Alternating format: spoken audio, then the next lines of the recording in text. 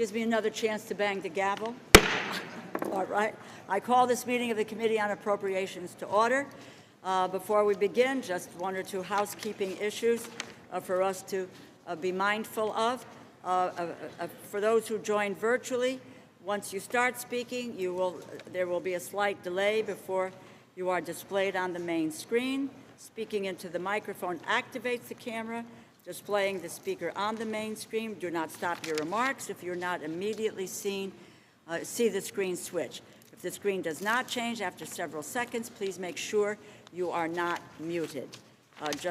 I also want to, one final point, that we have set up an email address to which members can send anything they wish to submit in writing at any of the hearings or markups, including documents to be inserted in the record by unanimous consent, amendments, motions, or other unanimous consent requests.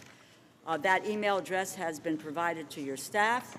I would remind all members that they must verbally request unanimous consent separately from sending the document or written UC request to the email address.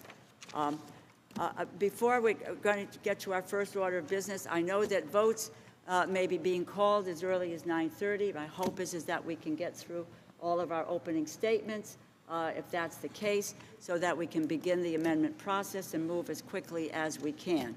And I would also ask, if we're speaking on general comments on the bill, that people just be succinct, say what you want about it being a good bill, etc. But we want to make sure we can get done everything that we need to get done, because there are a number of amendments, both with SFOPs and with the Interior bill, and we want to get people out to make planes later on this afternoon. So, first order of business today is consideration of State and Foreign Operations Appropriations Bill for fiscal year 2022. I now recognize Ms. Lee to present the bill. Thank you very much, Madam Chair. Is this on? To use the button. Press the button. Thank you very much. First, as chair for the first time, let me just say what an honor it is to present the fiscal year 2022 State Foreign Operations and Related Programs Appropriations Bill. The bill provides $62.24 billion in new discretionary budget authority, which is $6.7 billion above the fiscal year 2021 enacted level, which is an increase of 12.1%. I want to thank our chair and our ranking member of the full committee and Mr. Rogers of our subcommittee for your assistance, your leadership, and your support and your input into this bill. I think it's a very good bill because of the collaborative process that we went through. So thank you very much.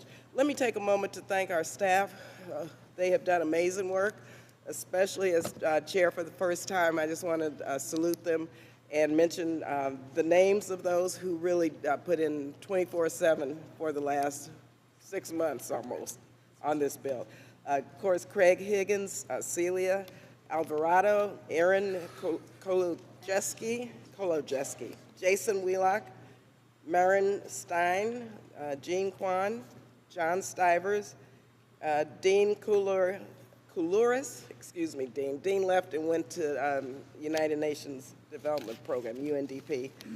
Susan Adams, James McCormick, John Muscolini, also my personal staff, Julie Nixon and Gregory Adams, and so many others who worked day and night, including interns, and all of your staffs who really helped get us to this point. So thank you all very much. Again, I have to just say, as a former staffer, I know the importance of the staff work and how we never would be here today if it weren't for them. So thank you very much. Let me address right away some of the concerns of my colleagues regarding this increase and how we justify such spending. The answer is the immense needs and challenges that we see outside of our borders, issues that challenge our values and our interests, and if left unaddressed, have the potential to rapidly impact our own communities here at home. A deadly pandemic still rages in most of the world. New COVID variants, left unchecked, could still overwhelm our domestic efforts to defeat the virus. That could still and also soon.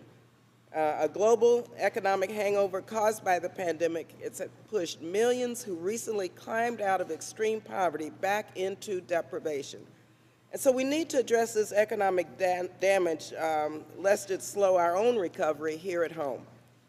We need to make sure that we recognize that United Nations anticipates that more than 235 million people require humanitarian assistance and protection, which is a 40% increase over 2020.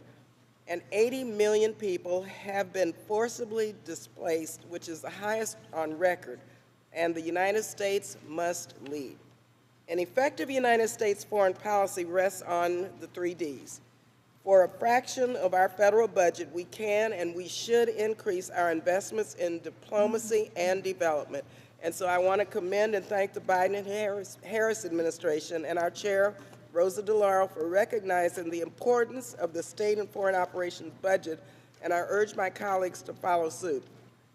The bill before us today includes $10.6 billion for global health and the prevention of future pandemics by improving the surveillance, detection, and response capabilities of countries around the world, excuse me, and increasing in investments in childhood vaccinations, maternal health, tuberculosis, and HIV to aid their recovery from pandemic setbacks. The House bill also prioritizes the resources, programs, and policies for the protection and for the advancement of women, including for family planning, which has not received an increase in funding in over a decade. It also addresses outdated policy inequities that prevent women from getting the care they need. Excuse me. We cannot make long-term investments thanks,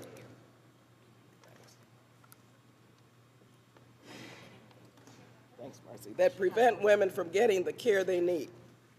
Also, we can't make long-term gains toward our sustainable development goals or any other development goals while leaving out the reproductive health care needs of women. This is especially true now after a global pandemic, which we know disproportionately affected women. Take your time. Like many of my colleagues, I really care deeply about girls' education, which has been dramatically interrupted during the pandemic, and women in Afghanistan after our U.S. troops depart. The House bill maintains the U.S. commitment to basic education at $950 million, which is $267 million above the budget request, and directs not less than $150 million being spent on the education of girls in conflict settings. The House bill also puts women front and center of United States engagement with Afghanistan. It maintains all existing requirements on the inclusion and protection of women in Afghanistan, programming, peace negotiations, and political processes. Second and most critically, the bill for the first time designates not less than $60 million to specifically support the rights and empowerment of women in the country as a demonstration of our deep commitment and concern. Excuse me. Take your time. We're also increasing our commitment to combating the climate crisis, including a $1.6 billion contribution to the Green Climate Fund, which is the first direct appropriation for this fund. Along with additional $1.4 billion for other environmental programs, we will assist millions of people at greater risk of hunger, disease, and displacement due to climate change. Failing to make these type of robust investments is no longer an option. Climate change is only becoming more expensive and more dangerous and more devastating to our planet, with deadly effects here at home and overseas. So the United States must lead so that other countries will follow. The bill also supports the administration's goal of rebuilding our nation's diplomatic and development workforce, one that reflects the diversity of the American people. The bill includes increased funding authority and guidance to equip the Secretary of State and U.S. aid administrator to increase diversity and inclusion in the nation's international affairs workforce. Lastly, House Mark also affirms our support for allies and partners around the world by fulfilling our MOUs with Israel and Jordan, increasing our assistance for Eastern Europe, Eurasia, and Central Asia, as well as Central America. We're also increasing our humanitarian and economic assistance for the Palestinian people and reaffirming strong support for achieving a negotiated two-state solution to the Israeli-Palestinian conflict. And we also must address the needs of communities in the Caribbean and in Africa that, quite frankly, have been forgotten, oftentimes much too frequently, if you ask me. In closing, let me just highlight that the subcommittee received more than 6,500 requests from both Democrats and Republicans for this bill, and we have worked diligently to ensure that all members' priorities are reflected to the greatest extent possible. Our colleagues' interest and commitment to global development, humanitarian assistance, and to our engagement in the world is very clear.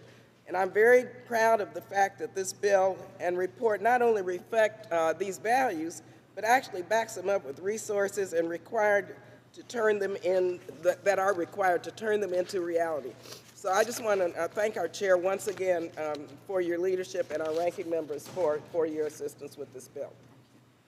Let me recognize the subcommittee ranking member, Mr. Rogers. I thank the chair for yielding. Is this on? Let me congratulate, first off, the chairman of the subcommittee, making her maiden voyage in this heavy seas. So thank you for working hard and achieving a milestone of having the first bill that you chaired on the floor now.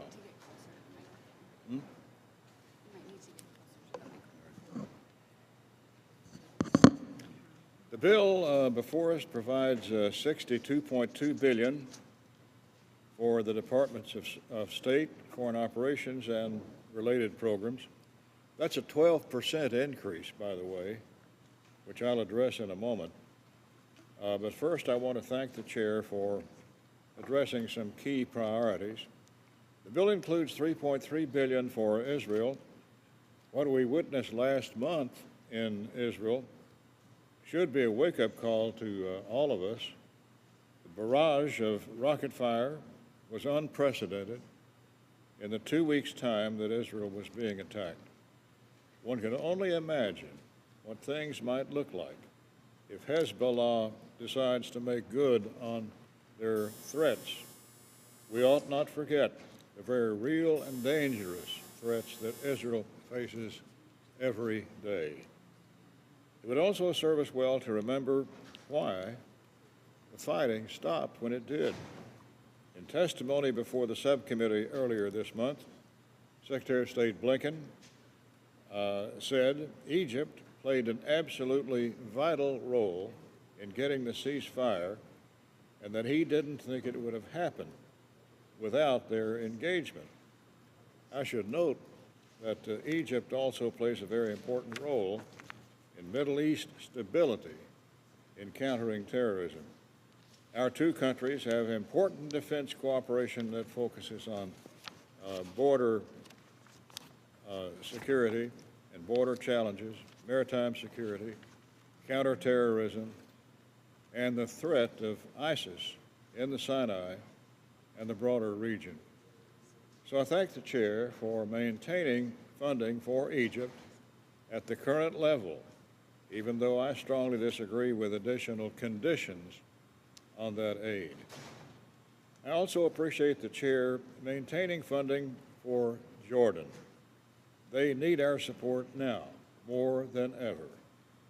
The bill continues support for countries facing Russian aggression and provides $1.6 billion to meet our commitments in the Indo-Pacific, including $300 million for the Countering Chinese Influence Fund. Let me turn to Colombia, our good friend and ally. They're facing incredible challenges now, most of them not of their own making.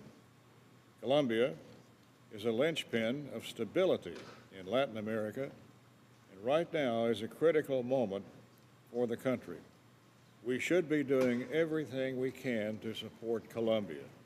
Our programs there are strongly in our own self-interest, especially given the amount of cocaine that still floods American streets and causes so much destruction in our communities back home. So I thank the chair for maintaining funding at last year's level, but I'm greatly concerned about the consequences to our counter-narcotics efforts from the new withholding included in the bill, and I hope we can work together going forward to find the right solution. Another drug problem sowing chaos back home is the opioid epidemic. This is an epidemic within a pandemic, and I'm pleased that the new and expanded language is included in the bill that directs the State Department to expand their current efforts to tackle the opioid crisis and explore new ways to better address the growing problem. I wish I could stop here and say this is a good bill and well done. Unfortunately, the spending increases outside of these critical areas is too great, and the policy writers are too extreme. First and foremost are changes made to the long-standing measures to protect the sanctity of life. These are common sense provisions that have enjoyed bipartisan support for decades. Of greatest concern is the removal of the most important condition in any state foreign operations bill, that no funds can be used to pay for abortion. This change is unprecedented, but it doesn't stop there. The bill also includes a permanent prohibition of the Mexico City policy, weakens the Kemp Kasten restrictions on coercive abortion, increases funding to UNFPA, among other controversial changes. These extreme measures are the fastest way to jeopardize support for this bill and guarantee its defeat. Another tough pill for the American taxpayer is the more than $3 billion included in this bill for environment programs. At a time when American families continue to struggle to make ends meet and foreign aid is under great scrutiny, proposing such a significant sum of taxpayer funding for international climate change programs adds insult to injury.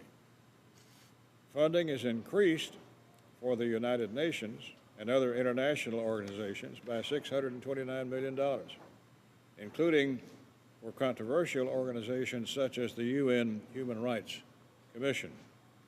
At the same time, the bill ignores long overdue and desperately needed reforms. The absence of conditions on the World Health Organization is particularly concerning, given what we all know about their complicity in covering up the COVID-19 outbreak. Finally, the bill weakens conditions carried in prior years regarding the Palestinian Authority and their pursuits of recognition at the United Nations and their campaigns against Israel at the International Criminal Court. I believe this change will be counterproductive to resuming direct negotiations between the Palestinians and Israel. Let me join all of you in thanking our staff for the hard work they've put in on this bill, as others.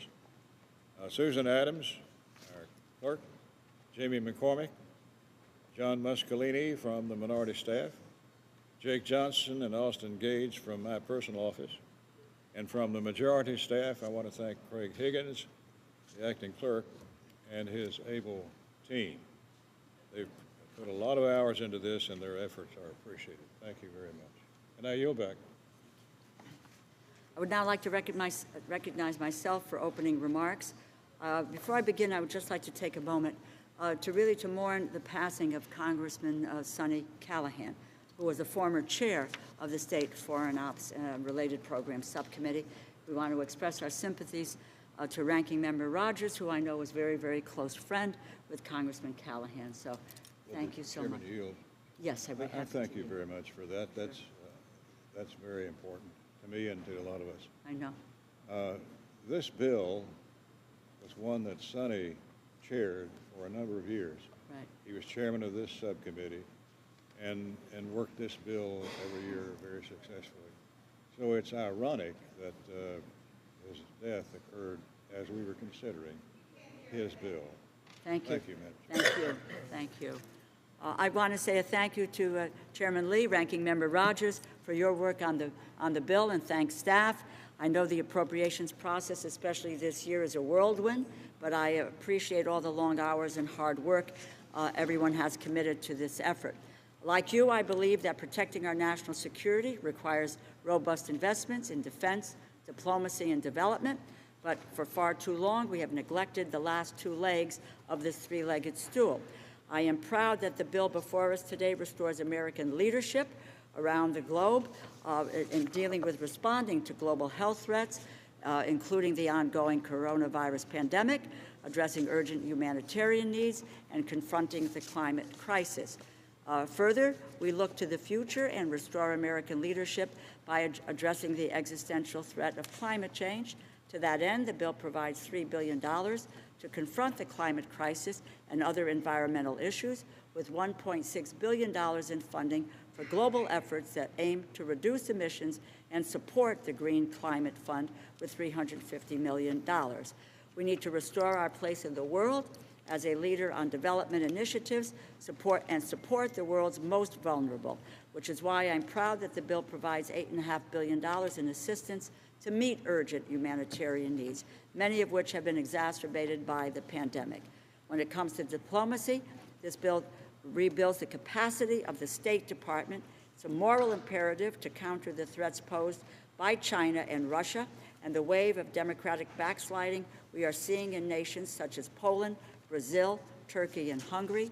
The funding in this bill will give our Foreign Service the tools they need to lead the efforts. Finally, I want to note the critical investments this legislation makes to advance the rights of women around the world by repealing the restrictions that make it more difficult for women to access safe and legal abortions, while also providing $760 million for family planning and $70 million for the United Nations Population Fund. This bill honors that sacred principle that women's rights are human rights and that all women, no matter where they live, deserve not only equality but equity as well.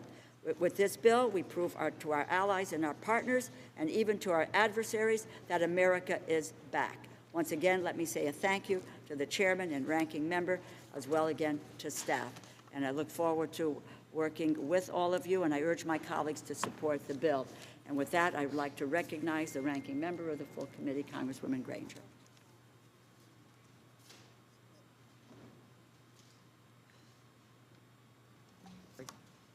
Madam Chair, thank you for yielding. First, I want to thank Chairwoman Lee and Ranking Member Rogers for their work on this state and foreign operations bill. I also want to thank the Chair for including the full amount for Israel, $3.3 billion. Full funding makes it clear that the members of this committee are steadfast supporters of our great ally and partner. Funding was also maintained at the current level for other key partners in the Middle East, such as Egypt and Jordan. I hope the Chair will work with us to ensure that the conditions on aid to Egypt do not prevent funding from reaching one of our most reliable partners in the region. Unfortunately, there are many troubling issues with this bill. This bill is based on a top-line funding level that only the majority party has agreed to. It includes a 12% funding increase, which is simply too high.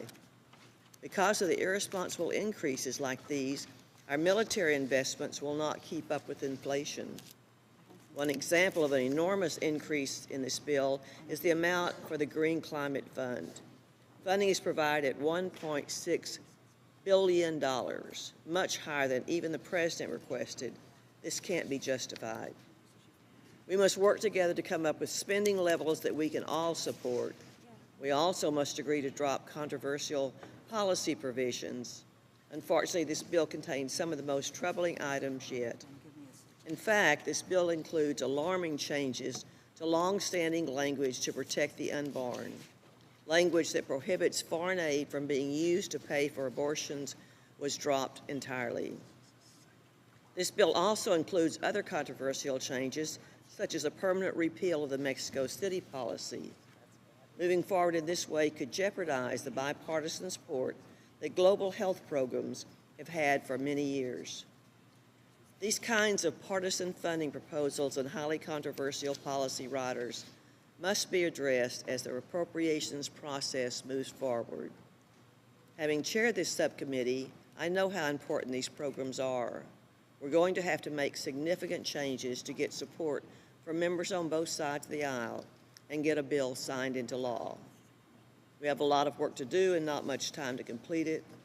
In closing, I'd like to thank all of the subcommittee members and the staff for their hard work on this bill, specifically our minority clerk, Susan Adams, and the acting majority clerk, Craig Higgins. Thank you, Madam Chair, and I yield back.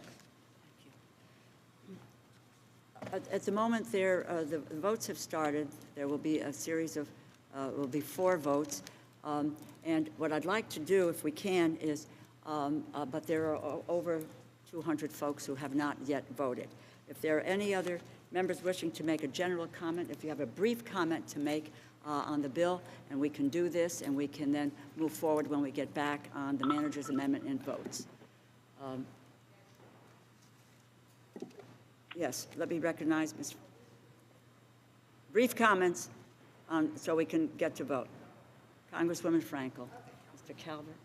No, that's to say thank you, but this has been an honor to be on this subcommittee, and I just want to focus on 3 things very quickly, because here's what it does. It advances the women and girls in this world. It promotes education in undeveloped countries, and it supports our good friend Israel. And I yield back. Thank you. Congressman Calvert. I want to thank the majority for putting language about getting Afghans that assisted us in Afghanistan out. The Afghans quickly coming down. The north is gone, the south is gone. They've already surrounded Kabul. We need to get these people out immediately. So thank you. Congressman Wexton. Thank you, Madam Chair. I want to begin by thanking Chairwoman Lee and Ranking Member Rogers, as well as the committee staff, for all of their hard work in crafting this very fine legislation. I'm very proud of this bill. I believe it addresses many of our most urgent needs and makes us safer here at home. It demonstrates our commitment to addressing global poverty and advancing gender equality.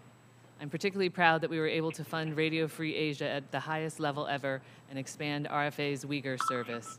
RFA is doing incredible work on the ground to counter PRC propaganda and shine a light on what's happening in Hong Kong, Tibet, and Xinjiang. It was RFA reporting that first exposed the mass detention of Uyghurs in 2017, so I thank the chairwoman for working with me on this. I'm also happy to see the report language under Section 7043, declaring unequivocally and confirming that what is happening in Xinjiang is in fact genocide. It's an important statement for this committee to make. I also want to mention the investment that this bill makes in the foreign policy workforce. We have a lot of work to do to rebuild the workforce after a 4-year exodus and rebuild it in a way that reflects the diversity of our country. But this bill is a great start. I could go on and on, Madam Chair, but in the interest of brevity, I yield back. Thank you. Mr. Fortenberry. Thank you so much, Madam Chair. I know we're pressed for time, but it's such an important bill. I'll only need about 30 seconds. Foreign affairs does get a lot of criticism in this country, and it's understandable given the needs that we have here at home. However, this bill fundamentally is about one thing. It's about human dignity for the sake of peace, for the sake of our own security. And I do really appreciate the funding for the Middle East Partnership for Peace, Development Finance, Plan Haiti, new planning and metrics for the Northern Triangle, as well as an idea to understand the complexity of the Sahel and other key considerations for conservation and regenerative agriculture, as well as traditional support for allies, Israel, Egypt, and Jordan. I will later want to address a problematic concern around the abortion funding, but I do want to thank Chair Lee for her openness to dialogue around things where we agree and respectful hearing of my concerns as well. I yield back. Thank you. Ms. Torres. Thank you, Chairwoman DeLauro, and thank you, Chairwoman Lee and the ranking member and all of the appropriations staff for your tireless work and coordination on this bill. I am so thankful that so many of my priorities were included. Funding for Central America in the chair's mark reflects the administration's pledge to address the root cause of migration from the region. The bill includes a $15 million increase in funding for anti-corruption efforts in the region and continues to support critical institutions and civil society that are fighting to uphold the rule of law. It includes additional funding for State Department's offices that deal with economic sanctions and visa restrictions, including specific funding for Central America that I requested. And for the third year, I am pleased to say that no foreign military financing will go to Guatemala or Honduras, and for the second year, to El Salvador. This year, the bill goes a step further. For the first time, the bill prioritizes human rights training with international military education and training funding for the Northern Triangle and directs the State Department to consult with Congress on its plans to use IMET for these countries as well. I appreciate that after alarming Democratic backsliding, this bill conditions 75% of assistance to the governments on criteria related to the rule of law, human rights, and anti-corruption. For the first time, the bill also recognizes the importance of upholding the peace accords that ended violent conflicts in Guatemala and El Salvador.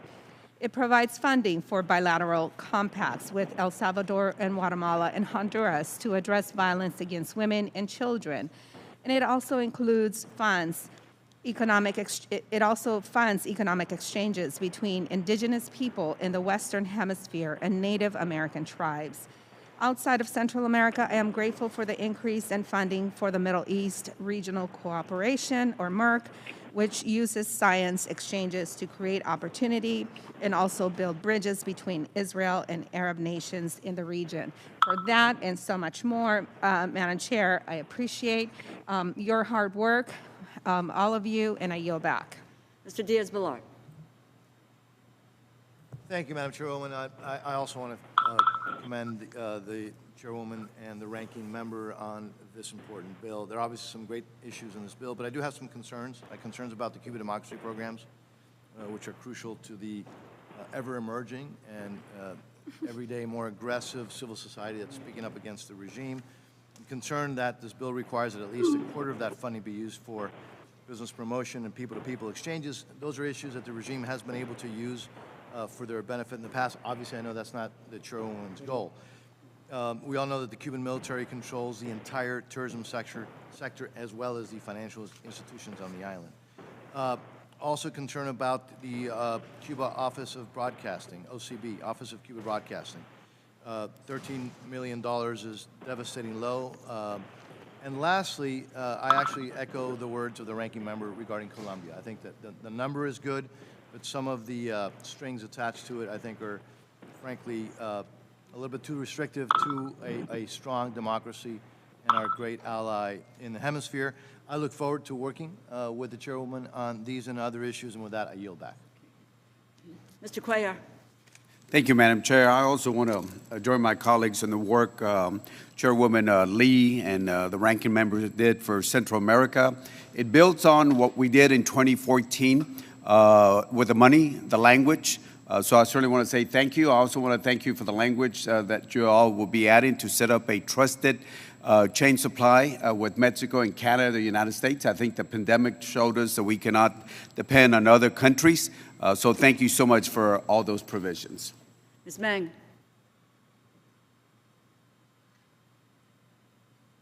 For your leadership of this full committee. You've made this a very inclusive and empowering process for all of us.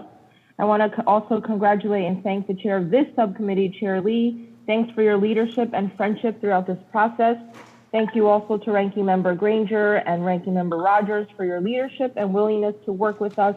And of course, to all the staff of the full and subcommittees who work so tirelessly. This is a strong bill that supports the world's most vulnerable with foreign assistance to meet urgent humanitarian needs, rebuilding critical global public health infrastructure with a dramatic increase in funding for global health security to confront the current COVID-19 pandemic and prevent future ones, confronts climate change, advances women's rights, and promotes democracy with funding to support our allies and partners. I want to thank the chair and ranking member for including several of my priorities: provisions to ensure women and girls have access to adequate period products and safe access to sanitation facilities, money to support youth peace building activities in regions impacted by extremism, language to help ensure the diversity of our diplomatic corps is an asset to our national security, not a threat, a provision to help address the needs and concerns of war era divided families, the repeal of restrictions on safe and legal abortion, and inclusion of additional funding for family planning, and continued funding for Safe from the Start to address gender-based violence, especially in humanitarian emergencies. Finally, thank you for including $50 million for the Nita Lowey Middle East Partnership for Peace Act. Chairwoman Lowey left behind an incredible legacy, one important piece of which was her dedication to people-to-people partnerships for peace. This funding will support projects to help build the foundation for peaceful existence between Israelis and the Palestinians. Thank you again. Thank you. I yield back. We will now recess for a vote series, and after votes, that should be at around 12:15. There will be lunch in room 1036, pizza, wings, salad, etc. Please help yourselves, but we will come back and deal with the manager's amendment and the rest of the amendments, and then move to the interior bill. The committee is in recess. Okay.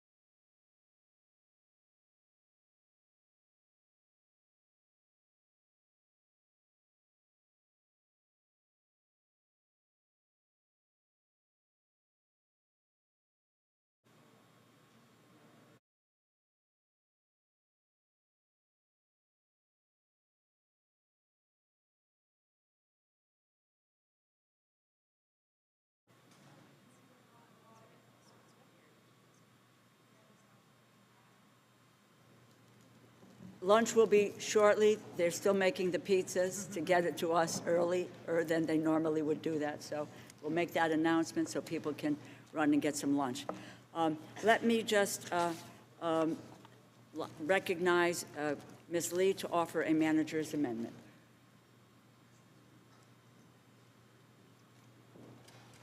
Thank you, Madam Chair. I have an amendment at the desk. It's Lee Amendment Number 1.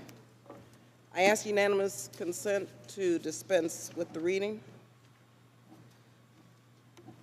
Madam Chair and members, this amendment includes several non-controversial changes to the bill and to our report, which were requested and approved by both sides.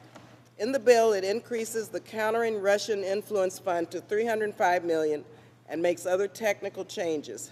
The amendment also prohibits funding for the Wuhan Institute of Virology. In the report, we modify language that strengthens support for Afghanistan special immigrant visas, requires a strategy on building the resiliency of North American supply chains between the United States, Canada, and Mexico. It urges the United States Agency for Global Media to consider expanding media services to Central and Eastern European countries facing increased polarization and state influence. It directs both USAID and the State Department to consult with local stakeholders regarding democracy programs in Turkey. It clarifies that risk management insurance for global health commodities should include in-country distribution. We express support for public-private partnerships to address childhood cancer. It clarifies that the timely processing of visas applies to K-1 visas. It strengthens language concerning transparency in the 2019 Bolivian elections. And finally, it adds language on the United States partnership with the Dominican Republic. I thank the ranking member and my colleagues for working with us to make the changes to the bill and our report, and ask for your support. Ranking Member Rogers is recognized. Thank the chair for working with our side to address a few issues that arose after subcommittee consideration of this bill. No objections. Are there any other members who wish to be heard on the manager's amendment? Mr. Espiat. Thank you, Madam Chair. Thank you, Chairwoman Lee and Ranking Member, for your work on this bill, and I rise in strong support of this manager's amendment. I want to particularly highlight the strong newfound focus on the Caribbean, our nation's third border. Unfortunately, the strategic importance of the Caribbean is far too often overlooked, and this bill invests over $100 million directly into the region to strengthen our cooperation. In particular, I want to highlight the inclusion of, in this amendment, encouraging the key partnership with the Dominican Republic on issues of counter-narcotics trade, anti-corruption, public safety, and much more. I want to again thank the chair, her staff, Greg Higgins, and Aaron Kolodziejski, for their help with these crucial improvements. I yield back. Are there any other members who wish to be heard on the manager's amendment? If not, I recognize Ms. Lee for 1 minute to close. Thank you very much, and ask for an aye vote. The question is on the amendment. All those in favor say aye. Aye. Those opposed say no. In the opinion of the chair, the ayes have it, and the amendment is adopted.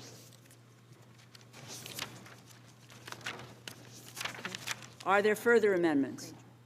Oh, I'm so sorry. I apologize to you. Yes. Oh. Okay. Thank you. The clerk will read the amendment. I ask unanimous consent to dispense with the reading of the amendment. Without objection. The gentlewoman from Texas is recognized for 5 minutes on the amendment. Madam Chair, I rise to offer what I believe is the most important amendment we will consider today. The amendment prohibits funds in the Act from being used to pay for an abortion. This has been the fundamental protection for the unborn in the State Foreign Operations Bill for decades. It is why global health programs have achieved great bipartisan support, and its removal jeopardizes that kind of support in the future. I urge a yes vote on this amendment, and I yield back. Is there any? Madam Chair? Yes, I rise in strong opposition to this amendment to reimpose the Helms Amendment that would prevent our foreign assistance from being used for safe abortion services, information, and counseling. For too long, the Helms Amendment has prevented millions of the most vulnerable people in the world from accessing the critical abortion care and from making the reproductive decisions that are best for themselves and their families. The Helms Amendment is a direct impediment to reducing unsafe abortions and maternal deaths. Further, the Helms Amendment actively discriminates against Black and brown women throughout the world who are the most seriously impacted by this policy. These restrictions on women's health must end. Women in developing countries deserve the safety and dignity of basic health care, including access to safe abortions. I urge my colleagues to stand for women's health and to oppose this amendment. Mr. Rogers. Mr. Rogers is recognized. I rise in support of the ranking member's amendment, which restores the most important language in this bill, as she has said, the prohibition on the use of funds to pay for abortion. This is the cornerstone of the provisions in the bill that protect the sanctity of life. The vast majority of Americans support including these protections for the unborn. Without them, this bill has no chance of becoming law. So I urge a yes vote. Yield back. Ms. Frankel. Yes. Thank you, Madam Speaker. Well, I'm not going to say my. Well, listen, yesterday, my colleagues on the other side of the aisle tried to stop access to abortions in Washington, D.C., and today it's in Ghana. Let me respectfully clue you in that in poor, undeveloped countries, you are not stopping abortions. You are stopping safe abortions. An unsafe abortion is responsible for 13% of maternal deaths around the world. Millions suffer serious injuries. 40,000 die, almost all in the developing world. So and let me give you another clue. The best way for us to stop abortions is with access to family planning and contraception, which is in this very good bill. This amendment is going to cause more deaths and more morbidity, and I want to say it again, women cannot live to their full potential unless they get to make their own personal decision about parenthood. Kill this bill before it kills somebody else. I mean, kill the amendment. I yield back. Mr. Fortenberry. Thank you so much, Madam Chair, for the recognition. I want to repeat something that I did say earlier. The core purpose of our aid is to uphold the principle of human dignity, to foster authentic relationships with our neighbors, and to keep our country safe, to create an ethos where no person or thing is ever wasted or thrown away. But in reality, in truth, we can't find peace either here or foster authentic relationships abroad if we export to other people what they do not want and what Americans are against. I want to say this on a personal note. I really do cherish being on this committee. We deal with some of the most profound, fascinating policy topics that exist. We promote peace, diplomacy, and authentic development, and this bill is replete with good things for the poor, for those who need health care, for our diplomats, and for our military. But there is one aspect of this that when I look at it, I feel punched in the gut. That we take American taxpayer dollars and pay for abortions overseas. We take our most divisive social issue, which is not settled in our nation, and we export it to peoples around the world in violation of their cultural norms, undermining the very purpose of diplomacy. It smacks of arrogance, it smacks of elitism, and Pope Francis has called this ideological colonization.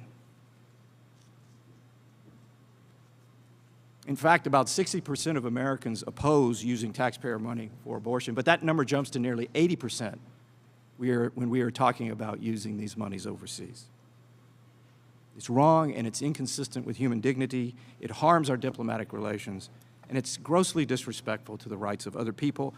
This is not reconcilable, and all I can do is try to appeal to reason here and ask that we go back to the earlier settlement that's been in place for nearly 50 years, that we not use taxpayer monies to provide abortions overseas. Thank you, Madam Chair. Ms. Underwood. Thank you, Madam Chair. I strongly oppose this amendment, and I urge my colleagues to do the same. All throughout today's markup, members on both sides of the aisle have affirmed the importance of U.S. global health engagement. We recognize that it's in our national interests and aligned with our national values to ensure that basic health care is available to vulnerable people around the world. The restriction on the use of funds for safe and legal abortions in this amendment is a full-fledged rejection of that principle, restricting access to health care that will save lives. In fact, according to research from the Guttmacher Institute, repealing the Helms Amendment and fully supporting global reproductive health care could result in 17,000 fewer maternal deaths per year.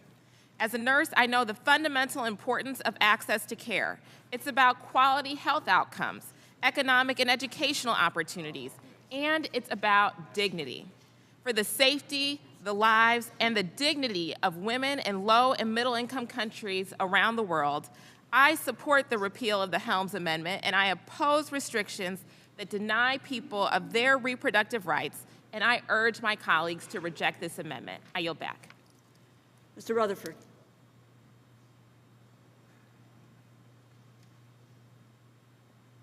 Thank you, Madam Chair. It's very clear that the vast majority of Americans do not want their tax dollars used to pay for abortion, whether in America or overseas. The hypocrisy of claiming that this amendment is going to take lives instead of saving lives is it's beyond me. How we can think that saving infant lives from abortion is the taking of a life, and creating the taking of a life is beyond me. And I ask all of my colleagues to support this amendment. Mr. Aderholt.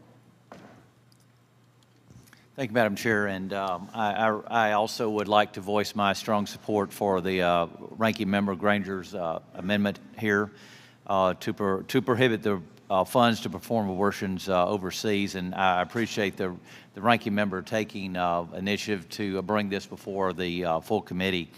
I think one thing that so many of us see is that abortion is not health care, and that's I think we see very vastly different on that. This is not only deeply unpopular among Americans, and Congressman Fortenberry pointed those statistics out earlier, but it is offensive to pro-life nations that enables the human rights atrocities under the authoritarian regimes like China. So this is not only a bad policy, but it's bad politics. The push to have U.S. taxpayer funds to go to pay for abortions, either in this bill or any other bill that we may take up in the coming days, will inevitably deadlock the process. So again, I'd urge my colleagues to support the Ranking Member's amendment, and I yield back. Ms. Lawrence. Thank you, Madam Chair. We know the United States plays an important role in making the world a better place by addressing poverty, disease, and injustice. No matter where someone lives, they should have access to preventative screenings, testing, and care, including safe access to abortion and contraceptives. Each year, nearly 35 million women and girls around the world have unsafe abortions. Tens of thousands of women die from unsafe abortion, and millions more suffer injuries and complications that could have lifelong consequences. If we put access to safe abortion out of reach for millions of women, they will turn to abortion methods that are not safe. And to say under no circumstances is an abortion is not needed, you're not a doctor, we're not doctors, and that there are so many situations where a medical abortion is needed for the life of the mother, and she should have that choice to decide if she dies or if she lives. And I yield back. I recognize myself, and I rise in opposition to the amendment offered by the ranking member. This amendment to restore the outdated and misguided Helms Amendment back into this legislation would continue a policy that forces healthcare providers in other countries to withhold information about legal health services.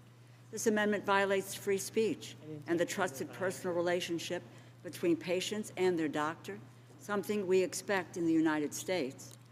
If another country imposes restriction on the United States, there may be held to pay.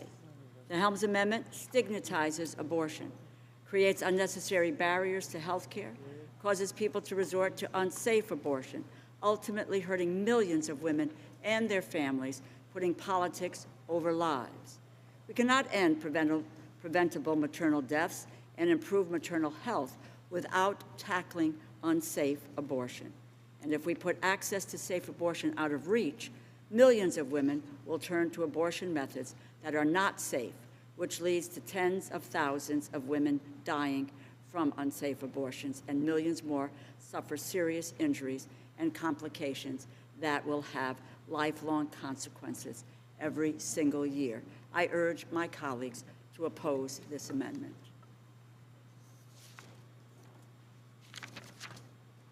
There is no further debate. The gentlewoman from Texas is recognized to close for 1 minute.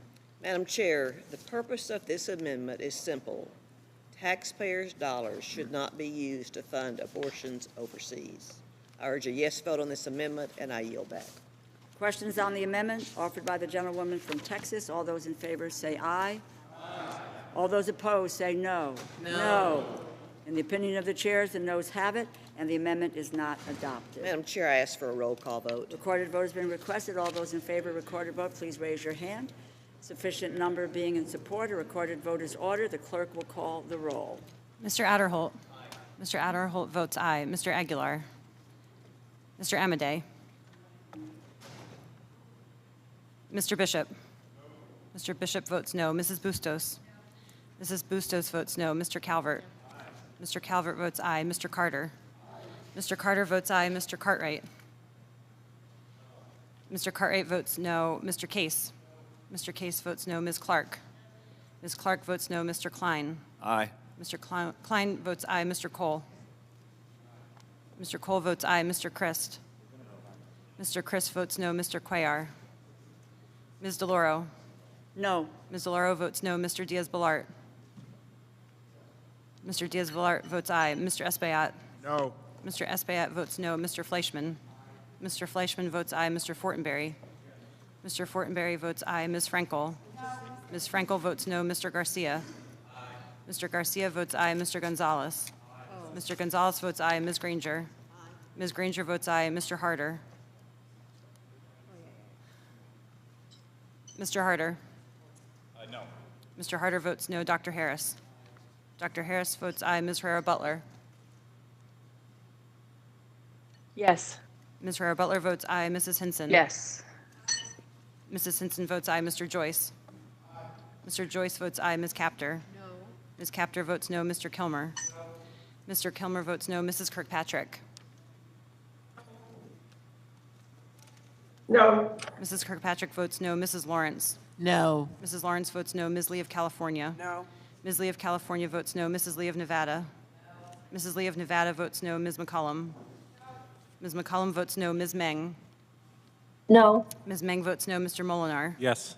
Mr. Molinar votes aye. Mr. Newhouse. Mr. Newhouse votes aye. Mr. Palazzo. Mr. Palazzo votes aye. Ms. Pingree. Ms. Pingree votes no. Mr. Pocan. Mr. Pocan votes no. Mr. Price. No. Mr. Price votes no. Mr. Quigley. Mr. Quigley votes no. Mr. Reschenthaler. Mr. Reschenthaler votes aye. Mr. Rogers. Mr. Rogers votes aye. Ms. Roybal-Allard. Ms. Roybal-Allard votes no. Mr. Ruppersberger. No. Mr. Ruppersberger votes no. Mr. Rutherford. Aye. Mr. Rutherford votes aye. Mr. Ryan. No. Mr. Ryan votes no. Mr. Simpson. Mr. Simpson votes aye. Mr. Stewart. Aye. Mr. Stewart votes aye. Mrs. Torres. No. Mrs. Torres votes no. Mr. Trone. No. Mr. Trone votes no. Ms. Underwood. No. Ms. Underwood votes no. Mr. Valadeo. Aye. Mr. Valadeo votes aye. Ms. Wasserman Schultz. Mrs. Watson-Coleman.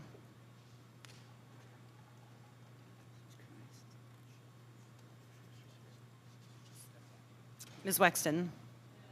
Ms. Wexton votes no. Mr. Womack. Mr. Womack votes aye. Does any member wish to record their vote or change their vote? Yes. Oh. Okay. Don't know. Okay. Mrs. Watson-Coleman votes no. Did Mr. Kilmer vote? He did. He did, okay.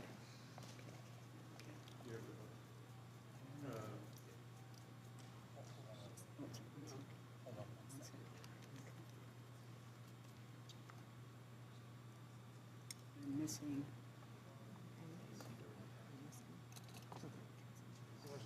Okay, we should be okay.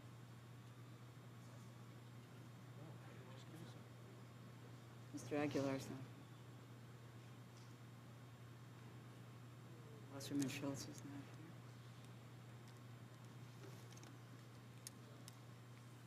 here. Mr. Cuellar.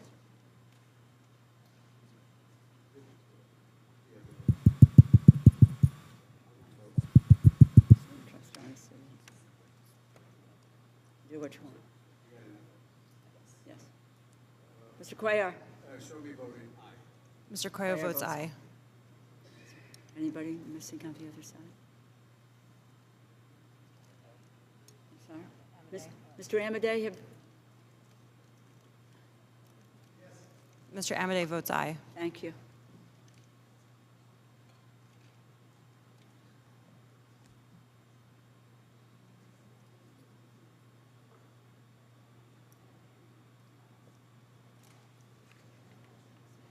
I know.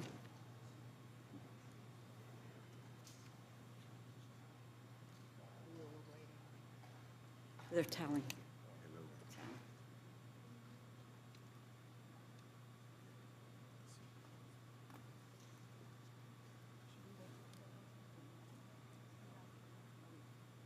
Kilmer voted.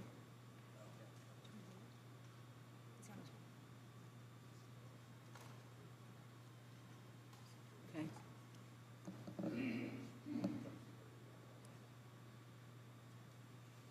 Well, wait.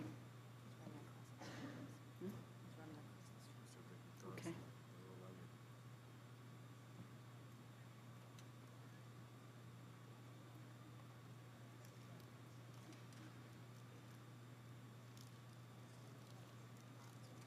It's not Mr. Aguilar. Mr. Aguilar, how would you vote? Mr. Aguilar votes no. Yeah. The clerk will tally. Oh, yeah, we should go.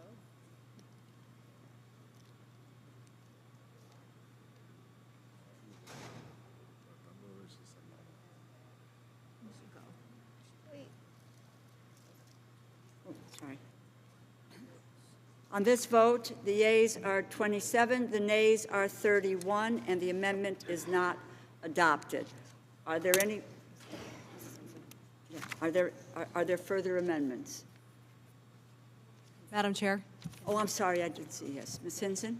Madam Chair, I have an amendment at the desk, Hinson number 1, and I would seek unanimous consent to consider it read. Without objection, the gentle lady from Iowa is recognized for 5 minutes on her amendment. Thank you, Madam Chair. This amendment would return the legislation before us today to provisions that have historically enjoyed bipartisan support, provisions that prevent American taxpayers from footing the bill for international abortions. It would ensure that the bill before us today includes longstanding provisions to protect life, including reinstating the Helms Amendment, the Kemp-Kasten Amendment, and the Mexico City policy. And I do believe this is a reasonable place to work together on this international policy for taxpayers. The Helms Amendment, included in Hinson number 1, prohibits U.S. taxpayer money from funding abortions abroad or to coerce anyone to practice abortion or involuntary sterilization abroad. A staggering 77% of Americans don't believe that their hard-earned money should be spent on abortions in other countries. And we are here to carry out taxpayers' wishes and clearly spending their hard-earned paychecks on abortions in other countries isn't on their wish lists. No. And by the way, 64% of individuals who identified as being pro-choice make up part of that group. Now, the second part of my amendment is known as the Kemp-Kasten. It would prohibit funding from being used to coerce women into having an abortion. This is straightforward. We don't want American money forcing women into abortions anywhere in the world. And the key word here is forcing. Why do we need this amendment, you ask? The answer is a horrifying one. We need this amendment because it is used to prevent American money from supporting barbaric practices by the Chinese Communist Party. Iowans and all Americans do not want their paychecks going into the CCP's pockets at all, especially not so the CCP can commit human rights atrocities, which we know they're doing. And finally, the third part of my amendment would reinstate the expanded Mexico City policy. This would ensure that any foreign assistance funding to nonprofits is safeguarded from being used for abortions. Elective abortions, not health care.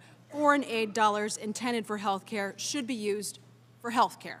And we should be investing in efforts to combat the next global pandemic, reducing maternal and infant mortality, and supporting women and girls who are abused. And I know we share these priorities. So I hope you will join me in fighting for taxpayers' wishes, in standing up for real health care needs, and protecting the unborn by voting yes on Hinson Amendment number 1. Thank you, Madam Chair, and I yield back. Ms. Lee? Thank you, Madam Chair. I rise in strong opposition to this amendment that would undo the historic progress made in this bill to advance and empower women around the world.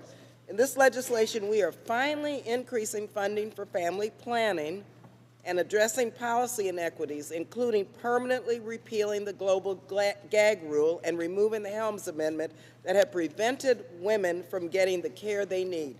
We know the global gag rule forces our most effective partners to close facilities, often in the most underserved areas, cutting off thousands of families from services for HIV and AIDS, malaria, maternal health, and more. And so while I am grateful that President Biden has rescinded the executive order, it's time for a permanent fix to ensure that health providers never have to choose between accepting U.S. funding and providing comprehensive health care to their patients. Further, this amendment goes so far as to even remove what should be non-controversial language that information, mind you, information about modern contraceptives be medically accurate. This amendment would be a step back for women's reproductive health, and I urge my colleagues to oppose it. Mr. Rogers. The amendment restores longstanding pro-life provisions in current law that's been voted out of this subcommittee for year on year, and in the full House, as a matter of fact. It restores those provisions by restoring the Helms Amendment, the Kemp-Kasten provision on coercive abortion, voluntary family planning requirements, and by deleting the permanent prohibition in the Mexico City policy. So I urge that this amendment be passed. I yield back. Ms. Frankel. Okay, here we go again. Let's see. Yesterday, it was outlawing abortions in D.C. Today, it's the world. Maybe there's going to be an amendment later today that will outlaw safe, legal abortion on Mars. I'm waiting for that one. Okay. So, let's not confuse the Helms, what's called the Helms Amendment, and the global gag rule. I'm going to talk about the global gag rule, which forces healthcare providers to choose between U.S. global health assistance and the ability to counsel and provide clients with an accurate and full range of safe and legal reproductive health options. In other words, you want to tell healthcare providers to lie, to give misinformation, and to commit malpractice, or else we're going to cut off their funding. As a result of these past global gag rules, it's caused good, honest healthcare providers to turn down U.S. financial assistance. And I'm going to give you a few examples. It caused a provider in Uganda to end a program to 6,000 adolescents seeking protection from unwanted pregnancy. Family Health Options Kenya, the country's largest sexual and reproductive health organization, was forced to eliminate free mobile outreach services that served approximately 76,000 women, and it caused them to close 3 clinics. A sexual and reproductive health provider in Mozambique has been forced to close 18 youth-friendly health centers and 72 of their monthly mobile clinic sites. These amendments, they do not stop abortions, they just stop safe abortions. The women of the world, and even the ones on Mars, maybe we'll find someone on Mars, but women deserve to make their own personal decisions about parenthood, not any of us. I urge my colleagues to oppose this amendment, and I yield back. Dr. Harris. Thank you very much, Madam Chair. And I applaud the gentlelady from Iowa for attempting to put back in the Kemp-Kasten language. Now, this is not about safe abortion. This is about coercive abortion. It's plain language. It's on line 12 of page 2 of the amendment. I can't imagine that anyone in this room is for coercive abortion or involuntary sterilization, so why not put that protection in the bill? Fact of the matter is the 77% of Americans oppose using taxpayer dollars to pay for abortions overseas. I can't imagine it's not 99.9% oppose using taxpayer dollars to pay for, and I quote from the bill, a program of the amendment, a program of coercive abortion or involuntary sterilization. This belongs in a bill that, as the gentleman from Nebraska suggests, is about human dignity. It's not human dignity to have U.S. taxpayers pay for coercive abortion programs or involuntary sterilization. I yield back. Ms. Susie Lee. Thank you, Madam Chair. I rise in strong opposition to this amendment. I grew up as a Catholic. I'm one of 8 children. I have 2 children of my own. And the one thing that I value most is that this is an incredibly personal decision and one that women should be able to make themselves. Politicians should not have a role in interfering with a woman's personal medical condition about her pregnancy in this country or anywhere else in the world. I strongly oppose this amendment because of the global gag rule. It is disproportionately affecting women, particularly girls, women, LGBTQ people, and others who already face systemic barriers to care. Basically, we're telling, the United States is the largest bilateral global provider of health plan and family planning. And we're forcing organizations to make a choice between accepting aid so they can provide care and providing options, safe, legal options to women for their family planning. I vehemently oppose this amendment, and I yield the rest of my time. There's no further debate. The gentlewoman from Iowa is recognized for 1 minute to close. Thank you, Madam Chair. This is not about a women's decision. This is about taxpayers paying for elective abortions or coerced abortions and sterilizations. And I've said it before, I'll say it again, elective abortion is not health care.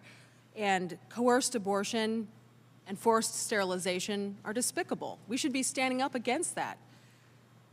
Is it in the best interest of taxpayers, which is our job here, to really be enablers of this?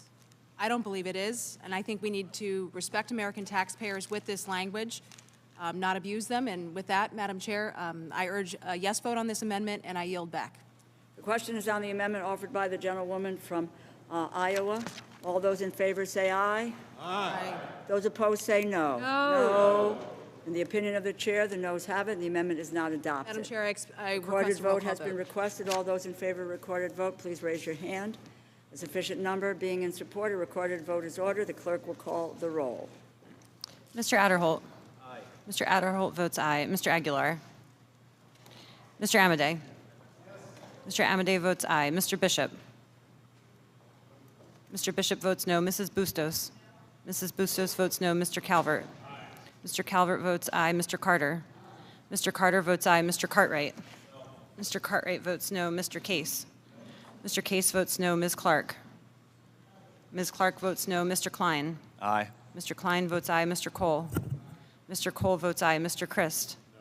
Mr. Christ votes no. Mr. Cuellar. Ms. DeLauro. No. Ms. DeLauro votes no. Mr. Diaz-Balart. Mr. Diaz-Balart votes aye. Mr. Espaillat. No. Mr. Espaillat votes no. Mr. Fleischman. Mr. Fleischman votes aye. Mr. Fortenberry. Mr. Fortenberry votes aye. Ms. Frankel. Ms. Frankel votes no. Mr. Garcia. Mr. Garcia votes aye. Mr. Gonzalez. Mr. Gonzalez votes aye. Ms. Granger. Ms. Granger votes aye. Mr. Harder. Mr. Harder votes no. Dr. Harris. Dr. Harris votes aye. Ms. Herrera-Butler. Aye. Ms. Herrera-Butler votes aye. Mrs. Hinson. Mrs. Hinson votes aye. Mr. Joyce. Mr. Joyce votes aye. Ms. Capter. Ms. Capter votes no. Mr. Kilmer. Mr. Kilmer votes no. Mrs. Kirkpatrick. No. Mrs. Kirkpatrick votes no. Mrs. Lawrence. No. Mrs. Lawrence votes no. Ms. Lee of California. No. Ms. Lee of California votes no. Mrs. Lee of Nevada. Mrs. Lee of Nevada votes no. Ms. McCullum. Ms. McCullum votes no. Ms. Meng. No. Ms. Meng votes no. Mr. Molinar. Yes. Mr. Molinar votes aye. Mr. Newhouse. Mr. Newhouse votes aye. Mr. Palazzo. Mr. Palazzo votes aye. Ms. Pingree. Ms. Pingree votes no. Mr. Pocan. Mr. Pocan votes no. Mr. Price. Mr. Price votes no. Mr. Quigley. Mr. Quigley votes no. Mr. Reschenthaler. Mr. Reschenthaler votes aye. Mr. Rogers. Mr. Rogers votes aye. Ms. Roybal-Allard. Ms. Roybal-Allard votes no. Mr. Ruppersberger. Mr. Ruppersberger votes no. Mr. Rutherford. Mr. Rutherford votes aye. Mr. Ryan. Mr. Ryan? Mr. Ryan votes no. Mr. Simpson. Mr. Simpson votes aye. Mr. Stewart. Mr. Stewart votes aye. Mrs. Torres. No. Mrs. Torres votes no. Mr. Trone. No. Mr. Trone votes no. Ms. Underwood. Mrs. Underwood votes no. Mr. Valadeo. Mr. Valadeo votes aye. Ms. Wasserman Schultz. Mrs. Watson Coleman. Mrs. Watson Coleman votes no. Ms. Wexton. Ms. Wexton votes no. Mr. Womack. Mr. Womack votes aye. Does any member wish to record their vote or change their vote? Mr. Aguilar, you're recognized. Mr. Aguilar votes no. Any other member wishing to change their vote or to record their vote? Clerk will tally.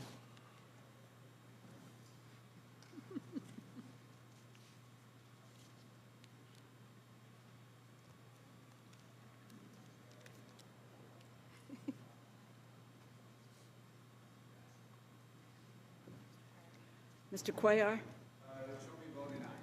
Mr. Cuellar votes aye.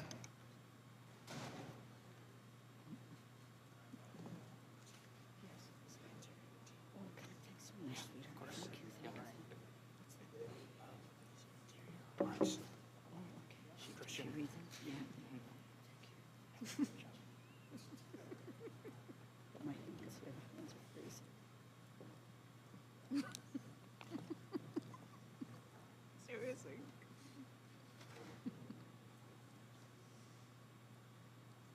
Women always want to punish themselves for the actions of the men. Not me.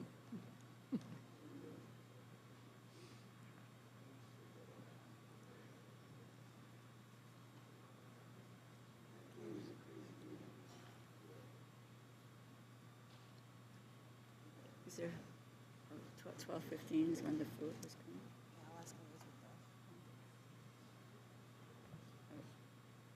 What are we waiting for?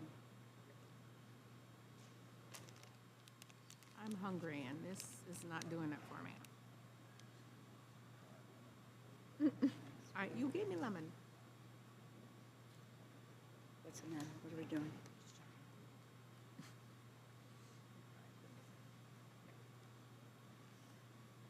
On this vote, the yeas are 27, the nays are 31. The amendment is not adopted.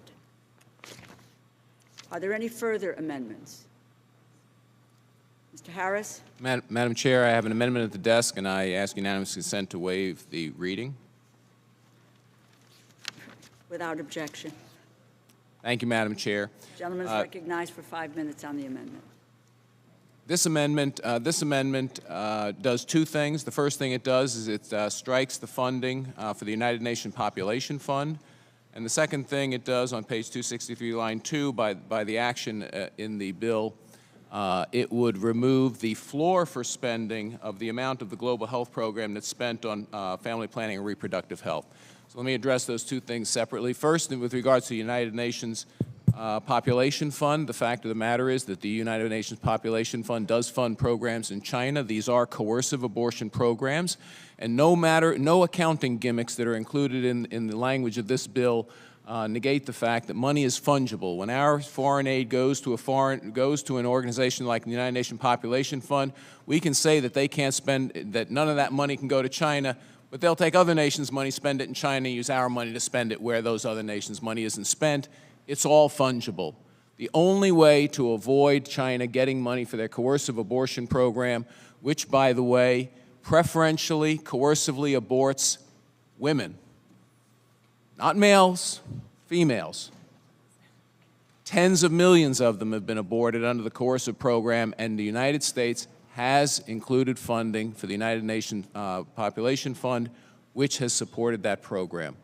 And again, no amount of accounting gimmicks will eliminate it. The only way to send a clear message that we can't support, and none of our monies could support that, is to eliminate the funding. With regards to striking the floor of funding, without the protection of the amendments from the gentleladies from Texas and Iowa, that floor funds abortions. That's the bottom line. It's almost $750 million. And again, it's been said many, many times. The vast majority of Americans do not want their taxpayer dollars paying for abortions here in the States, and a larger majority don't want our taxpayer dollars paying for abortions overseas. Without the protections of the amendments of again, the gentleladies from Texas and Iowa, that floor will pay for almost $750 million. We will borrow money from our children and grandchildren to pay for abortions overseas without the protections of those amendments. So I move the amendment and yield back. Ms. Lee? Thank you, Madam Chair. I rise in strong opposition to this amendment. I really find it shocking and extreme that an amendment would be proposed to cut all funding, mind you, all funding from both our bilateral family planning programs and the UNFPA. U.S. bilateral family planning assistance is estimated to reach over 27 million women and couples with contraceptive services and supplies, helping to prevent 20,000 maternal deaths and 12 million unintended pregnancies. It's really beyond heartless to attempt to cut off these health and life-saving health services from the most vulnerable women and families in the world. The United States does not provide assistance to every country in the world, yet through our partnership with UNFPA, we extend our reach to millions of women who often have nowhere else to go, nowhere to turn for life-saving health services, from Yemen to Syria and Ethiopia's Tigray region to Afghanistan, to name a few. Unfortunately, the previous administration cut off one of our most capable and reliable partners in advancing women's health. And any allegation that UNFPA engages in anything other than voluntary family planning in China or anywhere else is simply wrong, and is not based on any objective evidence. That's why the House bill before the committee proposes an appropriate increase for UNFPA following 4 years of punitive political and needless cuts. It's also appropriate given the unprecedented rise in humanitarian assistance when global budgets for foreign assistance are stretched very thin. So if we want the United States to effectively provide women and mothers with critical life-saving health services, then we should ensure UNFPA has the resources they need to expand their reach to as many women as possible. I strongly urge my colleagues to oppose this amendment. Mr. Rogers. I rise in support of the gentleman's amendment, which would prohibit the contribution to the UNFPA and strike the requirement to spend $760 million for family planning and reproductive services, a level well above what the President requested. At the start of this administration, President Biden reversed the prohibition on U.S. funding flowing to UNFPA, despite the fact that UNFPA has violated the most basic respect for human life through its support of coercive abortion and forced sterilization in China, a severe human rights abuse in its own right. I can't support this funding, Madam Chair, so I urge a yes vote on this amendment. Mr. Pocan.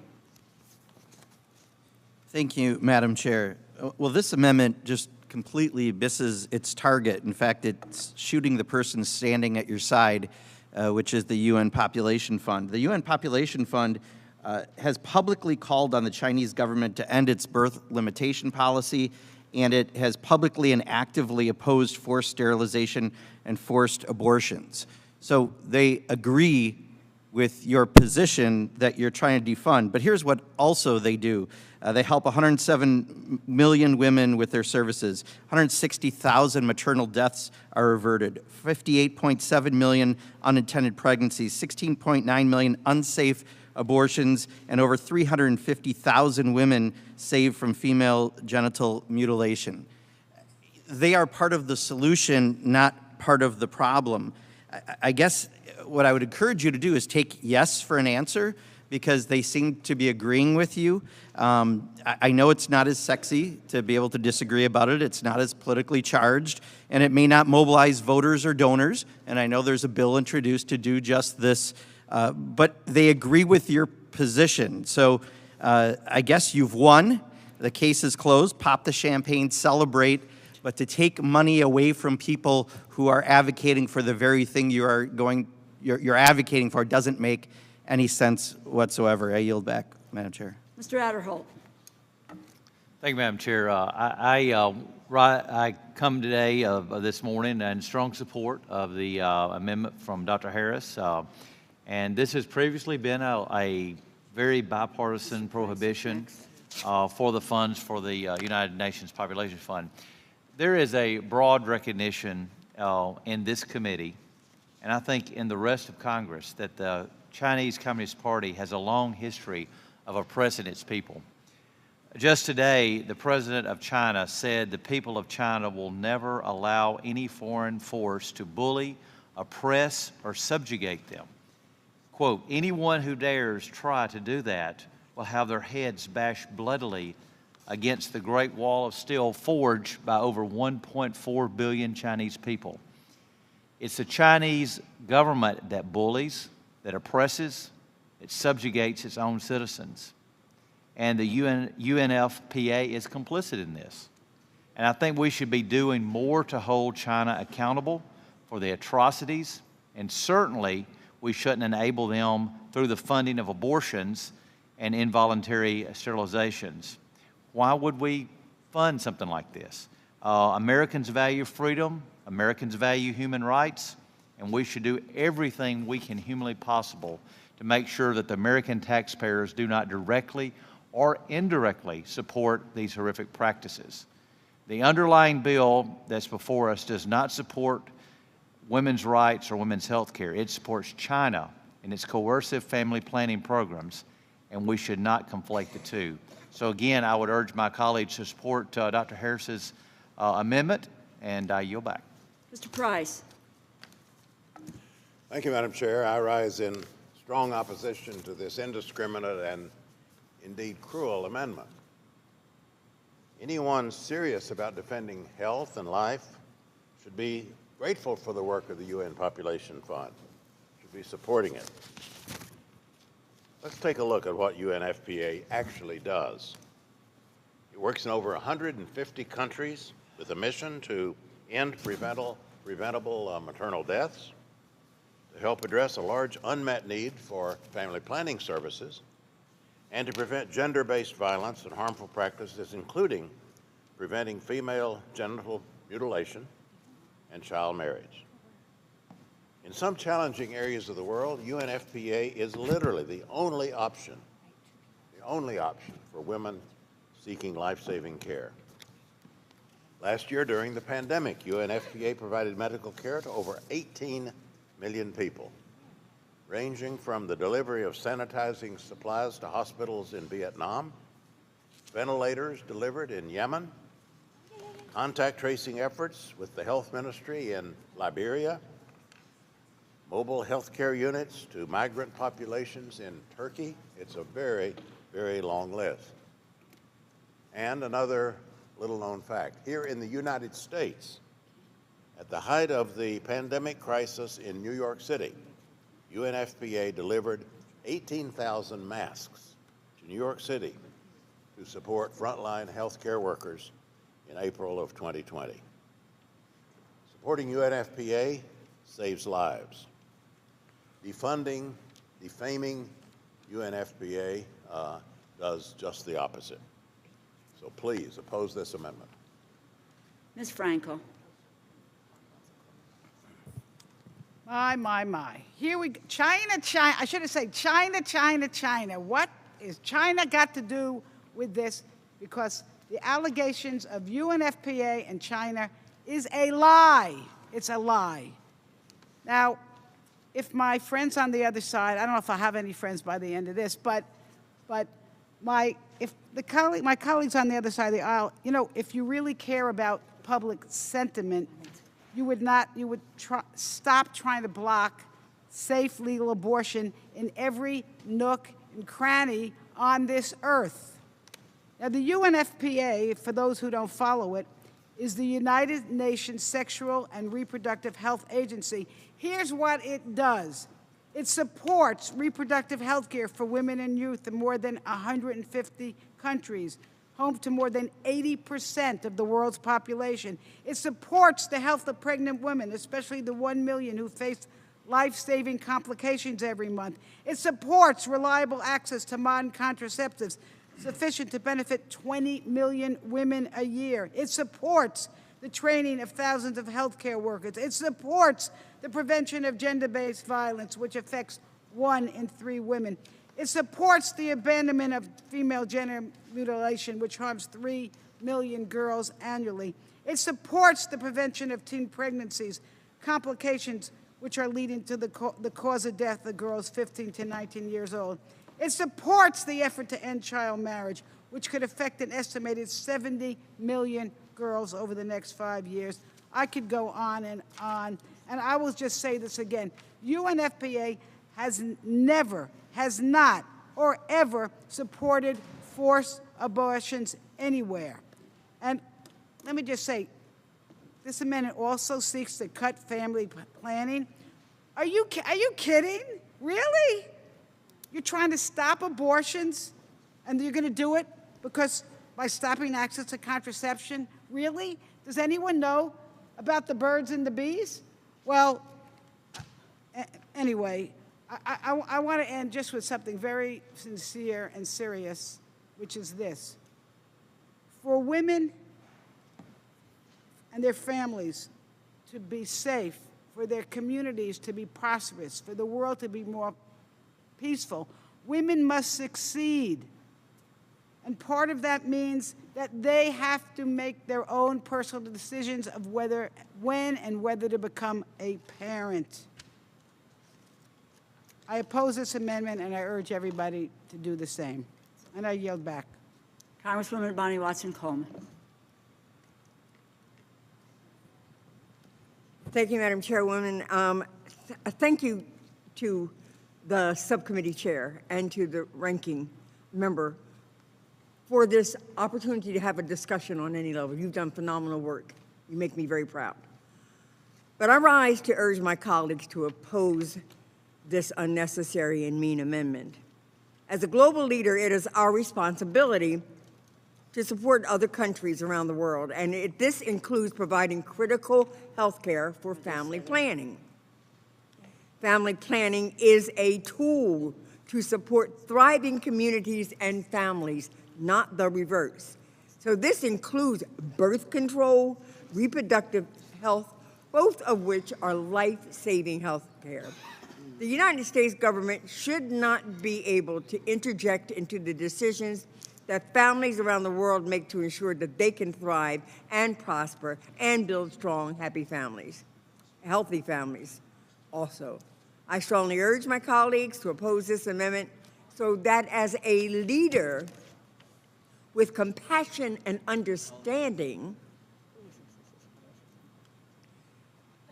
in foreign affairs and foreign assistance, we who have come back finally can continue to provide women and families around the world critical health care and not be scared that my colleagues on the other side have the gavel and the final word. I yield back. If there's no further debate, the gentleman from Maryland is recognized for a 1-minute close on the amendment.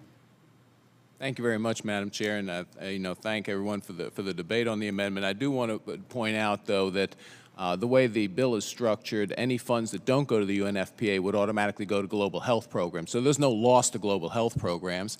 The second part of the amendment, again, just says that we shouldn't spend $750 million with the potential for that money going for abortion because Americans don't want us to fund overseas abortions. Now, I'm just going to briefly talk about fungibility of money and why it's so important to defund the UNFPA.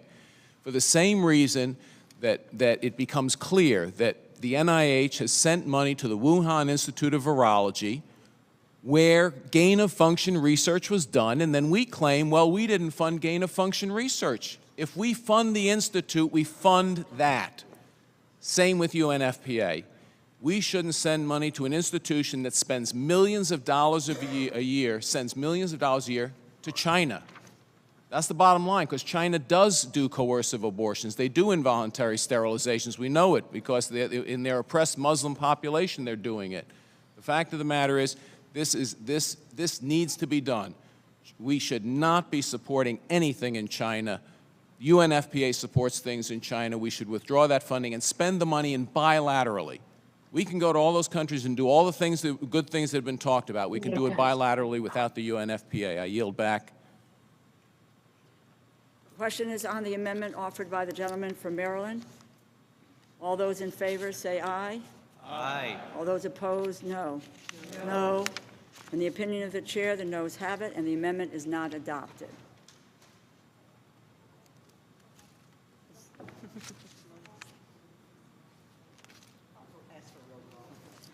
A recorded vote has been requested. All those in favor of recorded vote, raise your hand. A sufficient number being in support, a recorded vote is ordered. The clerk will call the roll. Mr. Adderholt. Aye. Mr. Adderholt votes aye. Mr. Aguilar. Mr. Aguilar votes no. Mr. Amadei. Mr. Bishop. Mr. Bishop? No. Mr. Bishop votes no. Mrs. Bustos. Mrs. Bustos votes no. Mr. Calvert. Mr. Calvert votes aye. Mr. Carter. Mr. Carter votes aye. Mr. Cartwright. Mr. Cartwright votes no. Mr. Case. Mr. Case votes no. Ms. Clark. Ms. Clark votes no. Mr. Klein. Aye. Mr. Klein votes aye. Mr. Cole. Mr. Cole votes aye. Mr. Christ. Mr. Christ votes no. Mr. Cuellar. Mr. Cuellar votes no. Ms. DeLauro. No. Ms. DeLauro votes no. Mr. Diaz-Balart. Mr. Diaz-Balart? Mr. Diaz-Balart votes aye. Mr. Espaillat. No. Mr. Espaillat votes no. Mr. Fleischman. Mr. Fortenberry. Mr. Fortenberry votes aye. Ms. Frankel. Ms. Frankel votes no. Ms. Garcia. Mr. Garcia votes aye. Mr. Gonzalez. Mr. Gonzalez votes aye. Ms. Granger. Ms. Granger votes aye. Mr. Harder. Mr. Harder votes no. Dr. Harris. Dr. Harris votes aye. Ms. Herrera-Butler. Yes. Ms. Herrera-Butler votes aye. Mrs. Hinson. Mrs. Hinson votes aye. Mr. Joyce. Mr. Joyce votes aye. Ms. Capter. Ms. Capter votes no. Mr. Kilmer. Mr. Kilmer votes no. Mrs. Kirkpatrick. No. Mrs. Kirkpatrick votes no. Mrs. Lawrence. Mrs. Lawrence votes no. Ms. Lee of California. No. Ms. Lee of California votes no. Mrs. Lee of Nevada. Mrs. Lee of Nevada votes no. Ms. McCollum. Ms. McCollum votes no. Ms. Meng. No. Ms. Meng votes no. Mr. Molinar. Yes. Mr. Molinar votes aye. Mr. Newhouse. Mr. Newhouse votes aye. Mr. Palazzo. Mr. Palazzo votes aye. Ms. Pingree. Ms. Pingree votes no. Mr. Pocan. Mr. Pocan votes no. Mr. Price. Mr. Price votes no. Mr. Quigley. Mr. Quigley votes no. Mr. Reschenthaler. Mr. Reschenthaler votes aye. Mr. Rogers. Aye. Mr. Rogers votes aye. Ms. Roybal-Allard.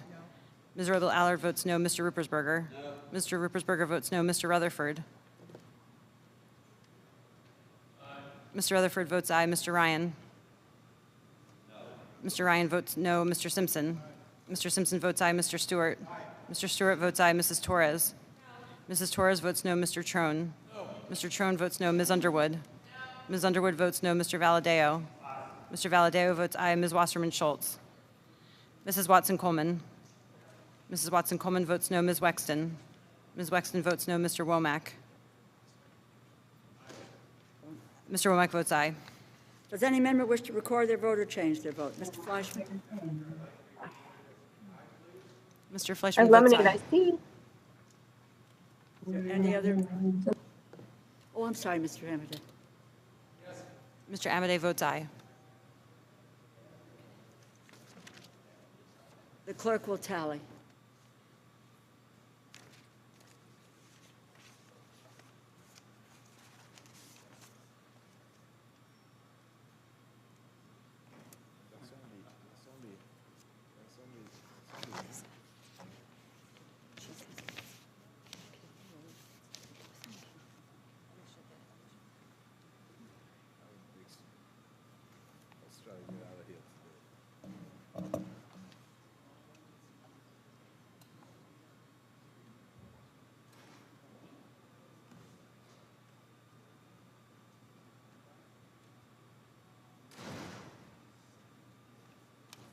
On this vote, the yeas are 26, the nays are 32. The amendment is not adopted.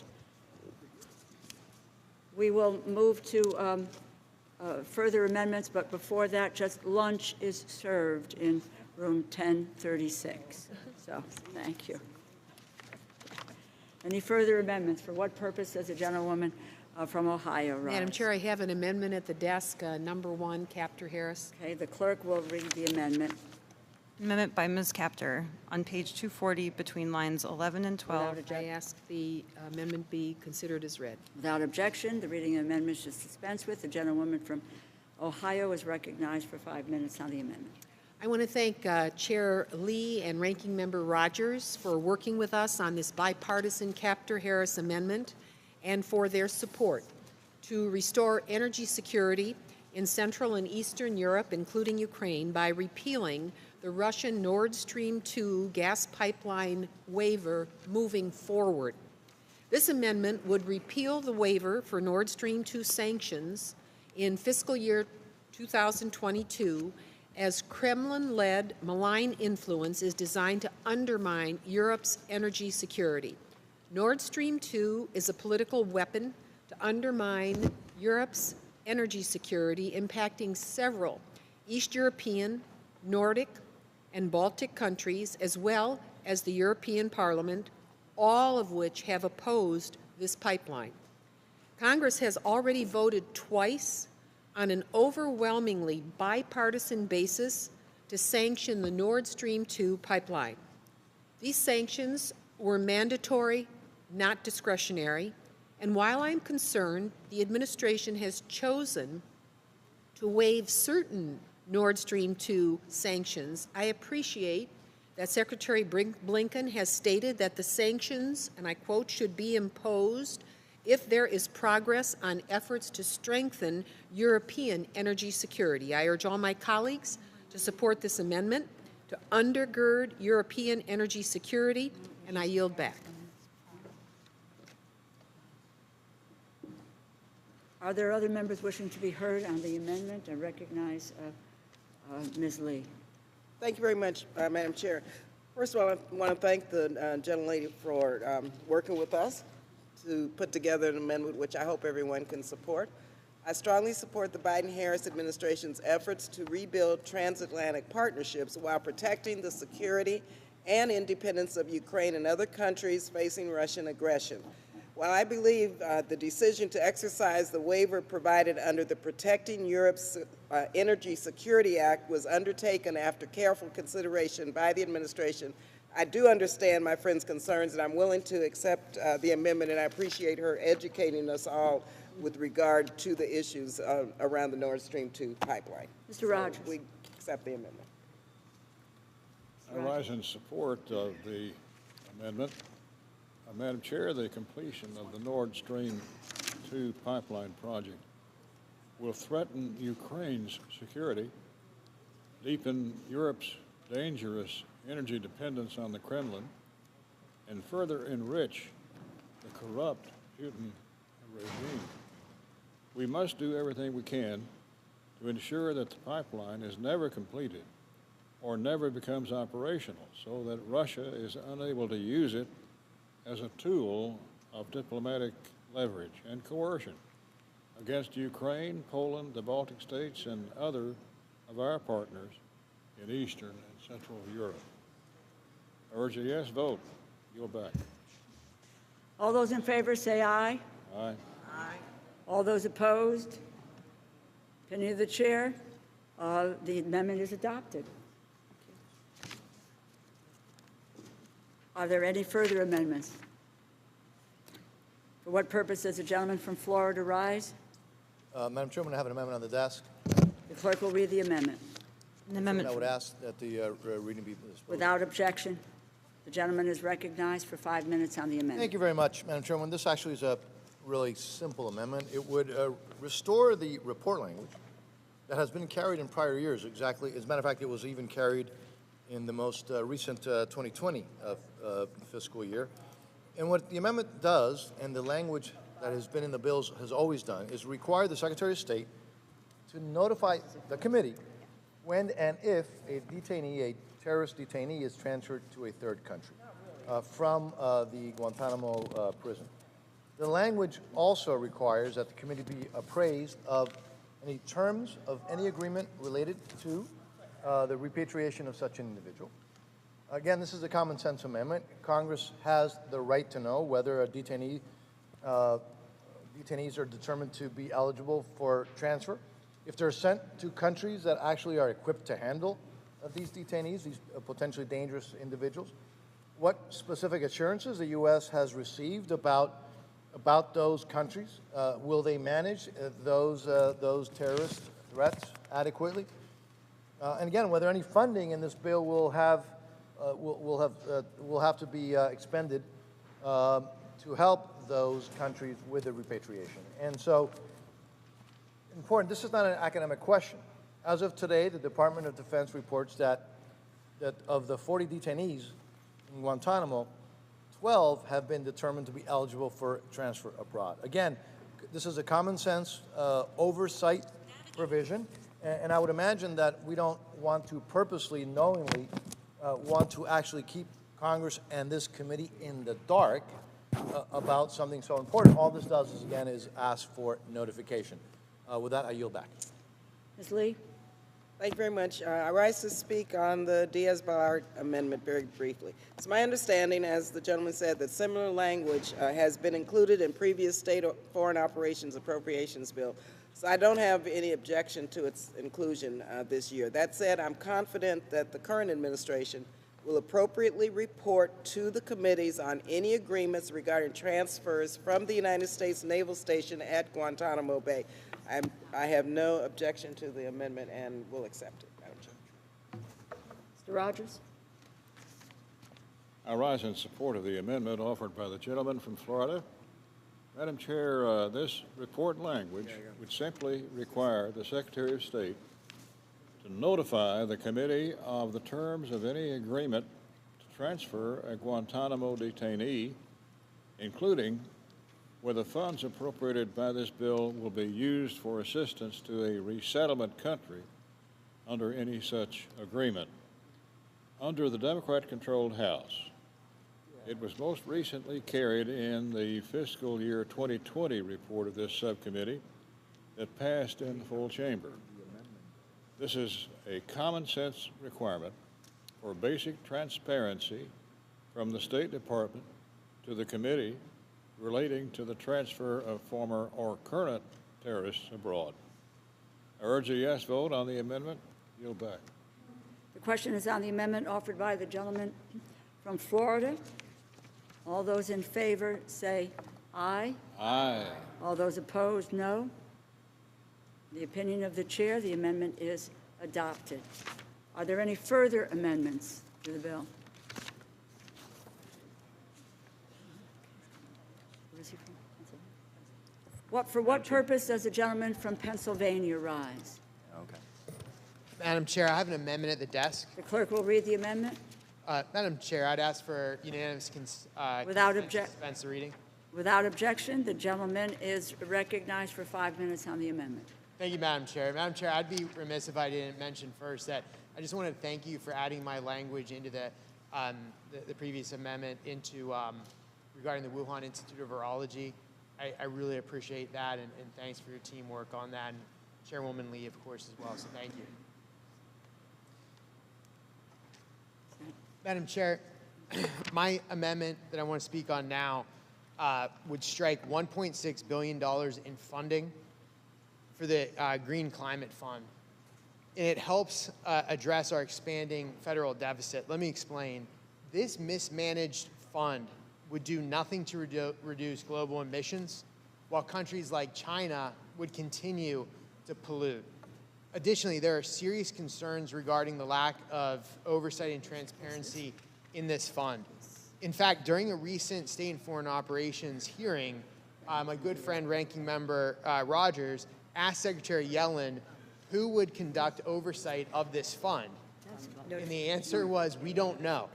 Secretary Yellen admitted, and I quote, "There have been issues that have risen in connection with the governance of the fund and management shortcomings," end quote. And this was Secretary Yellen who said this.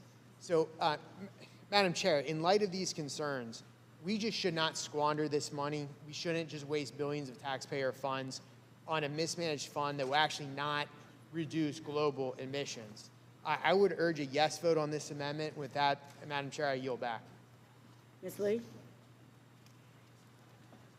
Okay, thank you very much, Madam Chair. First of all, let me just say I rise in strong opposition to this amendment. Climate change is an existential threat that the United States cannot address alone. Climate change is a threat multiplier that increases the risk of conflict, hurts the global food supply, causes displacement and migration, and leads to major shortages of water. The Green Climate Fund is one of the best vehicles that we have to fight this global problem on a global basis. By working together as a global community, the Green Climate Fund has already approved projects to avoid the release of 1.8 billion tons of carbon dioxide and improve the resilience of 498 million people already adversely impacted by changing weather patterns. The fund also blends public and private finance to make each dollar contributed go further across a portfolio spanning 177 countries. We have a moral responsibility to safeguard our planet and to ensure that our children inherit a clean, healthy future. Climate change is as real a threat to our national security as any geopolitical challenge. The United States has been absent from real engagement on the climate crisis, and this bill is a critical step towards that engagement. I urge my colleagues to oppose this amendment. Mr. Rogers. Madam Chair, I rise in support of this amendment by the gentleman from Pennsylvania. The amendment strikes $1.6 billion in funding for the Green Climate Fund, an amount that is a staggering $400 million above the President's request to meet U.S. commitments under the Paris Climate Accord. Under this deeply flawed agreement, the United States economy will suffer, while China and other top polluters and competitors can do whatever they like. Rather than put climate change at the centerpiece of U.S. foreign and development policy, it would be far wiser to focus taxpayer dollars on the immediate and growing challenges that are testing U.S. national security every day. I urge a yes vote on the amendment. Yield back. Ms. Granger, you wish to? Ms. Granger is recognized.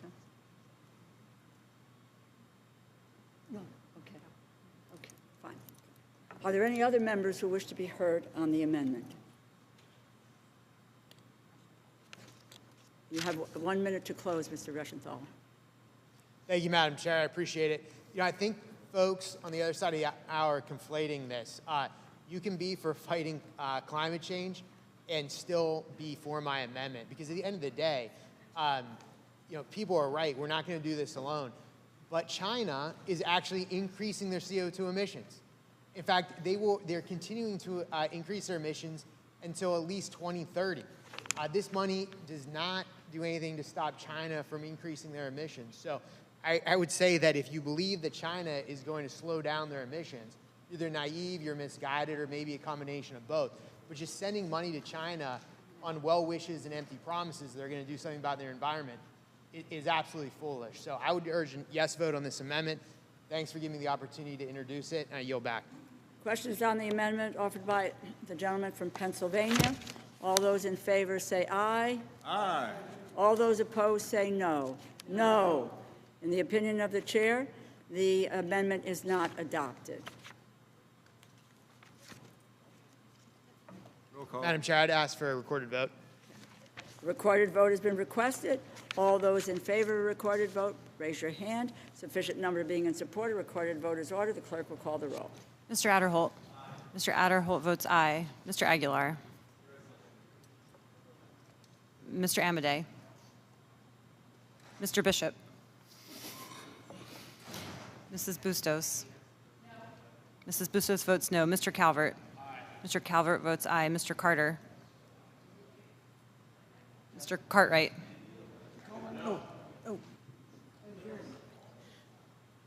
Mr. Carter. Mr. Carter votes aye. Mr. Cartwright. Mr. Cartwright votes no. Mr. Case. Mr. Case votes no. Ms. Clark. Ms. Clark votes no. Mr. Klein. Aye. Mr. Klein votes aye. Mr. Cole. Mr. Christ. Mr. Christ votes no. Mr. Cuellar. Okay. Ms. DeLauro. No. Ms. DeLauro votes no. Mr. Diaz-Balart. Mr. Espaillat. No. Mr. Espaillat votes no. Mr. Fleischman. Mr. Fleischman votes aye. Mr. Fortenberry. Mr. Fortenberry votes aye. Ms. Frankel. Mr. Garcia.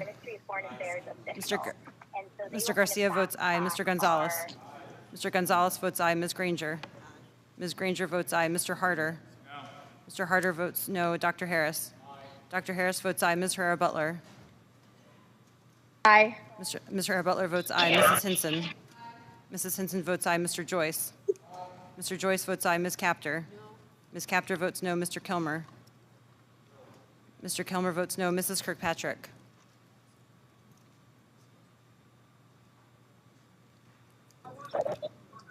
Mrs. Kirkpatrick.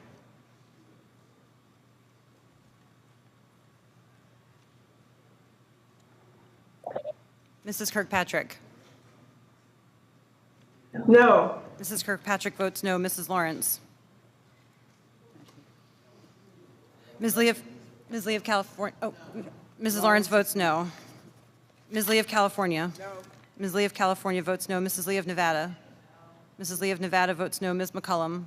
Ms. McCullum votes no. Ms. Meng. No. Ms. Meng votes no. Mr. Molinar. Mr. Molinar votes aye. Mr. Newhouse. Mr. Newhouse votes aye. Mr. Palazzo. Mr. Palazzo votes aye. Ms. Pingree. Ms. Pingree votes no. Mr. Pocan. Mr. Pocan votes no. Mr. Price. Mr. Price votes no. Mr. Quigley. Mr. Quigley votes no. Mr. Reschenthaler. Mr. Reschenthaler votes aye. Mr. Rogers. Aye. Mr. Rogers votes aye. Ms. Roybal-Allard. Ms. Roybal-Allard? No. Ms. Roybal-Allard votes no. Mr. Ruppersberger. Mr. Ruppersberger votes no. Mr. Rutherford. Mr. Ryan. Mr. Ryan votes no. Mr. Simpson. Mr. Stewart. Mr. Stewart votes aye. Mrs. Torres. Mrs. Torres votes no. Mr. Trone. Mr. Trone votes no. Ms. Underwood. Ms. Underwood votes no. Mr. Valadeo. Mr. Valadeo votes aye. Ms. Wasserman Schultz. Mrs. Watson Coleman. Mrs. Watson Coleman. Mrs. Watson Coleman votes no. Ms. Wexton. Ms. Wexton votes no. Mr. Womack. Mr. Womack votes aye. Does any member wish to record or change their vote? Mr. Cuellar? Mr. Cuellar votes no. Mr. Cole? Mr. Cole. Mr. Cole votes aye. Mr. Simpson? Mr. Simpson votes aye. Simpson votes aye. Mr. Bishop? Mr. Bishop votes no. Rutherford. Mr. Rutherford. Mr. Rutherford votes aye. Mr. Diaz-Balart. Mr. Diaz-Balart votes aye. Mr. Aguilar. Mr. Aguilar votes no. Ms. Frankel. Ms. Frankel votes no. Is there any other member who wishes to record their vote or change their vote? The clerk will tally.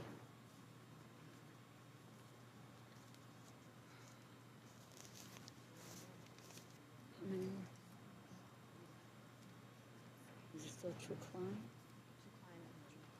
Oh, Newhouse. Oh, okay. 3 more.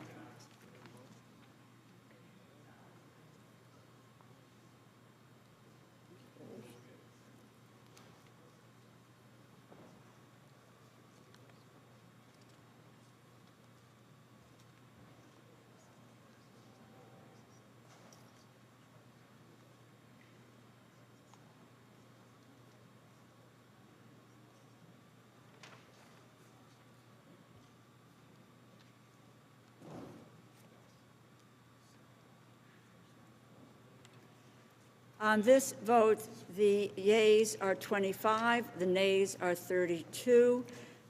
The amendment is not adopted.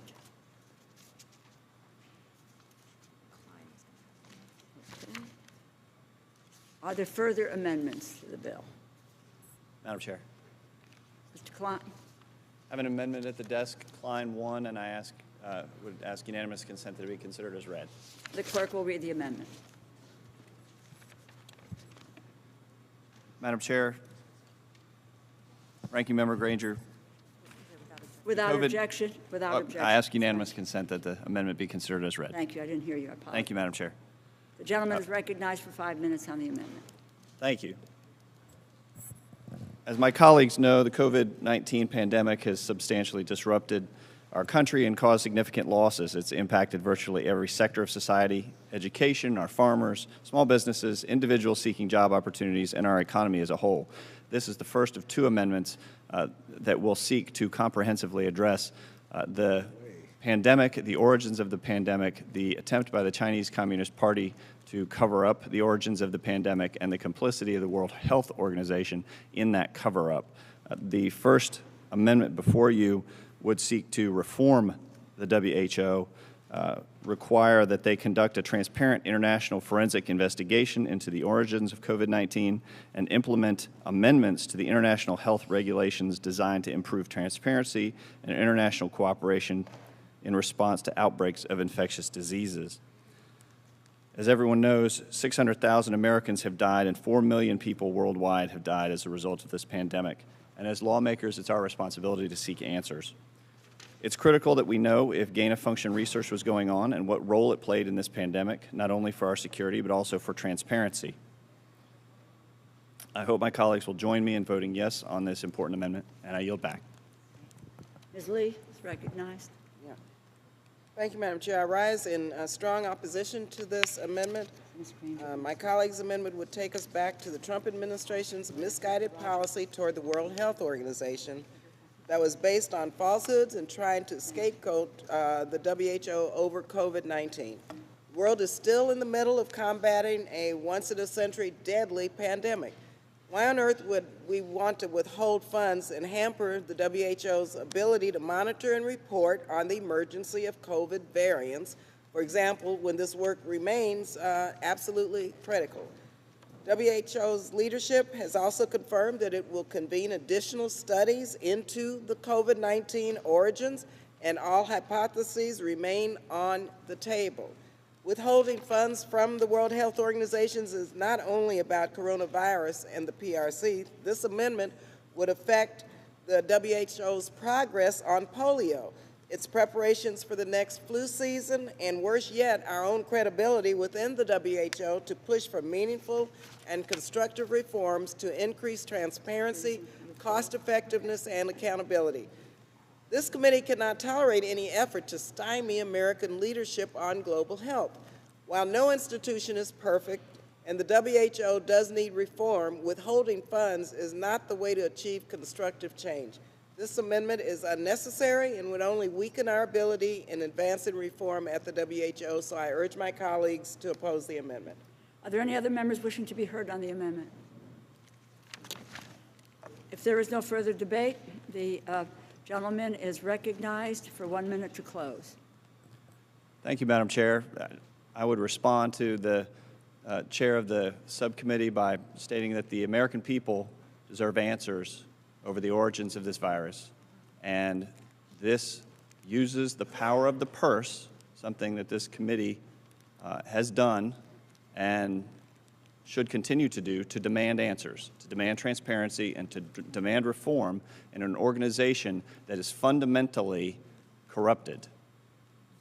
I ask for your support. I yield back. The question is on the amendment offered by the gentleman from Virginia. All those in favor say aye. All those opposed say no. No. In the opinion of the chair, the noes have it. The amendment is not adopted. Madam Chair, I'd ask for a recorded vote. Recorded vote has been requested. All those in favor of a recorded vote, please raise your hand. A sufficient number being in support of a recorded vote is ordered. The clerk will call the roll. Mr. Adderholt. Mr. Aguilar. Mr. Amadei. Mr. Bishop. Mrs. Bustos. Mrs. Bustos votes no. Mr. Calvert. Mr. Carter. Mr. Carter votes aye. Mr. Cartwright. Mr. Cartwright votes no. Mr. Case. Ms. Clark. Ms. Clark votes no. Mr. Klein. Mr. Klein votes aye. Mr. Cole. Mr. Christ. Mr. Christ votes no. Mr. Cuellar. No. Mr. Cuellar votes no. Ms. DeLauro. No. Ms. DeLauro votes no. Mr. Diaz-Balart. Mr. Diaz-Balart votes aye. Mr. Espaillat. No. Mr. Espaillat votes no. Mr. Fleischman. Mr. Fleischman votes aye. Mr. Fortenberry. Mr. Fortenberry votes aye. Ms. Frankel. Mr. Frankel votes no. Mr. Garcia. Mr. Garcia votes aye. Mr. Gonzalez. Mr. Gonzalez votes aye. Ms. Granger. Ms. Granger votes aye. Mr. Harder. Mr. Harder votes no. Dr. Harris. Dr. Harris votes aye. Ms. Herrera-Butler. Aye. Ms. Herrera-Butler votes aye. Mrs. Hinson. Mrs. Hinson votes aye. Mr. Joyce. Mr. Joyce votes aye. Ms. Capter. Ms. Capter votes no. Mr. Kilmer. Mr. Kilmer votes no. Mrs. Kirkpatrick. No. Mrs. Kirkpatrick votes no. Mrs. Lawrence. Mrs. Lawrence votes no. Ms. Lee of California. No. Ms. Lee of California votes no. Mrs. Lee of Nevada. Mrs. Lee of Nevada votes no. Ms. McCullum. Ms. McCullum votes no. Ms. Meng. No. Ms. Meng votes no. Mr. Molinar. Mr. Molinar votes aye. Mr. Newhouse. Mr. Newhouse votes aye. Mr. Palazzo. Mr. Palazzo votes aye. Ms. Pingree. Mr. Pocan. Mr. Pocan votes no. Mr. Price. Mr. Quigley. Mr. Quigley votes no. Mr. Reschenthaler. Mr. Reschenthaler votes aye. Mr. Rogers. Ms. Roybal-Allard. Ms. Roybal-Allard votes no. Mr. Ruppersberger. Mr. Ruppersberger votes no. Mr. Rutherford. Mr. Rutherford votes aye. Mr. Ryan. Mr. Ryan votes no. Mr. Simpson. Mr. Stewart. Mr. Stewart votes aye. Mrs. Torres. Mrs. Torres votes no. Mr. Trone. Mr. Trone votes no. Ms. Underwood. Ms. Underwood votes no. Mr. Valadeo. Mr. Valadeo votes aye. Ms. Wasserman Schultz. Mrs. Watson-Coleman. Mrs. Watson-Coleman votes no. Ms. Wexton. Mrs. Wexton votes no. Mr. Womack. Mr. Womack votes aye. Does any member wish to record their vote or change their vote? Mr. Cole? Mr. Cole votes aye. Ms. Pingree? Ms. Pingree votes no. Price? No. Mr. Price Bishop? votes no. Mr. Bishop? Mr. Bishop votes no. Yes. Mr. Calvert? Mr. Calvert votes aye. Mr. Adderholt? Mr. Adderholt votes aye. Chairman. Mr. Case votes no. Mr. Rogers? Rogers. Aye. Aye. Are there any other members wishing to record their vote or change their vote? The clerk will tally. Yeah, he voted. Yeah. Yeah. He voted. Simpson did not vote. Calvert, Mr. Calvert voted. Aguilar. I have Wait, his, let me see. okay. Yes, sir. So it's Simpson, Aguilar. They saw you do the thumbs up. What? They saw you do the thumbs up. So.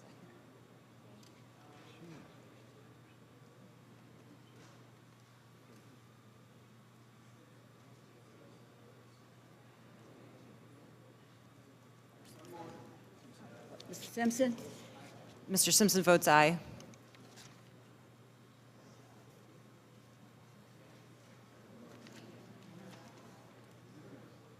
Do we? Mr. Aguilar? Mr. Aguilar votes no. We now don't have Mr. Anabay, though. Okay. Oh, I know that feel.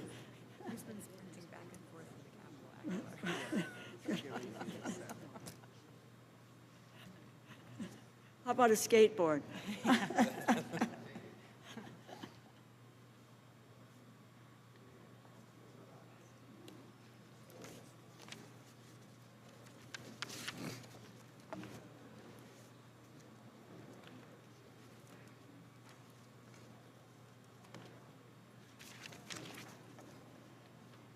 On this vote, the yeas are 25, the nays are 32, and the amendment is not adopted.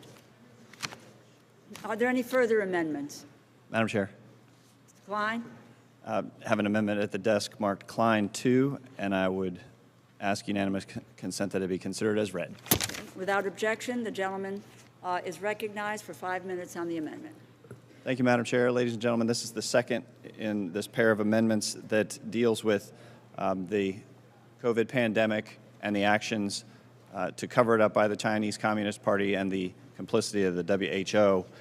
But this deals with specific information from U.S. intelligence about the origins of the virus, information that we as policymakers deserve to have and our constituents deserve to have as well. This is not a partisan issue. This is simply about transparency. In fact, this text that you have in front of you, Amendment Number 2, which specifies exactly what information about the Wuhan Institute of Virology, their names of researchers, the symptoms, and the dates of onsets of symptoms were developed. This text mirrors Senate Bill 1867, which passed the Senate by unanimous consent on May 26th of this year. So the Senate has taken action on this. They recognize the need to gain this information. We should recognize it as well. I would hope that we can pass this and move it forward as quickly as possible. So I would hope that on behalf of a world seeking answers, we can adopt this amendment. I yield back. Ms. Lee? Thank you very much, Madam Chair. I rise once again in strong opposition to this amendment. My colleague's amendment, it would take us back to the Trump administration's reckless policy toward the World Health Organization that was based on falsehoods and trying to scapegoat the WHO over COVID-19. The world is still in the middle of combating a once-in-a-century deadly pandemic. Why on earth would we withhold funds and hamper the World Health Organization's ability to monitor and report on the emergence of COVID variants, for example, when this work remains absolutely critical? Leadership in the WHO has also confirmed that it will convene additional studies into the COVID-19 origins, and all hypotheses remain on the table, as I said before. And the Biden administration continues to press at the highest levels of WHO reforms to increase transparency, cost effectiveness, and accountability. Yet this amendment would greatly reduce our ability to push for these reforms at the World Health Organization. Even more nonsensically, this amendment withholds funds to an important organization until the U.S. D&I declassifies its findings on the origins of the pandemic. Surely we are sophisticated enough to walk and chew gum at the same time. Let our intelligence community continue its important work while at the same time ensuring that we do not stymie American leadership on global health. This amendment is unnecessary and is a clear attempt to inject partisan politics in our contributions to international organizations. So I urge my colleagues to oppose this amendment. Mr. Rogers. I rise in support of the amendment offered by the gentleman from Virginia. The amendment requires that the Director of National Intelligence declassify and report to Congress information about the links between the Wuhan Institute of Virology and coronavirus. My understanding is that this language regarding declassification is based on a bill that recently passed the Senate by unanimous consent. I urge a yes vote. Yield back. Ms. Granger?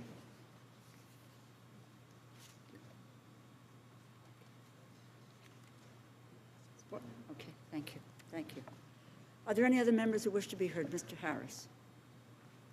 Thank you very much. I want to thank the gentleman from Virginia for bringing up a very timely amendment. You know, as the ranking subcommittee member has said, all this does is this just helps us get to the bottom. I mean, if we want to actually help global health, we have to determine where COVID-19 came from. You know, the World Health Organization has simply not been forthcoming on this. The last amendment, I supported the last amendment, should have been adopted. Just remember, in March of this year, the World Health Organization conducted a, air quotes, investigation that concluded that it probably came from the wet market.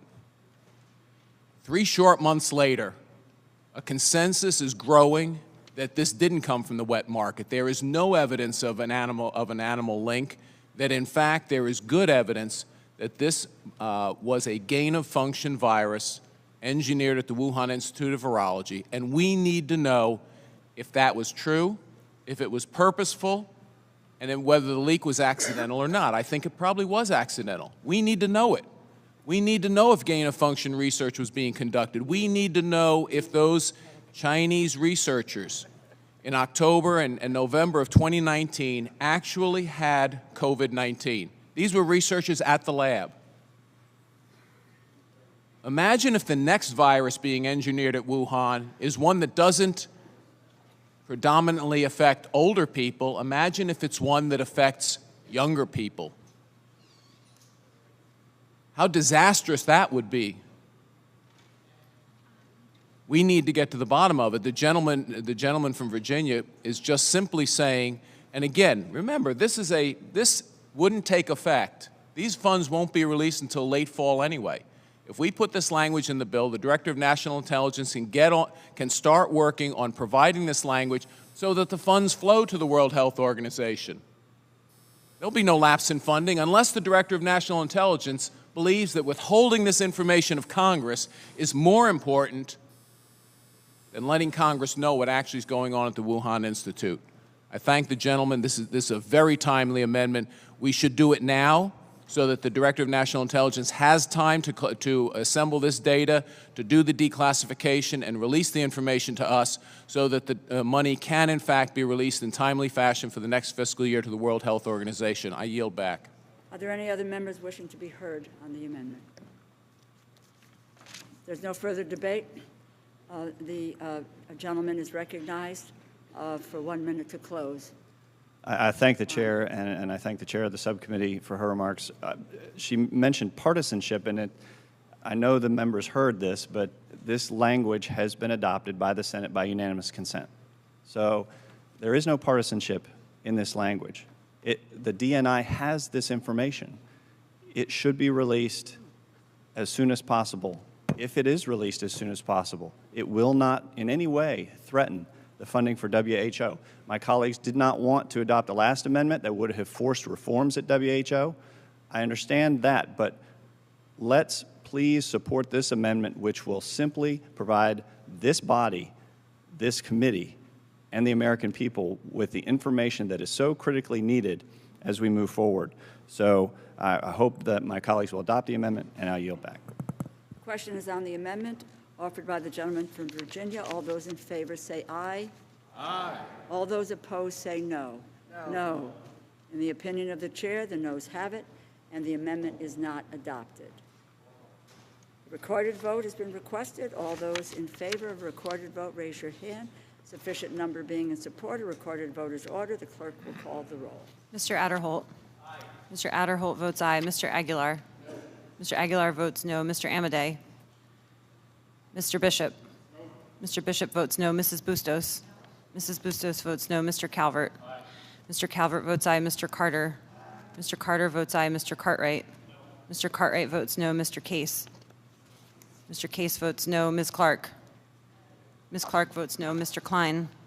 Mr. Klein votes aye. Mr. Cole. Mr. Cole votes aye. Mr. Christ. Mr. Christ votes no. Mr. Cuellar. Mr. Cuellar votes no. Ms. DeLauro. No. Ms. DeLauro votes no. Mr. Diaz-Balart. Mr. Diaz-Balart votes aye. Mr. Espaillat. No. Mr. Espaillat votes no. Mr. Fleischman. Mr. Fleischman votes aye. Mr. Fortenberry. Mr. Fortenberry votes aye. Ms. Frankel. No. Ms. Frankel votes no. Mr. Garcia. Mr. Garcia votes aye. Mr. Gonzalez. Mr. Gonzalez votes aye. Ms. Granger. Ms. Granger votes aye. Mr. Harder. Mr. Harder votes no. Dr. Harris.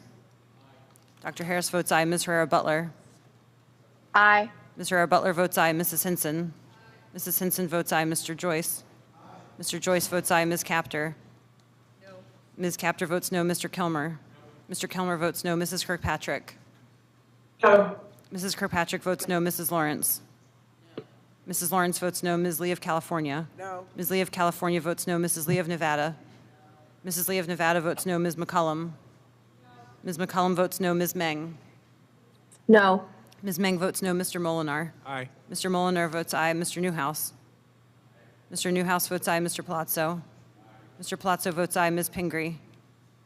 Ms. Pingree votes no. Mr. Pocan. Mr. Pocan votes no. Mr. Price. Mr. Price votes no. Mr. Quigley. Mr. Quigley votes no. Mr. Reschenthaler. Mr. Reschenthaler votes aye. Mr. Rogers. Mr. Rogers votes aye. Ms. Roybal-Allard. Ms. Roybal-Allard votes no. Mr. Ruppersberger. Mr. Ruppersberger votes no. Mr. Rutherford. Mr. Rutherford votes aye. Mr. Ryan. Mr. Simpson. Mr. Simpson votes aye. Mr. Stewart. Mr. Stewart votes aye. Mrs. Torres. Mrs. Torres votes no. Mr. Trone. No. Mr. Trone votes no. Ms. Underwood. Ms. Underwood votes no. Mr. Valadeo. Mr. Valadeo votes aye. Ms. Wasserman Schultz. Mrs. Watson-Coleman. Mrs. Watson-Coleman votes no. Ms. Wexton. Ms. Wexton votes no. Mr. Womack. Mr. Womack votes aye. Does any member wish to record their vote? Mr. Ryan? Not recorded. Mr. Ryan? Mr. Ryan votes no. The clerk will tally.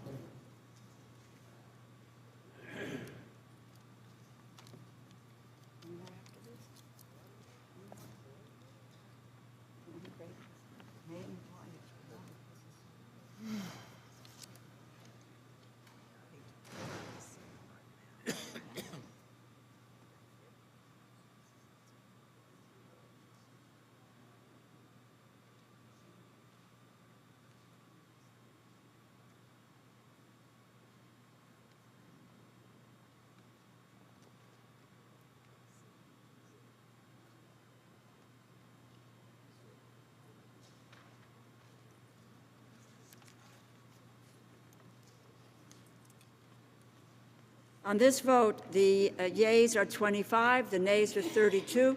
The amendment is not adopted. Are there any further amendments? For what purpose does the gentleman rise? Madam Chair, I have an amendment at the desk, and I would ask for unanimous consent to have it be considered as read. Without objection, the gentleman from Washington is recognized for 5 minutes on the amendment. Thank you, Madam Chair. This amendment would simply prohibit funding in the bill from being used either directly or indirectly by recipients of U.S. assistance to repay debts owed to the government of the People's Republic of China. Madam Chair, my understanding is that this issue arose during the State Department and Foreign Operations Subcommittee hearing earlier this spring with the Secretary of Treasury. When questioned whether recipient countries could use U.S. contributions to a concessional lending program of the International Monetary Fund to repay debts to the government of the People's Republic of China, Secretary Yellen responded, and I quote, "We would be very concerned to see the resources that are provided to these countries used to repay Chinese debt. That would defeat the purpose of the programs," end quote. Secretary Yellen, which is President Biden's own cabinet member, recognizes that our U.S. taxpayer dollars could in fact be used to enable our adversary, Communist China. The program in question relates to a request by the U.S. Treasury for $102 million in grants and subsidy appropriations to cover the cost of loans of up to $15 billion in special drawing rights, an IMF reserve asset, for grants and concessional lending by an IMF facility to low-income countries struggling to recover from the COVID-19 pandemic. Because the Treasury Department does not yet know whether a current or prospective special purpose vehicle of the IMF would be used to provide these loans, Treasury has been unable to provide this committee with clear and binding assurances that our contributions to this IMF facility would not be used to repay bilateral debts to the Communist Chinese government. Unfortunately, and you know this, many developing countries have fallen victim to the Chinese Communist Party's debt trap diplomacy and are under great pressure to make payments on these onerous loan terms.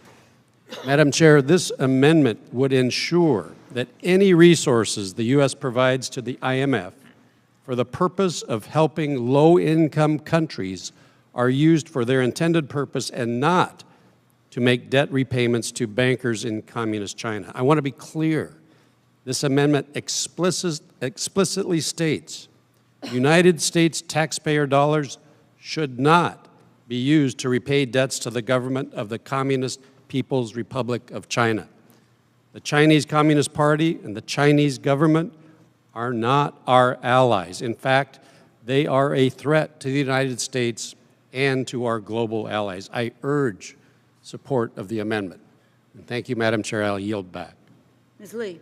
Thank you, Madam Chair. I rise in opposition to this amendment. Now, I understand the concerns my colleague is raising. However, we have not had time to understand the full implications of his amendment, given that this was just raised this morning. I agree that our assistance should not be going to repay PRC debt. However, his amendment text is too broad, and the indirect context could prohibit our assistance on critical programs to help vulnerable people, such as on basic education, global health, and women's and girls' empowerment. With the devastating effects of the pandemic on the global economy that has increased poverty, decimated jobs, and exacerbated instability, now's not the time to diminish our assistance. Now is the time for the United States to lead and demonstrate our leadership by working with our multilateral partners to provide relief to some of the poorest countries, working alongside them to show our commitment as a reliable, credible partner. And so I welcome working with my colleague on this. However, without understanding the full impact of this amendment, I must ask the committee to vote no. Thank you, Madam Chair. Mr. Rogers. I want to thank the gentleman for offering this ingenious amendment, and I rise in support of it. It would prohibit taxpayer funding from being provided directly or indirectly to repay debts owed by other countries to the People's Republic of China. Madam Chair, during a recent subcommittee hearing, the Secretary of the Treasury told us that it's not U.S. policy for our economic assistance to be used by recipient countries to pay down their debts to China.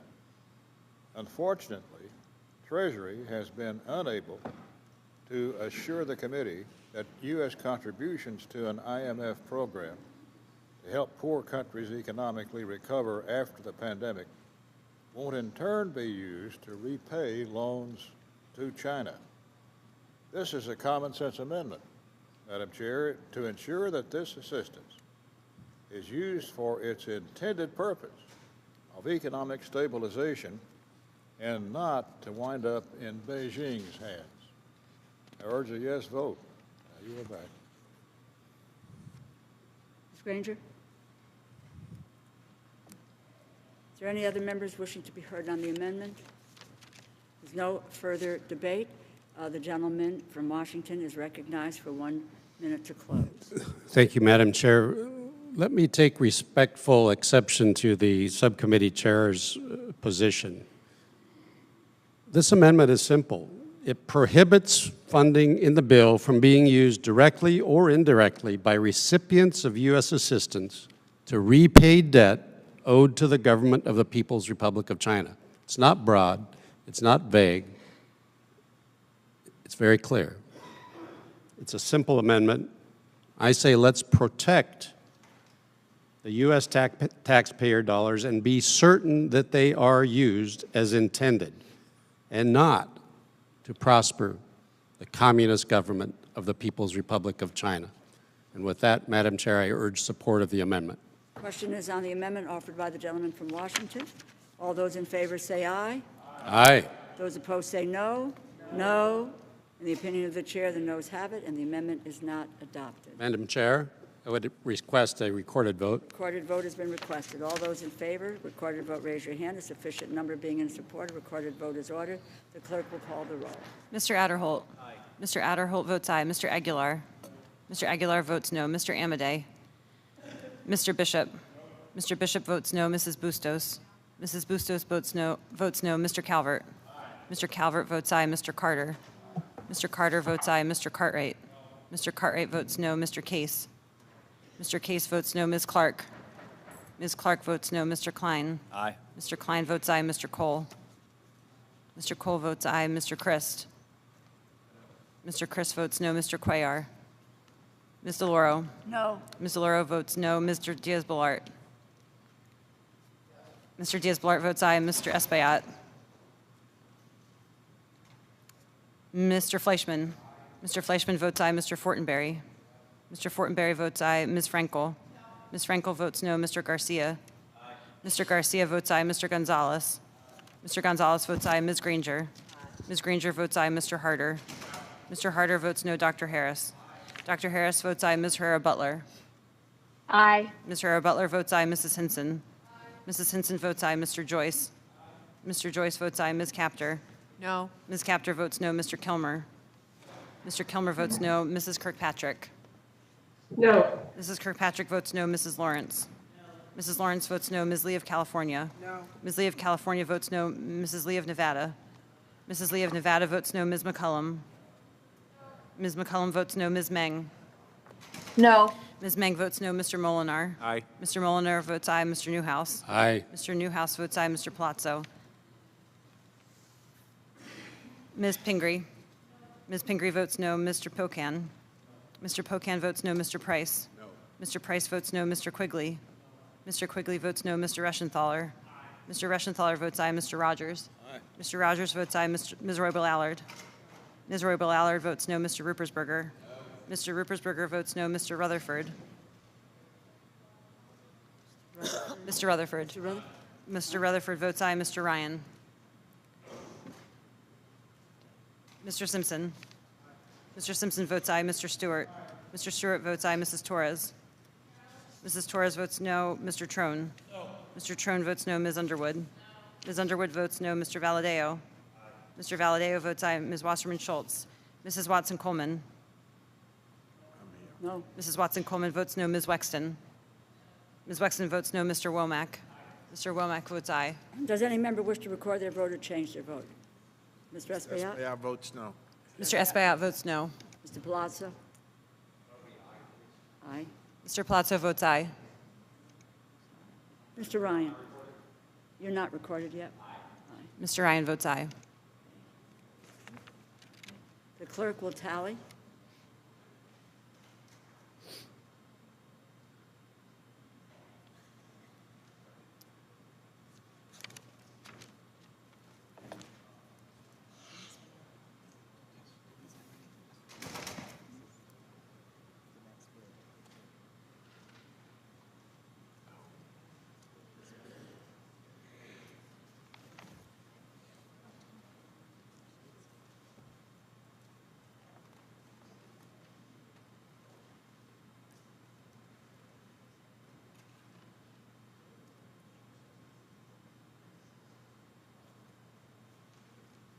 Anyone else?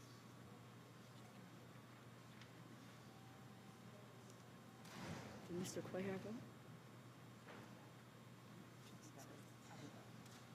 Okay.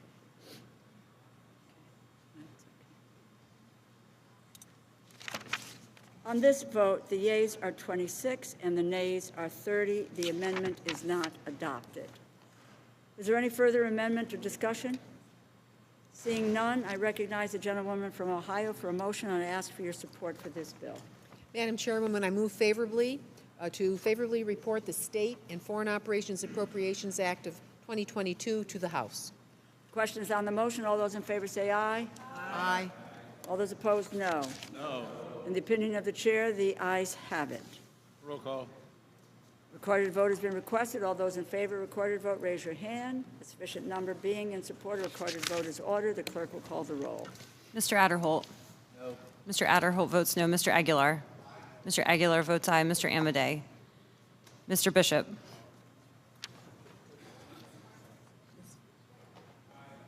Mr. Bishop votes aye. Mrs. Bustos. Mrs. Bustos votes aye. Mr. Calvert. Mr. Calvert votes no. Mr. Carter. Mr. Carter votes no. Mr. Cartwright. Mr. Cartwright votes aye. Mr. Case. Mr. Case votes aye. Ms. Clark. Ms. Clark votes aye. Mr. Klein. No. Mr. Klein votes no. Mr. Cole. Mr. Cole votes no. Mr. Christ. Mr. Christ votes aye. Mr. Cuellar. Ms. DeLauro. Aye. Ms. DeLauro votes aye. Mr. Diaz-Balart. Mr. Diaz-Balart votes no. Mr. Espaillat. Mr. Espaillat votes aye. Mr. Fleischman. Mr. Fleischman votes no. Mr. Fortenberry. Mr. Fortenberry votes no. Ms. Frankel. Ms. Frankel votes aye. Mr. Garcia. Mr. Garcia votes no. Mr. Gonzalez. Mr. Gonzalez votes no. Ms. Granger. Ms. Granger votes no. Mr. Harder. Mr. Harder votes aye. Dr. Harris. Dr. Harris votes no. Ms. Herrera-Butler. No. Ms. Herrera-Butler Can you votes hear no. me? Yes. Ms. Herrera-Butler votes no. Mrs. Hinson. Mrs. Hinson votes no. Mr. Joyce. Mr. Joyce votes no. Ms. Capter. Ms. Capter votes aye. Mr. Kilmer. Mr. Kilmer votes aye. Mrs. Kirkpatrick. Aye. Mrs. Kirkpatrick votes aye. Mrs. Lawrence. Mrs. Lawrence votes aye. Ms. Lee of California. Aye. Ms. Lee of California votes aye. Mrs. Lee of Nevada. Ms. Lee of Nevada. Mrs. Lee of Nevada. Aye. Mrs. Lee of Nevada votes aye. Ms. McCullum. Ms. McCullum votes aye. Ms. Meng. Aye. Ms. Meng votes aye. Mr. Mulinar. No. Mr. Mulinar votes no. Mr. Newhouse. No. Mr. Newhouse votes no. Mr. Palazzo. Mr. Palazzo votes no. Ms. Pingree. Ms. Pingree votes aye. Mr. Pocan. Mr. Pocan votes aye. Mr. Price. Mr. Price votes aye. Mr. Quigley. Mr. Quigley votes aye. Mr. Reschenthaler. Mr. Reschenthaler votes no. Mr. Rogers. Mr. Rogers votes no. Ms. Roybal-Allard. Ms. Roybal-Allard votes aye. Mr. Rippersberger. Mr. Rippersberger votes aye. Mr. Rutherford. Mr. Rutherford votes no. Mr. Ryan. Mr. Ryan votes aye. Mr. Simpson. Mr. Simpson votes no. Mr. Stewart. Mr. Stewart votes no. Mrs. Torres. Mrs. Torres votes aye. Mr. Trone. Mr. Trone votes aye. Ms. Underwood. Ms. Underwood votes aye. Mr. Valadeo. Mr. Valadeo votes no. Ms. Wasserman Schultz. Mrs. Watson-Coleman. Mrs. Watson-Coleman votes aye. Ms. Wexton. Ms. Wexton votes aye. Mr. Womack. Mr. Womack votes no. Does any member wish to record their vote or change their vote? Mr. Espaillat. Yeah, Madam Chair, I ask unanimous consent that my remarks submitted electronically be inserted into the record at the appropriate place. So ordered. Any member wishing to record their vote or change their vote? The clerk will tally. You read it for me? I need somebody to translate it.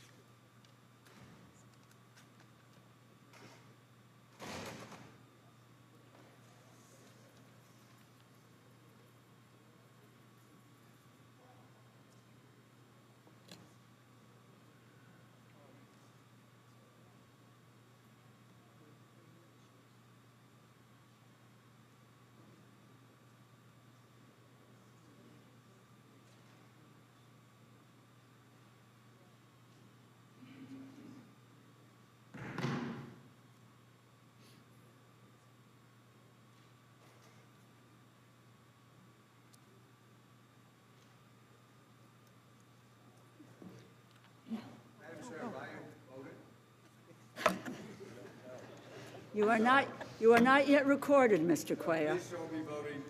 Mr. Cuellar votes aye.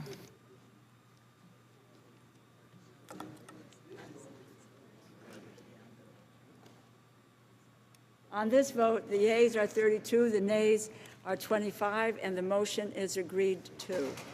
I ask unanimous consent that the staff be permitted to make the technical and conforming changes to the bill and report just approved. Seeing no objections, so ordered. 3 days? Okay, 3 days. With that, let me just offer my congratulations to Chair Lee and Ranking Member Rogers, and we will move on.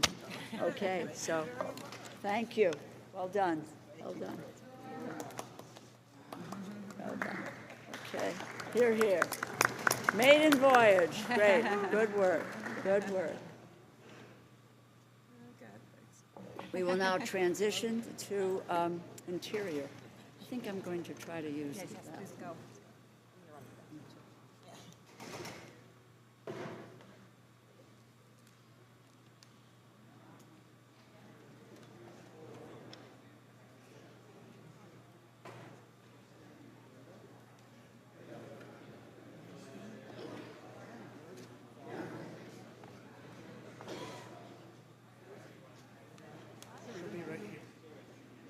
That's Ms. Pingree. It's on here. I like it.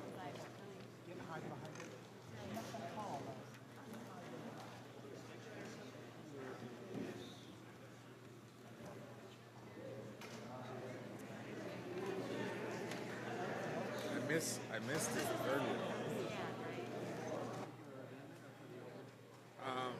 For an amendment, yeah.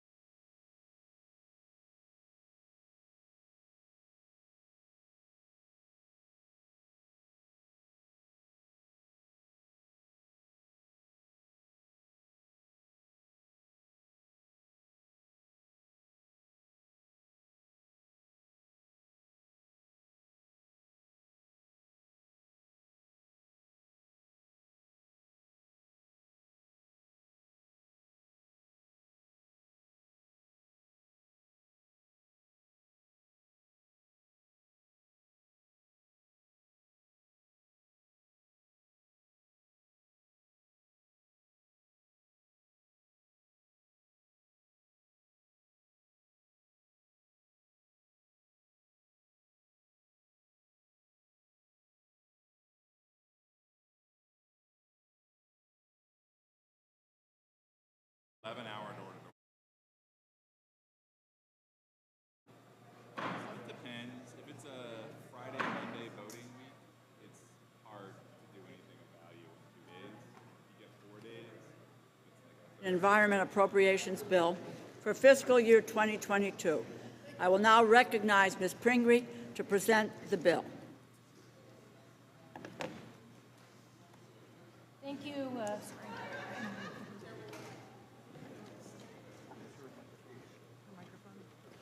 Your microphone.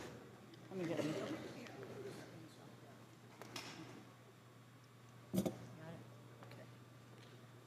Thank you very much, Madam Chair, and thank you to everyone for indulging me on my first bill of being a subcommittee chair.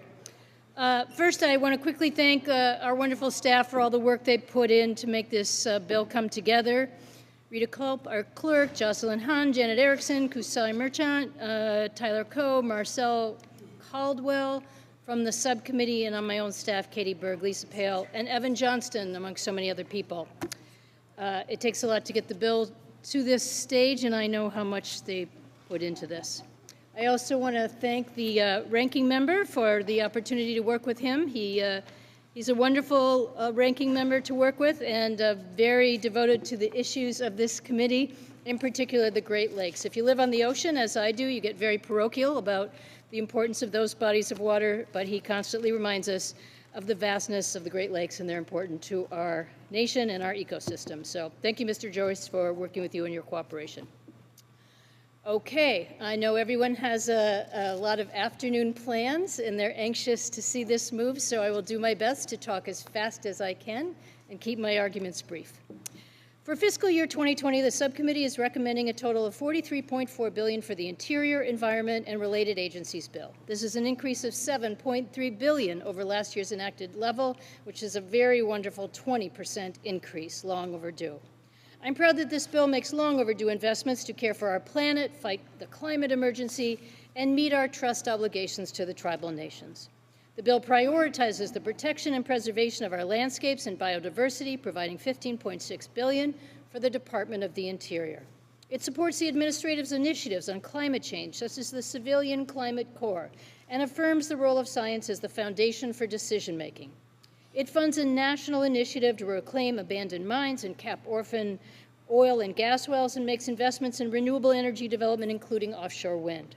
Climate change is causing more extreme weather events and drought conditions, as well as worsening existing problems such as the spread of invasive species. These factors are all contributing to an increasing threat of high-intensity wildfires in the West.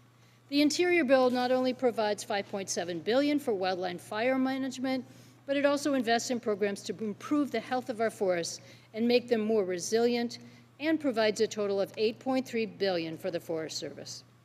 The bill also includes major investments to clean up pollution and protect human health and the environment. The bill provides $11.4 billion for the Environmental Protection Agency, the highest funding level in the agency's history. Across the country, Superfund cleanups are delayed because of lack of funding. This bill boosts Superfund spending by $328 million, a 27% increase, and will accelerate the pace of cleanup of toxic chemicals from the country's most contaminated sites. The bill adopts a whole-of-government approach to address environmental justice and invests in an unprecedented $248 million in these efforts. Additionally, the bill provides $4 billion for grant programs to make drinking water and sewer system improvements, remove lead from our taps, improve air quality, and strengthen our nation's recycling infrastructure. These grants have profound impacts on public health and the environment, but they are also economic drivers that create good-paying American jobs. Following our work in CARES and the American Recovery Plan Acts, this bill supports the arts and humanities by providing $201 million for both the National Endowment for the Arts and the National Endowment for the Humanities. The cultural sector has been particularly devastated by COVID-19, and this funding will help to support relief and recovery for community organizations across the country. And finally, but not the least in importance, this bill supports Native American families by investing in a strong and resilient Indian country, including through education and healthcare programs. Within the Department of the Interior, the bill invests $4 billion in Indian Affairs programs, including an additional $180 million to address climate change impacts. For Indian Health Services, the bill provides an additional $1.9 billion towards meeting the federal treaty and trust obligations for health care. The investments in this bill will improve the lives of Americans, and I urge my colleagues to support the bill. Thank you very much. I yield back. I now recognize the subcommittee ranking member, Mr. Joyce. Thank you, Madam Chair, and I appreciate the opportunity to be here today to consider the fiscal year 2022 Interior Environment and Related Agencies Appropriation Bill. I want to thank Chair DeLauro for the way for the generous food that she's supplied to all of us to make sure that we're staying well fed here, and for Ranking Member Granger for her leadership. I also want to give sincere thanks to my chair, Pingree, and all of our staffs for the hard work they put in this bill. In order to continue moving along here today, while I have much more to say about the bill, I'll tell you that includes several, well, I'm glad to support the bipartisan components of the bill. I'm unable to support the bill in its current form because of several controversial policy riders in the funding level that currently exists. But I look forward to working through those differences as we carry on through this year with Chair Pingree. Thank you. Thank you. Just a note, Mr. Joyce, my mother always said to me, if you invite people to your house, you feed them. So there we go. I'd like to recognize, Nice woman. I'd like to recognize myself for brief opening remarks, and I want to offer my congratulations to Chair Pingree, Ranking Member Joyce for the bill before us. I want to say thank you for the hard work and your dedication to the committee, this institution, and above all to your constituents. The work of the Interior, Environment, and Related Agencies Subcommittee touches on so many aspects of our national life. Its simple mission is becoming increasingly more challenging as big corporations, special interests, pollute our air, water, and our land, thereby worsening the climate crisis.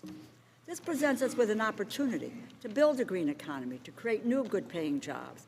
The bill helps achieve that by providing $45 million for renewable energy development, $213 million for a national initiative to reclaim abandoned mines and to cap orphaned oil and gas wells, and it provides funding for the administration's Civilian Climate Corps, which will be crucial in our ongoing efforts to reduce emissions and to fight climate change. The bill provides for natural resources of our nation, many of which sustain us and keep our communities and our economy strong. One such resource is the Long Island Sound, which is located off the coast of southern Connecticut. I would like to say a thank you to the Chair and Ranking Member for the inclusion for the Environmental Protection Agency's Long Island Sound Geographic Program. This program continues to help restore and protect the Long Island Sound as a national treasure. Moreover, it is long past time for big corporations, special interests, to be held accountable for putting the future and legacy of these resources in jeopardy. With $599 million for the Environmental Protection Agency's environmental enforcement initiatives, the bill helps ensure our environmental laws are enforced and that polluters are made to pay for the damage they cause. Unfortunately, many of these damages, including the political, social, and environmental impacts they cause, disproportionately affect communities of color, which is why I am particularly grateful for the bill's focus on environmental justice and addressing pollution in these communities. I'm also glad that this bill will help ensure equity and justice by honoring our treaty and our trust obligations to tribal communities, including the $12.4 billion to support Native American families by expanding investments in education and health programs. Again, so grateful to both Chair Pingree and Ranking Member Joyce and all of the subcommittee and staff for their hard work. I urge my colleagues to support this bill, and thank you.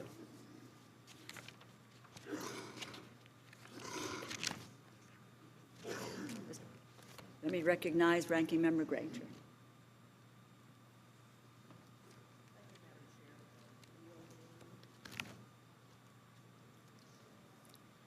I want to associate myself with the comments of Ranking Member Joyce about the overall size of this bill and the concerning policy provisions. In the interest of time, I yield back.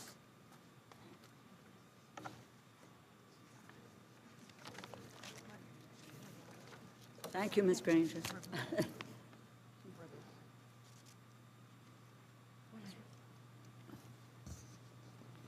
we have to recognize the managers?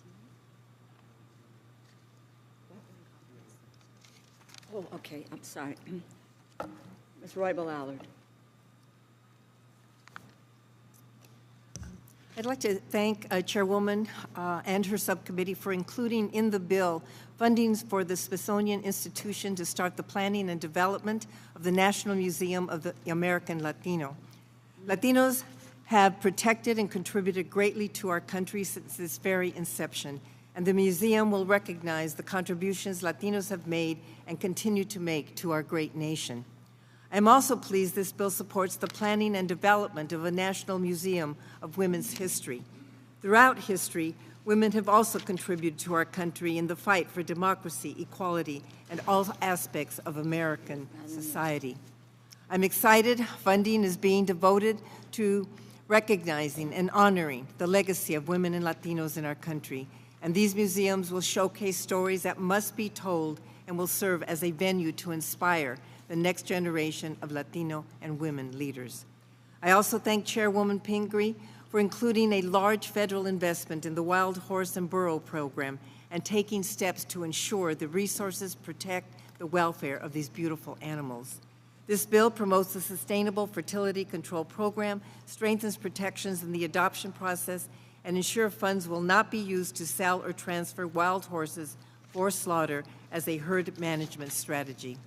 Thank you, Chairman Pingree, for producing a bill that helps expand our country's story, that is consistent with our American values, and protects our nation's iconic wild horses. I yield back. Mr. Kilmer. Thank you, Madam Chair. I want to thank Chair Pingree, the ranking member, and the staff. There are some real critical wins in this bill. This bill is a win for those who care about Puget Sound. Tribal leaders, small business owners, fishermen, shellfish growers, farmers. This is a win. Increased funds for the Puget Sound Geographic Program will help with on-the-ground projects to recover this vitally important body of water that is central to my region's economy, identity, and to species like salmon and orca. This bill is a win for those of us who care about jobs in our forests and our outdoor recreation economy. Not only does it increase funding for the Forest Service and the Park Service, it supports the work of forest collaboratives as they work to responsibly increase harvest levels and focus on ecosystem health. That is a big deal on the Olympic Peninsula of Washington State, and it will mean jobs for rural areas. And finally, this bill is a win for Native American families and communities. A few years back, the U.S. Commission on Civil Rights issued a report called Broken Promises, detailing the persistent funding shortfalls facing Native American communities. This bill makes vital funding increases to move forward toward fulfilling those promises. 4 tribes in my district that are seeking to move to higher ground will benefit from the increased funding for tribal climate resilience, and the support for the Quileute tribe is important as they seek reliable water as they move to higher ground. So I thank the chair and ranking member, and I yield back. Mr. Cole. Thank you very much, Madam Chair. And is this on? Yes. Okay. I'm going to keep my remarks brief, but I want to thank the chair of the subcommittee and the ranking member for the exceptional focus on Native American health issues in this particular piece of legislation. The administration put forward a very aggressive and good program in this area, and quite frankly, the committee went well beyond that. And so there are historic, I would say almost eye-popping increases for the Indian Health Service, for urban Indian health, for hospitals and health clinics, for tribal epidemiology centers, and for Alzheimer's disease. The numbers are really quite remarkable. I want to thank the chair and the ranking member. The long-standing tradition on this subcommittee, whatever the differences in other areas, Republicans and Democrats have worked together to try and fulfill our trust responsibilities and to deal with the neglect of promised services to tribal communities. And I just think the two of you probably did more in this bill than anybody has ever done before. So thank you very much and well done. Yield back. Ms. Underwood. Thank you, Madam Chair. I'd like to thank you and the ranking member and Chairwoman Pingree for your hard work to prepare the fiscal year 22 Interior EPA Appropriations Bill. As a nurse, I'm pleased to support this bill for its many important investments to protect the American people from public health impacts on climate change, contaminated water, and air pollution, all of which have a disproportionate impact on communities of color and vulnerable populations. I want to highlight one provision with particular importance for my Illinois community and for others across the country impacted by toxic ethylene oxide emissions. Ethylene oxide, also known as ETO, is a carcinogen used in certain manufacturing and sterilization processes. Since I came to Congress, I've been fighting for better regulations to protect my constituents in Lake County, Illinois, from ethylene oxide emitted by two nearby facilities. Under the Trump administration, the EPA failed in its responsibility to keep my community safe. The Inspector General found in a report published in April of this year that the EPA avoided conducting inspections of ethylene oxide emitters for political reasons and delayed communicating information about the health risks of these emissions to my constituents. EPA action on ethylene oxide is a life or death issue for many Illinoisans. That's why I'm so glad that this bill includes a generous increase in funding for the EPA's compliance activities, along with my report language emphasizing the urgent need for air monitoring and evidence-based rulemaking to protect communities like mine from ethylene oxide. I also want to thank the committee staff for working with my office this week to make this language as strong as possible. I look forward to working with the committee to ensure that these provisions are enacted because all Americans deserve to know that the air they breathe is safe. I'd also like to express my appreciation and excitement that this bill includes $7.5 million in community project funding to support 3 drinking water infrastructure projects in my district. For the City of Joliet, this funding will go towards a massive multi-year project to switch its water source to Lake Michigan. Absolutely critical for the city and its surrounding communities, as the current water source will no longer be viable at the end of this decade. For the village of Pingree Grove, this funding will support the construction of a new water treatment facility, which is necessary to ensure continued access to clean water for one of the fastest growing communities in Illinois. For the village of Richmond, the funding will be used to rehabilitate their aging at-risk water towers. Richmond only has 2 water towers, and if one fails, residents could face service disruptions and their fire department may not be able to effectively fight fires. This funding will help prevent water rate increases that this small community can't afford. The scale of the projects may vary, but they are all of vital importance for these communities and the region. Ensuring access to safe, clean drinking water is one of our most fundamental jobs in government, and I am proud to support the much-needed investments included in this bill. Thank you, and I yield back. Mr. Harder.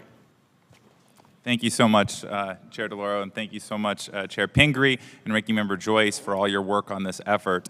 Wildfires have become devastating across California. Last year, we had 4 million acres burn, and we know this year could be even worse. Despite that, we know we don't have enough firefighters. A third of our hotshot crews across the state of California are understaffed right now, and it's no secret why.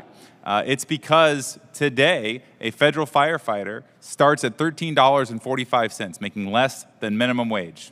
I think that shocks a lot of Americans. You can literally make more slinging burgers than you can sacrificing your life in service to protecting our community. We've been working on this. My colleague on this committee, Ms. Herrera-Butler, and I wrote a letter to the Biden administration on this issue. Because of that letter, we were able to get that to the attention of the Biden administration. Yesterday, they announced that they will be increasing the base pay of all federal firefighters to $15 an hour. A huge step in the right direction, and I really want to thank the efforts of this committee for making that happen. But that's still a temporary provision. We are going to need to do more work, and there's actually language in this bill to help us work with the Forest Service to determine how do we make sure that we are structurally compensating our firefighters at the right level to make sure that we do not have these chronic shortages. That's not just good for our 15,000 federal firefighters, that's good for the communities that they protect. If, God forbid, any family has to call on a fire, putting their family in danger, there should always be a crew ready to jump in the truck and keep that family safe. Passing this provision in law, which is in this bill, is what we need to bring that goal closer to reality. Thank you, and I yield back. Ms. Hinson. Thank you, Madam Chair. Today, I would like to speak in favor of the manager's amendment. This amendment includes my provision to hold the EPA accountable and ensure all emissions data is developed with accurate information. In previous appropriations bills, the EPA was directed to perform a study to ensure the data it uses for the Motor Vehicle Emission Simulator, or MOVES, accurately reflects the emissions effects of ethanol-blended fuels. Unfortunately, we're yet to see the study and any changes it may have had on the newest MOVES model. So it's vital that the federal government makes decisions and calculations based on facts and sound science. And Iowa, as I'm sure you're all aware, is full of farmers who cultivate corn, soybeans, and grain crops that are used as biofuels. It's an amazing innovation that allows us to use actual plants as a clean energy source, and the science reflects this. It should be included in the emissions studies, not simply forgotten and left out. And I'm proud to represent a district full of these biofuels producing farmers that dedicate their lives to feeding and fueling the world. They're the future of clean energy, and I'm here today to advocate for the full representation of this resource's potential. If the EPA is making uninformed decisions and calculations on vehicle emissions, nobody wins. The administration's commitment to reducing emissions would be undermined, and it would be a disservice to our hardworking farmers. So I urge my colleagues to support this manager's amendment for its many important provisions, including my amendment to ensure that taxpayer money is being used to productively and accurately reflect the important work of Iowa's farmers. Thank you, Madam Chair. I yield back. Ms. Capter. Thank you very much, Madam Chair, and I want to thank Chairwoman Pingree and Ranking Member Joyce for their great work on this particular bill. I rise as an advocate for the Great Lakes at this moment and wish to place certain remarks on the record. I'm very grateful for what was done on the Great Lakes Restoration Initiative, raising it to a level of $375 million, which is truly needed in our part of the country. But I wanted to impress upon my colleagues, having talked to many members, some of the following. Number one, 90% of this country's and continent's fresh water exists in the Great Lakes, fresh surface water. We are going to need it more and more with each passing year. If we look, however, at what it's going to take in order to manage it, it cannot be done within the restrictions just of this particular set of agencies or subcommittee. It's going to require the challenges we're facing today with climate change and the nexus of the largest body of fresh water on the continent and the most productive agricultural region, which drains into these lakes at this time. It's going to take much more collaboration between the Department of Interior, the Department of Agriculture, the Department of Commerce, the Environmental Protection Agency, and the Army Corps of Engineers. What we face in the lakes is unprecedented.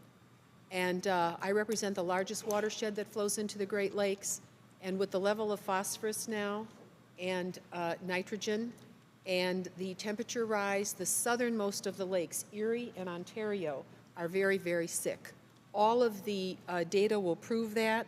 So I just wanted to say, as we move toward the floor, I would hope that we could get some language in a manager's amendment that would encourage these agencies and departments to work across their narrow jurisdictions to help us embrace a really massive set of challenges in the Great Lakes region. So I just wanted to utter that and say that without that cooperation, we will not be successful in meeting the challenges of a new day. And to give the one final statement, to give the members a sense, if you emptied out just one of our lakes, Lake Superior, just north of Betty McCollum's district, adjacent to Betty McCollum's district, it would cover North America and South America 1 foot high. Our lakes are not puddles, they're big. But that doesn't mean that they're not troubled, particularly Erie and Ontario. So I thank you for giving me the opportunity to say this. And Madam Chair, I know how much you want to do collaboration, and believe me, there's no greater place to do that in our Great Lakes, particularly the lower lakes right now. Thank you. Congressman Rogers. Kudos to Chairwoman Pingree and Ranking Member Joyce for piecing together a really tough bill with lots of options. I think you've picked most of them right. Far-reaching bill, touches all of our districts.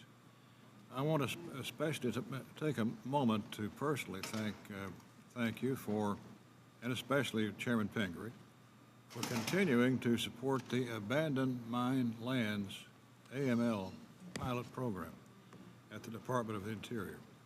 Those of us who represent coal country have been searching for ways to help hardworking people in these communities who are looking for new opportunities. This program, which I began in 2016, does just that. Thanks to your leadership, this committee has seized a great opportunity to reclaim this land while creating jobs in struggling communities at the same time. The AML pilot program is a win-win, good for the environment, good for jobs. It has bipartisan support in the Congress, and is truly making a difference. The bill provides also robust funding for other important programs like $3.5 billion for the National Park Service, $3.23 billion for the EPA's Clean Water and Drinking Water State Revolving Funds, $4.12 billion for the Forest Service, and fully funds PILT, P-I-L-T, which provides critical funding to communities and counties that are home to our public lands. So thanks for a great amount of work on the bill, and I yield back. Mr. Cuellar. Thank you, Madam Chair. I want to thank you and the Ranking Member Granger and certainly the Chairwoman, Ms. Pingree, the Ranking Member, Mr. Joyce. I will be supporting this bill. I want to highlight a couple things that I think are important. First, I want to join Ms. Allred on the $3.3 million to lay out the groundwork for staffing, fundraising, getting ready to build the Latino Museum, which is so important to the Hispanic community. So thank you for that. I also want to thank for the work and the resources to do outreach to farm workers. And this is the outreach in Spanish to educate farm workers and pesticide handlers about improving worker safety, applying pesticides in the agriculture operations. Again, my father was a farm worker, so I know how important this is. I also want to thank, as you know, I come from an energy state, the state of Texas. But if we have a orphaned or well that's not being used, the orphaned oil and gas wells, and to remediate that will be important to make sure that we still provide the energy, but if there is a well that should be capped and remediated, then that will be important. Finally, the area El Camino Real de los Tejas National Historic Trail, I want to thank the Chairwoman for working with me on that. And with that, I say thank you, and I yield back the balance of my time. Mr. Simpson. Thank you, Chairwoman DeLauro. I just want to say thanks to Chair Pingree and Ranking Member Joyce for the work they've done on putting this together. They have a lot of help because they have 4 chairmen of the Interior Appropriations Committee, Chairwoman Pingree, Chairwoman McCullum, Chairman Calvert, and myself when I chaired it. So we've all been chairman of this committee, and so she gets a lot of advice on this bill. But I want to thank mostly the staff for the great work they've done on both the majority and minority side. And the reason I'm speaking right now is I have an amendment that I was going to bring up. It's a subject we've discussed many times over the years and of great interest to the to the 11 states of the western United States, that dealing with sage-grouse. However, smelling the jet fuel fumes in the air, I will not be offering this amendment, and we can have this discussion during general debate on the floor when it starts, and I hope others would take the hint. Thank you. We are indebted to you, Mr. Simpson. Hear, hear. Thank you very, very much. Thank you. Ms. Lee of Nevada. I'll take the hint and make this 30 seconds. First, thank you, Chair. I want to thank the Chairwoman and Ranking Member, and as a member of this subcommittee, I strongly support this bill.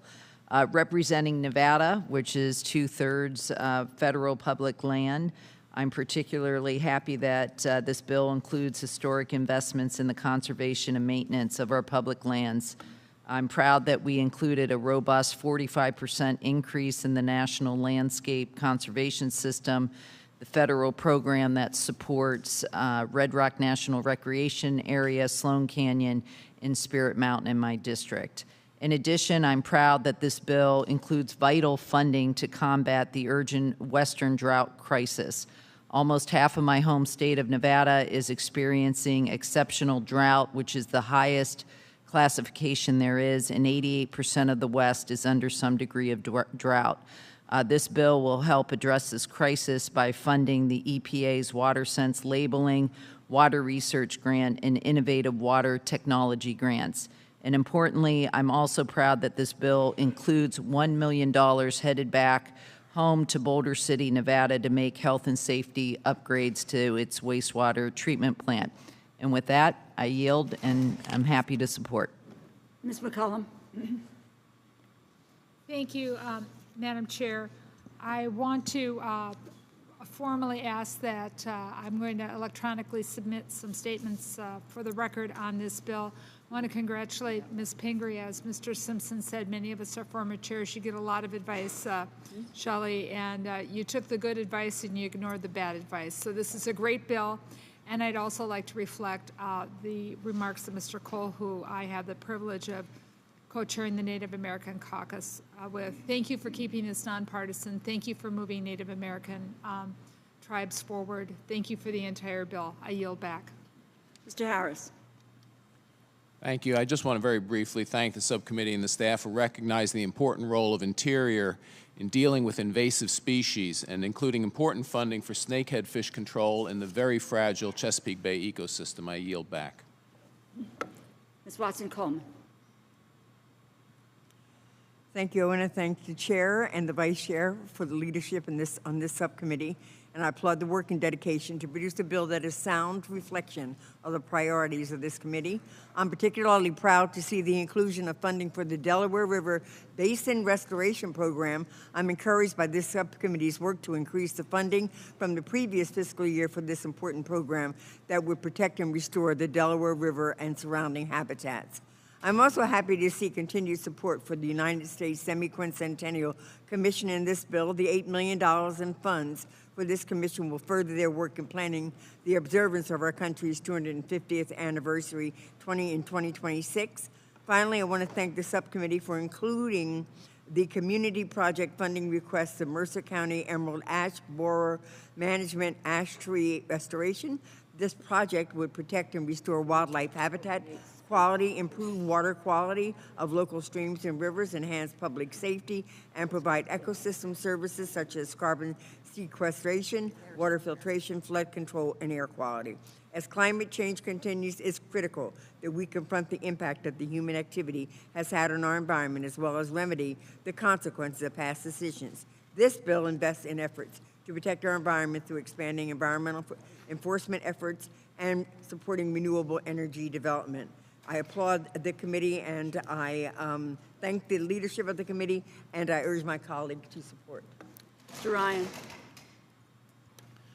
Thank you, Madam Chair. I just want to be brief and build on what Ms. Capter said. I want to thank the chairwoman and Mr. Joyce from Cleveland, Ohio, for taking care of the Great Lakes. There's so many issues there around economic development, sportsman issues, and you have taken the lead on this, and we really appreciate it. And we all know that the Cleveland Browns are going to the Super Bowl this year, and it's important for our lake to reflect that kind of football team. So we appreciate it. Thank you. Gentleman yield. Gentleman yield. Where's the quarterback of that great football team from?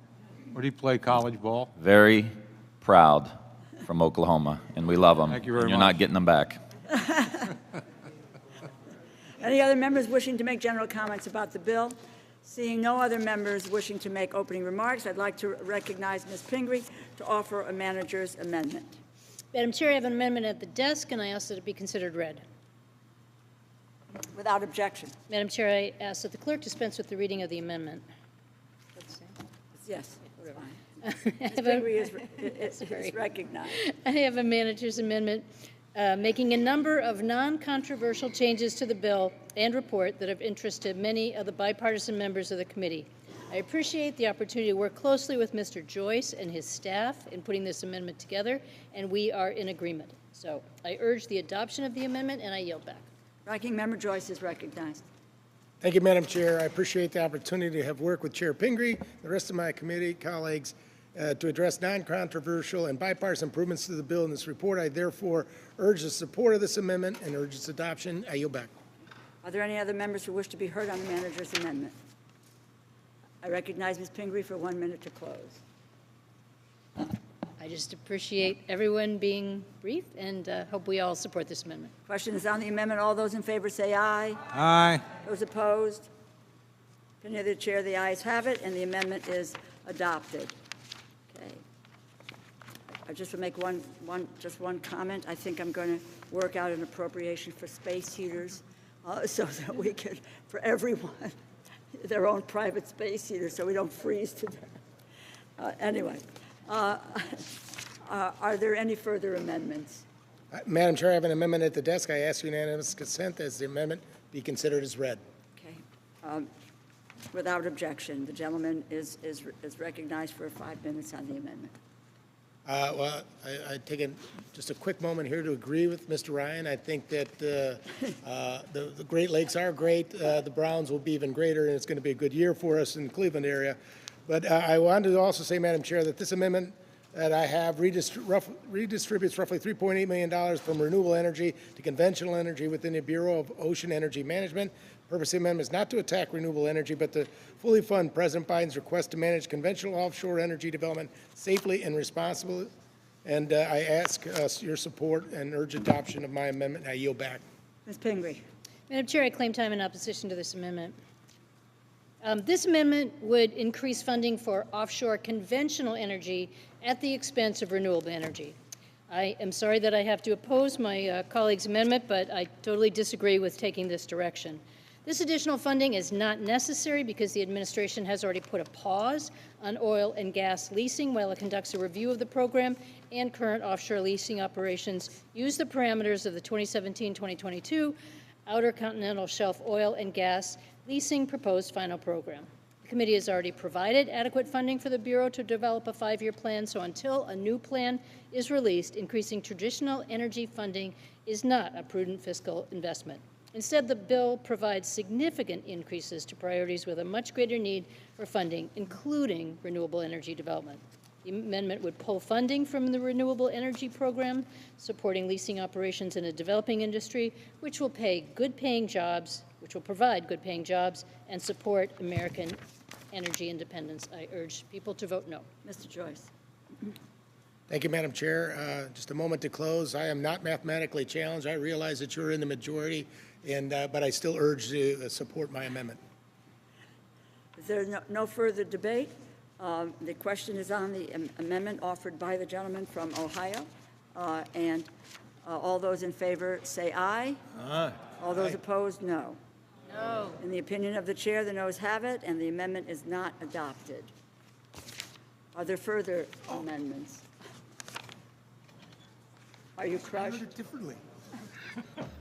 Oh, Mr. Cole, I'm sorry. Thank you very much, Madam Chair. I have an amendment at the desk.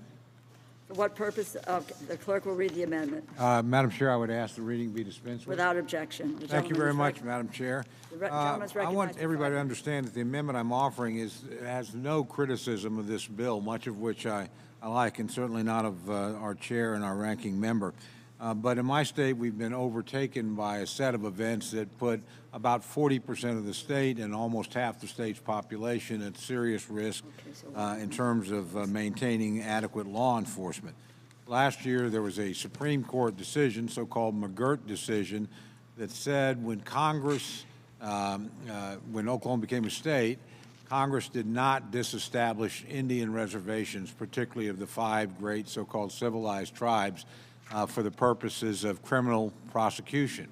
That creates a unique problem because it means that state officials and local officials have no jurisdiction over Indians on Indian land. They have jurisdiction over non-Indians in these areas, but in this state, a substantial part of the population is Native American. There are over 300,000 Cherokees in Oklahoma. There's over 250,000 Choctaws, 70,000 odd Chickasaws, 80,000 odd Creeks, 30,000 or so Seminoles. Those are the tribes that are affected by this decision.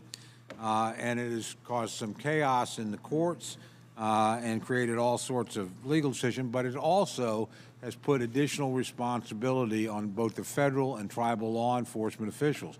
In Indian land, the federal officials, have jurisdiction, and tribal officials do, but again, state and local do not over Indians. Both the Trump administration, which pushed additional federal resources in this direction last year, and the Biden administration both recognize this in terms of the federal law enforcement component. As a matter of fact, in the president's budget, I submitted a statement supporting his request.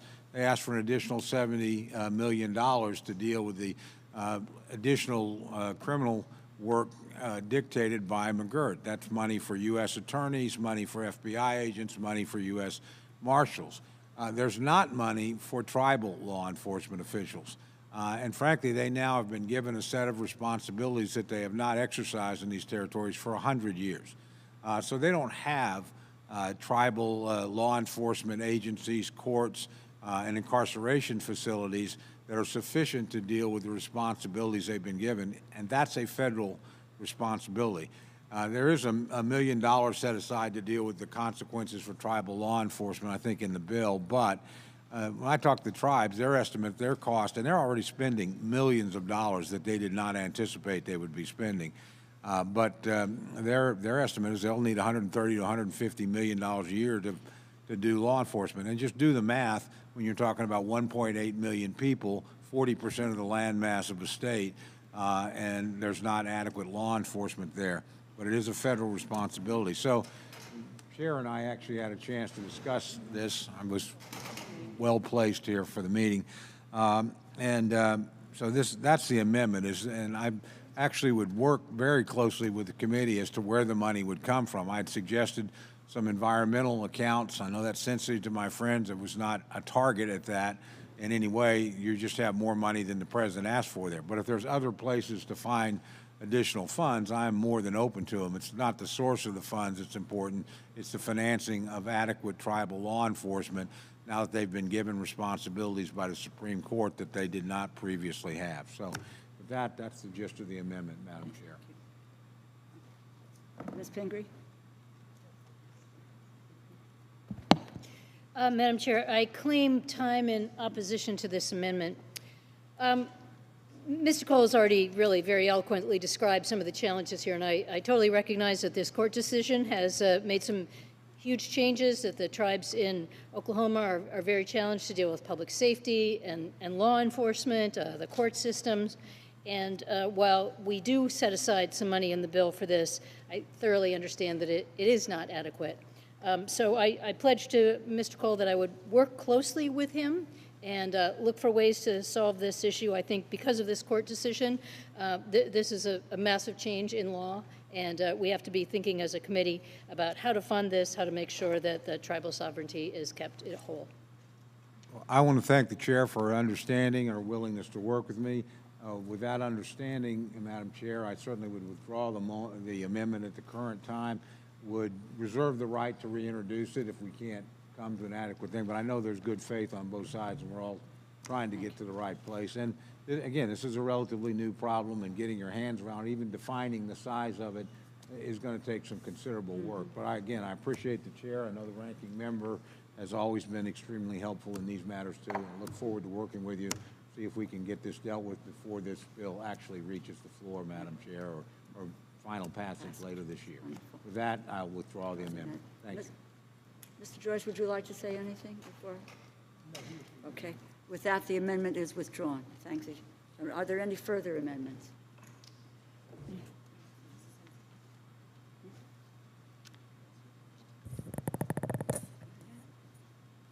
Am I recognized? All right, thank you. Madam Chair, I have an amendment at the desk. I'm going to mix things up a little bit and begin with amendment number 3 and consider it read with unanimous consent. Sorry. Yes. Without objection, the gentleman is recognized for 5 minutes on the amendment. And again, recognizing that we're all in a hurry, I will be very, very brief, and I'll actually be brief, not just say I'm brief. The amendment is very simple. It directs that some of the increased funding for state grants to drought-stricken areas. I think all of us recognize that the entire West is in a severe drought right now. I'll use my family as an example. Our family farm has been in our family for 3 generations. My brothers who manage that farm now will receive 1/3 of the water rights they would in a normal year. This simply says that some of the EPA grants intended to help these states, tribes, and local governments address the issues with drought resiliency.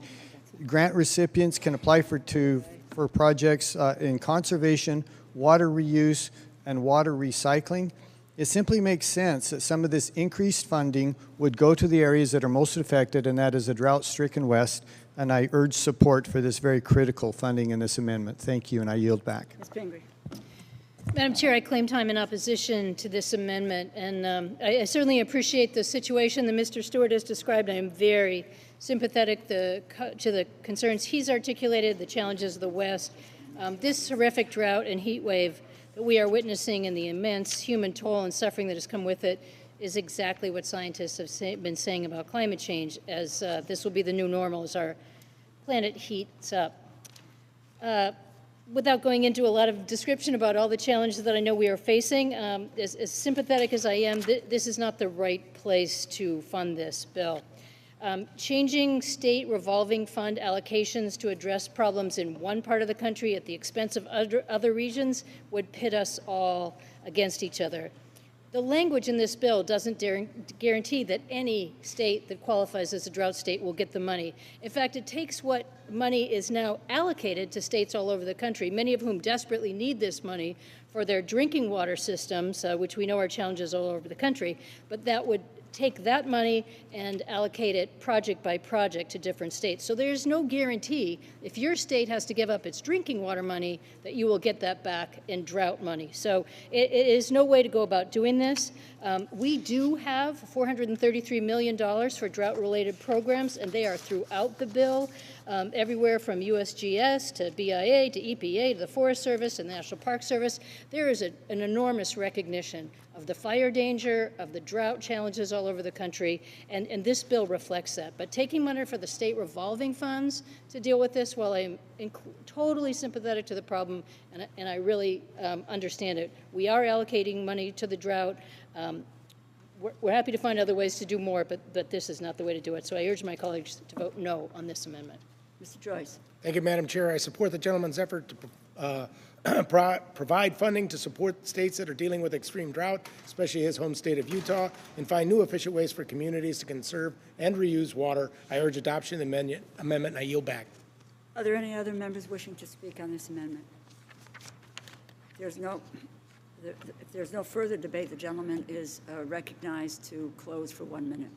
Well, just to reply to some of the things that have been said, one of them being that this isn't the place to address these concerns, I think this is exactly the place to address these concerns. And if not here, then when? We are the Appropriations Committee. We make these decisions, and saying that one region, it pits one region against another, for heaven's sakes, let's put the money where it's needed. It's needed in the West right now. It's not needed in the Midwest or the South. They're not suffering under the same conditions. And finally, it takes only a portion of the increase.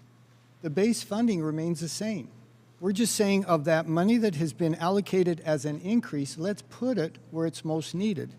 And once again, I urgently ask for consideration and approval of this amendment, and I yield back. Thank you. The question is on the amendment from the gentleman from Virginia. All those in favor say aye. Those opposed, Those opposed say no. No. In the opinion of the chair, the noes have it, and the amendment is not adopted. I'd ask for a recorded vote. Recorded vote has been requested. All those in favor, raise your hand. A sufficient number being in support, a recorded vote is ordered. The clerk will call the roll. Mr. Adderholt. Mr. Aguilar. No. Mr. Aguilar votes no. Mr. Amadei. Mr. Bishop. Mr. Bishop votes no. Mrs. Bustos. Mrs. Bustos votes no. Mr. Calvert. Mr. Calvert votes aye. Mr. Carter. Mr. Carter votes aye. Mr. Cartwright. Mr. Cartwright votes no. Mr. Case. Mr. Case votes no. Ms. Clark. Ms. Clark votes no. Mr. Klein. Mr. Cole. Mr. Cole votes aye. Mr. Christ. Mr. Christ votes no. Mr. Cuellar. Mr. Cuellar votes no. Ms. DeLauro. No. Ms. DeLauro votes no. Mr. Diaz-Balart. Mr. Diaz-Balart votes aye. Mr. Espaillat? No. Mr. Espaillat votes no. Mr. Fleischman? Mr. Fleischman votes aye. Mr. Fortenberry? Mr. Fortenberry votes aye. Ms. Frankel?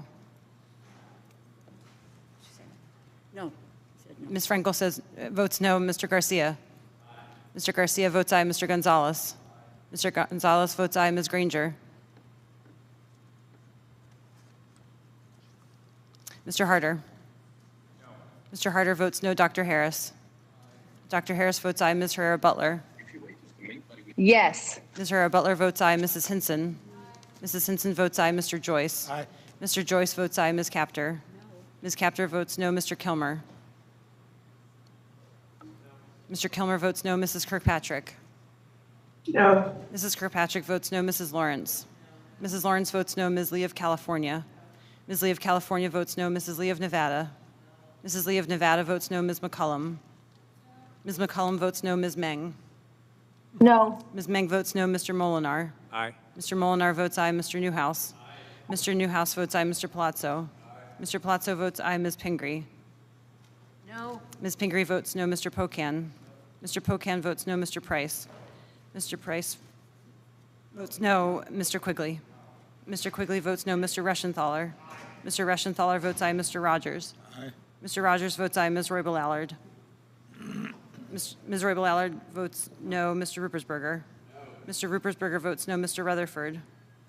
Mr. Rutherford votes aye. Mr. Ryan? No. Mr. Ryan votes no. Mr. Simpson? It's getting late. Mr. Stewart? Aye. Mr. Stewart votes aye. Mrs. Torres? Mrs. Torres votes no. Mr. Trone? Mr. Trone votes no. Ms. Underwood? Ms. Underwood votes no. Mr. Valadeo? Mr. Valadeo votes aye. Ms. Wasserman Schultz? Mrs. Watson Coleman? Mrs. Watson Coleman votes no. Ms. Wexton? Ms. Wexton votes no. Mr. Womack? Let me rephrase the question. Does any member wish to record their vote or change their vote? Would Mr. Adderholt? if this were Not recorded? Oh, I would please vote aye. Mr. Adderholt votes aye. potentially, but it's only fun. Any member wishing to record their vote or change their vote? Increase, it's hardly an increase. Oh, I'm sorry, Mr. Klein. Mr. Klein votes aye. Sorry. Yes.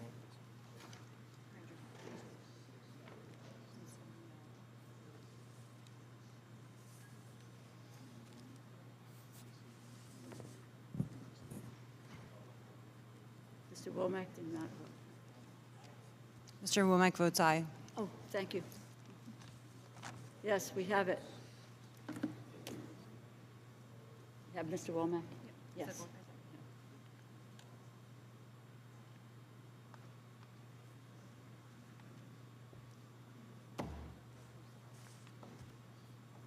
The clerk will tally.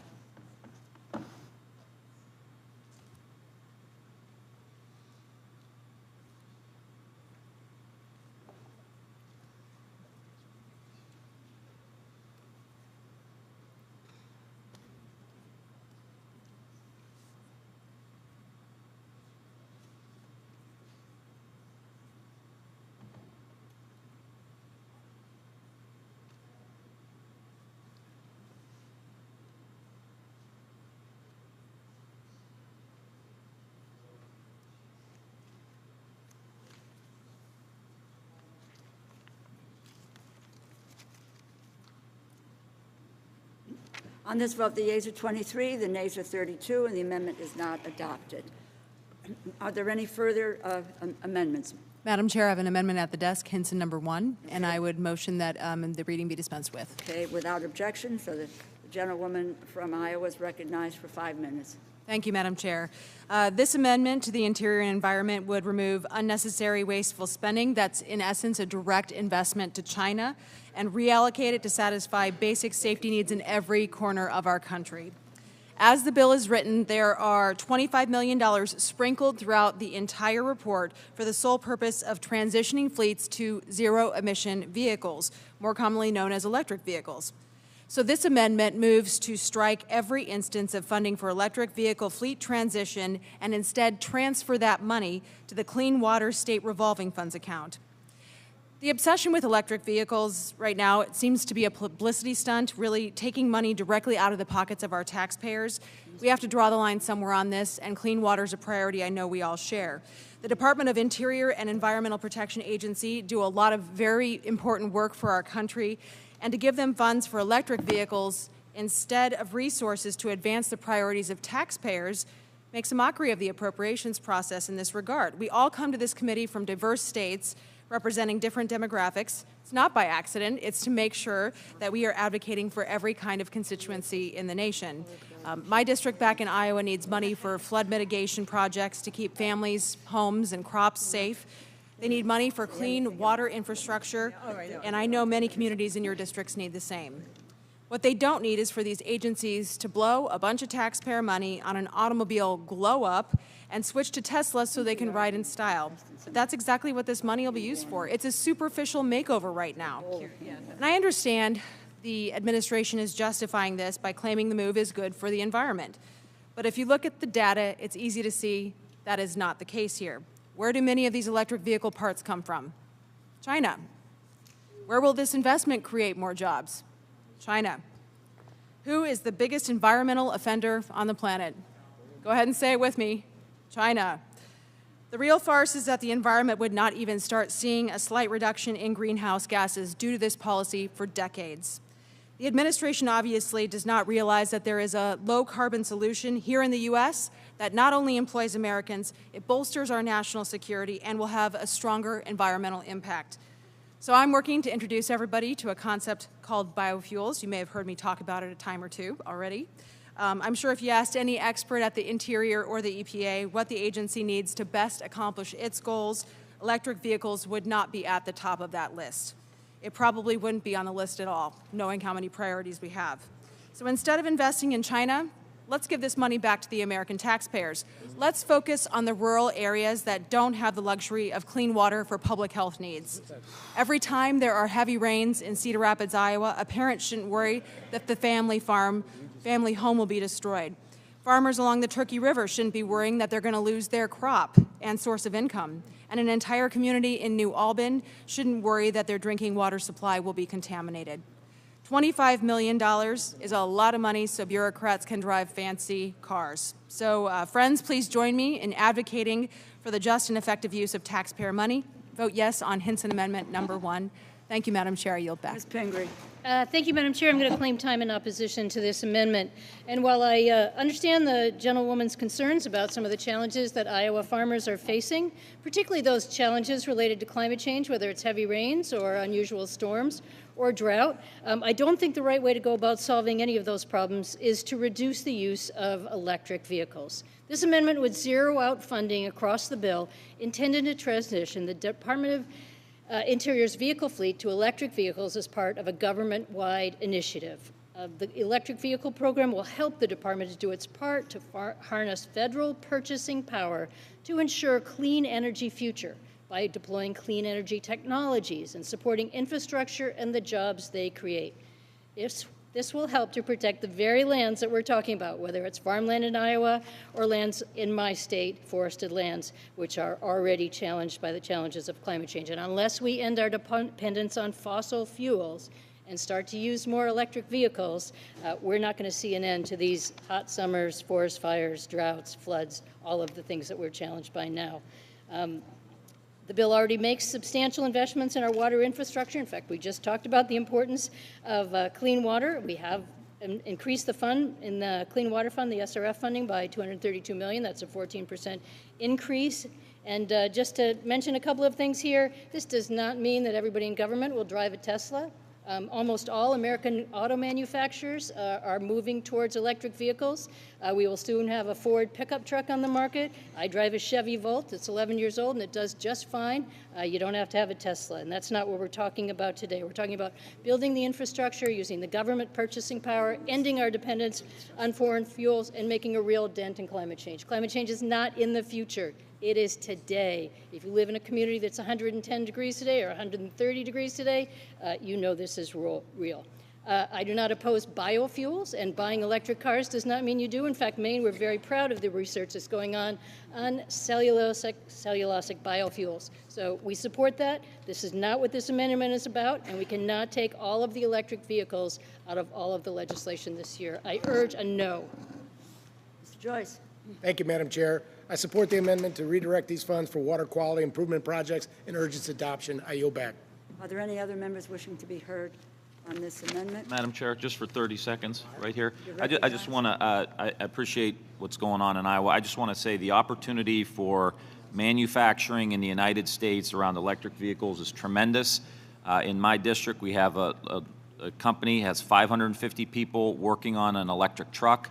We have 1,200 building and construction trades building a battery plant for $2.3 billion. That's General Motors and LG Chem. There'll be 1,100 full-time jobs there. China dominated before the pandemic over 50% of the electric vehicle market. We better get busy in this country with initiatives like what's happening in this bill and investments to bring that manufacturing back here so we dominate the electric vehicle market. And this is one way of doing that, so I support the chair in her position. Thanks. Madam Chair? Congresswoman Capter. Yes, I would like to concur what my colleague from Ohio has stated, but also to say to the gentlelady from Iowa that I, along with former Senator Tom Harkin, wrote the first title to a farm bill that helped produce the ethanol industry and the biofuels industry that has helped propel Iowa and Ohio forward. So by supporting electric vehicles doesn't mean we don't support advanced biofuels. It doesn't mean that we don't support hydrogen. It doesn't mean that we don't try to find new electric technologies to lead us into the future. So I think I hear what the gentlelady is saying, but I don't think that one excludes the other. I think we have to do all of the above and help our country meet the requirements of a new day. So I oppose her amendment and support the gentleman's comments from Ohio and also the committee bill. Thank you. There's no further debate. The gentlewoman is recognized for the amendment for 1 minute to close. Thank you, Madam Chair, and I appreciate my colleagues' comments on this. I think right now we should be doubling down on biofuels as a now solution rather than with our judicious resources that we have, and we have very limited resources, allocating this much money to electric vehicles, which really does still at this point in time significantly benefit and boost the Chinese Communist Party. We are here to advocate, obviously, what's in our best interest for all of our communities across the country, and I think investing in clean water right now is a good use of these resources and diverting them there, because I look at my boys. I'd much rather give them a cup of water after a storm without knowing that they're going to be poisoned. Let's spend the resources on clean water than funneling additional taxpayer dollars to the benefit of the CCP. So thank you, Madam Chair. I yield back, and I urge a yes. The question is on the amendment offered by the gentlewoman from Iowa. All those in favor say aye. Aye. All those opposed, no. No. In the opinion of the chair, the noes have it, and the amendment is not adopted. Recorded vote has been requested. All those in favor of recorded vote, please raise your hand. Sufficient number being in support, the clerk will call the roll. Mr. Adderholt. Mr. Aguilar. No. Mr. Aguilar votes no. Mr. Amadei. Mr. Bishop. Mr. Bishop votes no. Mrs. Bustos. Mrs. Bustos votes no. Mr. Calvert. No. Mr. Calvert votes no. Mr. Carter. Mr. Carter votes aye. Mr. Cartwright. No. Mr. Cartwright votes no. Mr. Case. No. Mr. Case votes no. Ms. Clark. Ms. Clark votes no. Mr. Klein. Aye. Mr. Klein votes aye. Mr. Cole. Mr. Cole votes aye. Mr. Christ. Mr. Christ votes no. Mr. Cuellar. No. Mr. Cuellar votes no. Ms. DeLauro. No. Ms. DeLauro votes no. Mr. Diaz-Balart. Mr. Diaz-Balart votes aye. Mr. Espaillat. No. Mr. Espaillat votes no. Mr. Fleischman.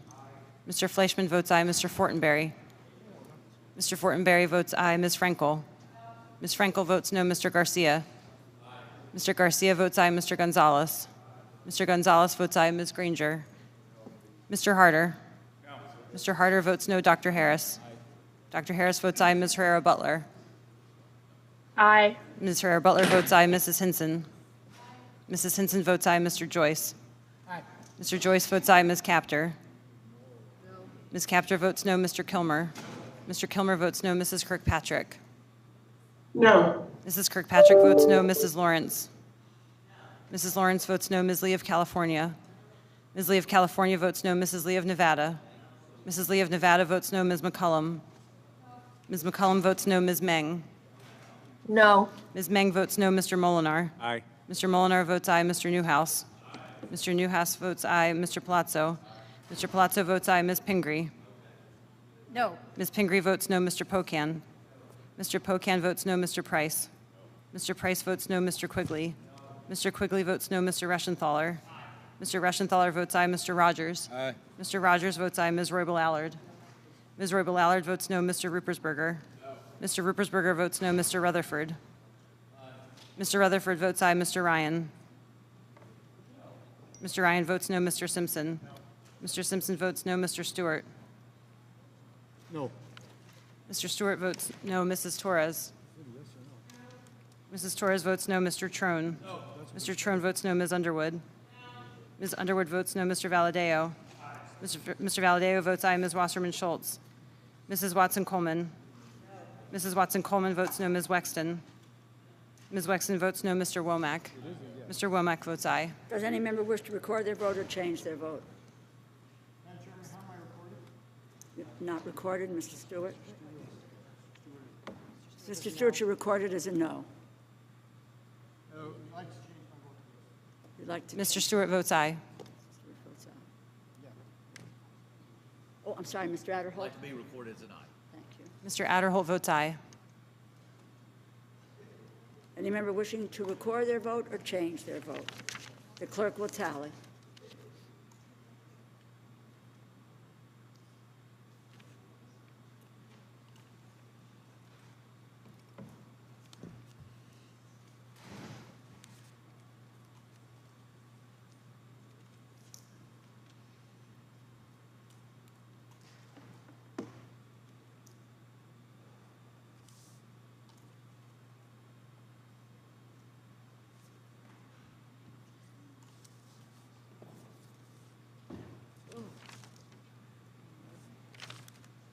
You have 5 more votes. 5 more amendments.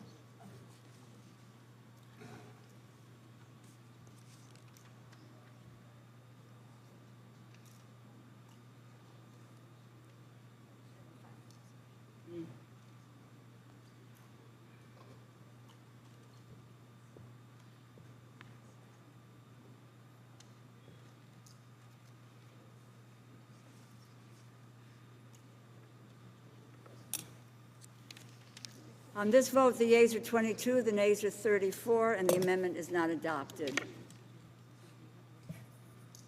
Madam Chair, I have another amendment at the desk, Hinson number 2, and I ask that it be considered as read. Okay, without objection, the gentlewoman is recognized for 5 minutes on your amendment. Thank you, Madam Chair. This amendment will strike 3 provisions within the bill, allowing the Bureau of Land Management, Fish and Wildlife Service, and National Park Service to accept transfers from Customs and Border Protection for environmental mitigation work on public lands related to border wall construction. As the bill reads right now, the Department of the Interior would be receiving a transfer of funds from Customs and Border Protection to clean up the destruction caused by illegal immigrants crossing the border and trampling plants and vegetation in the area. It's obvious to me why we're seeing this incredible damage to our wildlife refuges, our historic sites, and our wilderness areas right along the southern border. We are seeing thousands of undocumented immigrants destroying the environment as they make that trek across.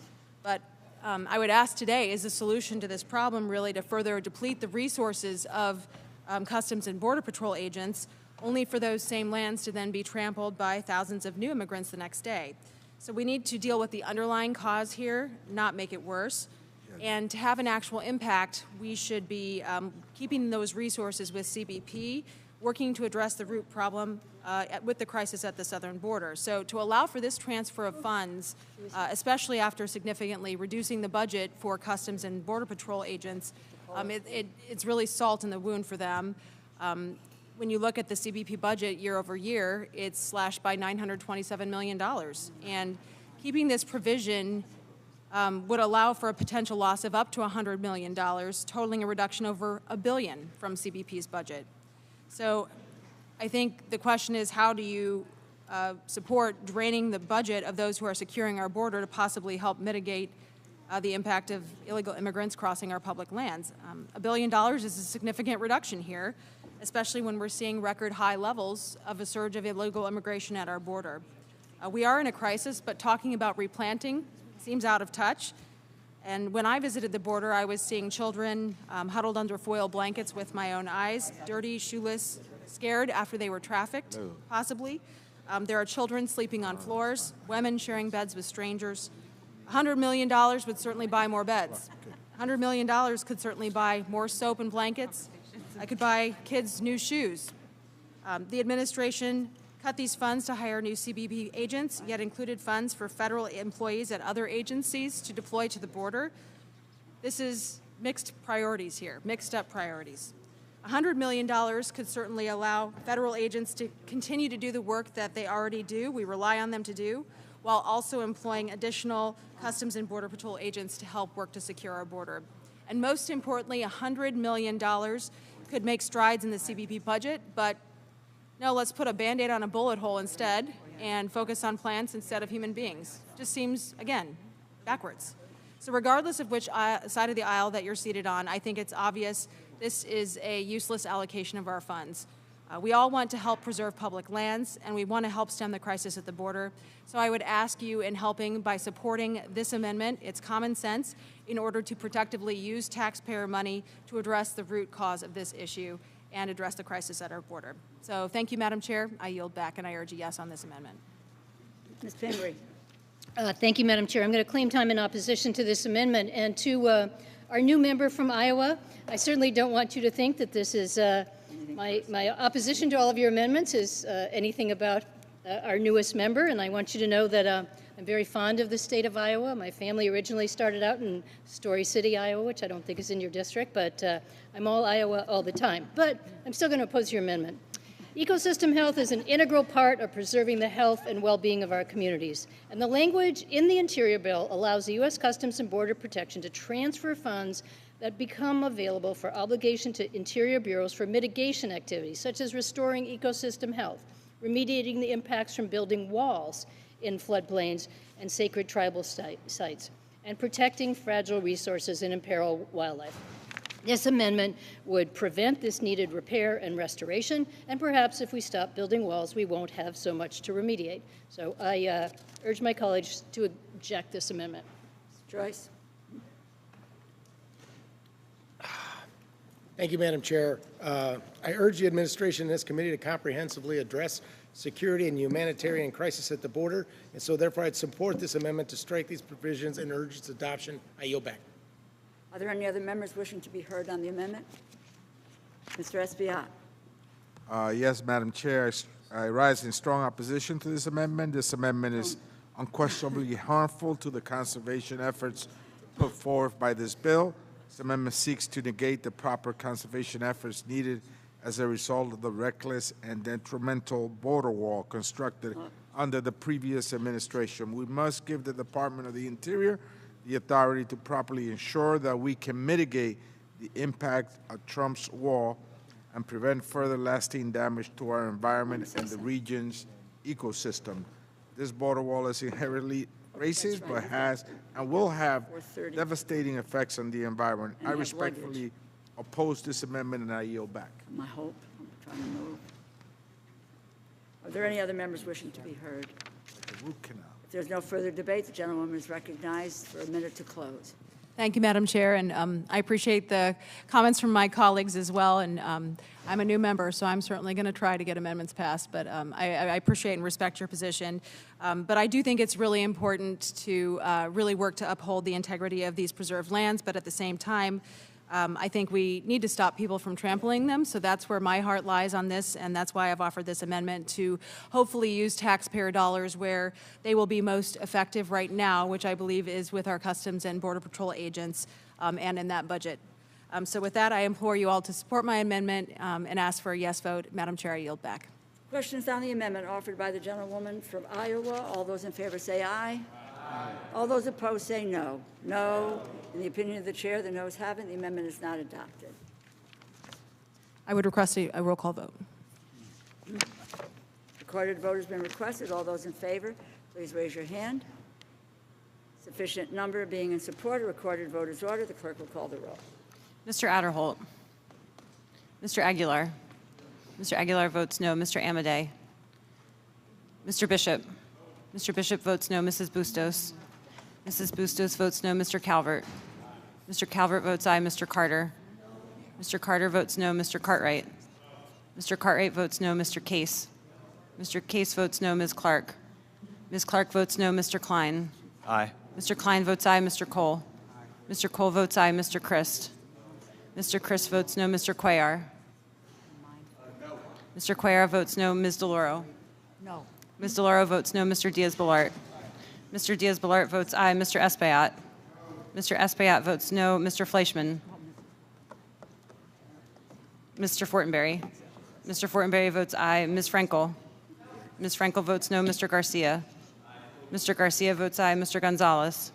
Mr. Gonzalez votes aye. Ms. Granger. Mr. Harder. Mr. Harder votes no. Dr. Harris. Dr. Harris votes aye. Ms. Herrera-Butler. Aye. Ms. Herrera-Butler votes aye. Mrs. Hinson. Mrs. Hinson votes aye. Mr. Joyce. Mr. Joyce votes aye. Ms. Capter. Ms. Capter votes no. Mr. Kilmer. Mr. Kilmer votes no. Mrs. Kirkpatrick. No. Mrs. Kirkpatrick votes no. Mrs. Lawrence. Mrs. Lawrence votes no. Ms. Lee of California. Ms. Lee of California votes no. Mrs. Lee of Nevada. Mrs. Lee of Nevada votes no. Ms. McCullum. Ms. McCullum votes no. Ms. Meng.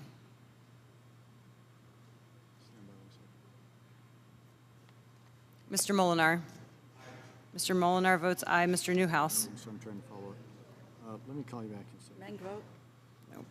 Mr. Palazzo. Mr. Palazzo votes aye. Ms. Pingree.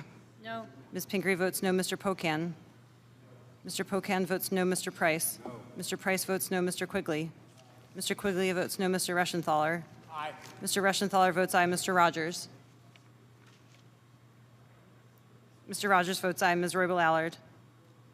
No. Ms. Roybal-Allard votes no. Mr. Ruppersberger. Mr. Ruppersberger votes no. Mr. Rutherford. Mr. Rutherford votes aye. Mr. Ryan. Mr. Ryan votes no. Mr. Simpson. Mr. Simpson votes aye. Mr. Stewart. Aye. Mr. Stewart votes aye. Mrs. Torres. Mrs. Torres votes no. Mr. Trone. Mr. Trone votes no. Ms. Underwood. Ms. Underwood votes no. Mr. Valadeo. Mr. Valadeo votes aye. Ms. Wasserman Schultz. Mrs. Watson-Coleman. Mrs. Watson-Coleman votes no. Ms. Wexton. Ms. Wexton votes no. Mr. Womack. Mr. Womack votes aye.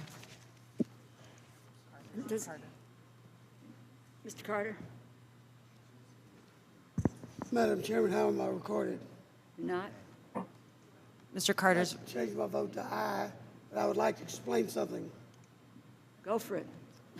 The land that's being crossed in Texas is not public land. So by the bill, what is in the bill, the damage is being done to Texas land, but it's private land. It won't, none of this money that you're taking from the Border Patrol is going to go to where the problem is. It's going to just hurt where the problem is. So I'm very opposed to the language that's in the bill, but I want to make it very clear that it does not solve the problem in Texas.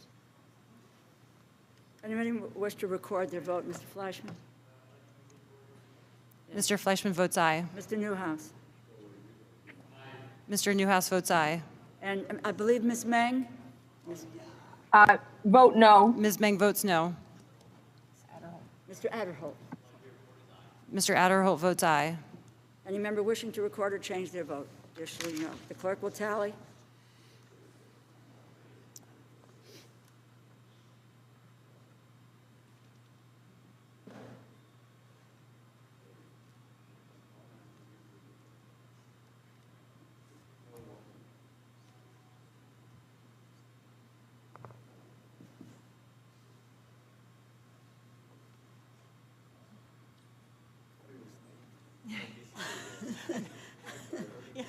I got the message, yeah. Oh, God.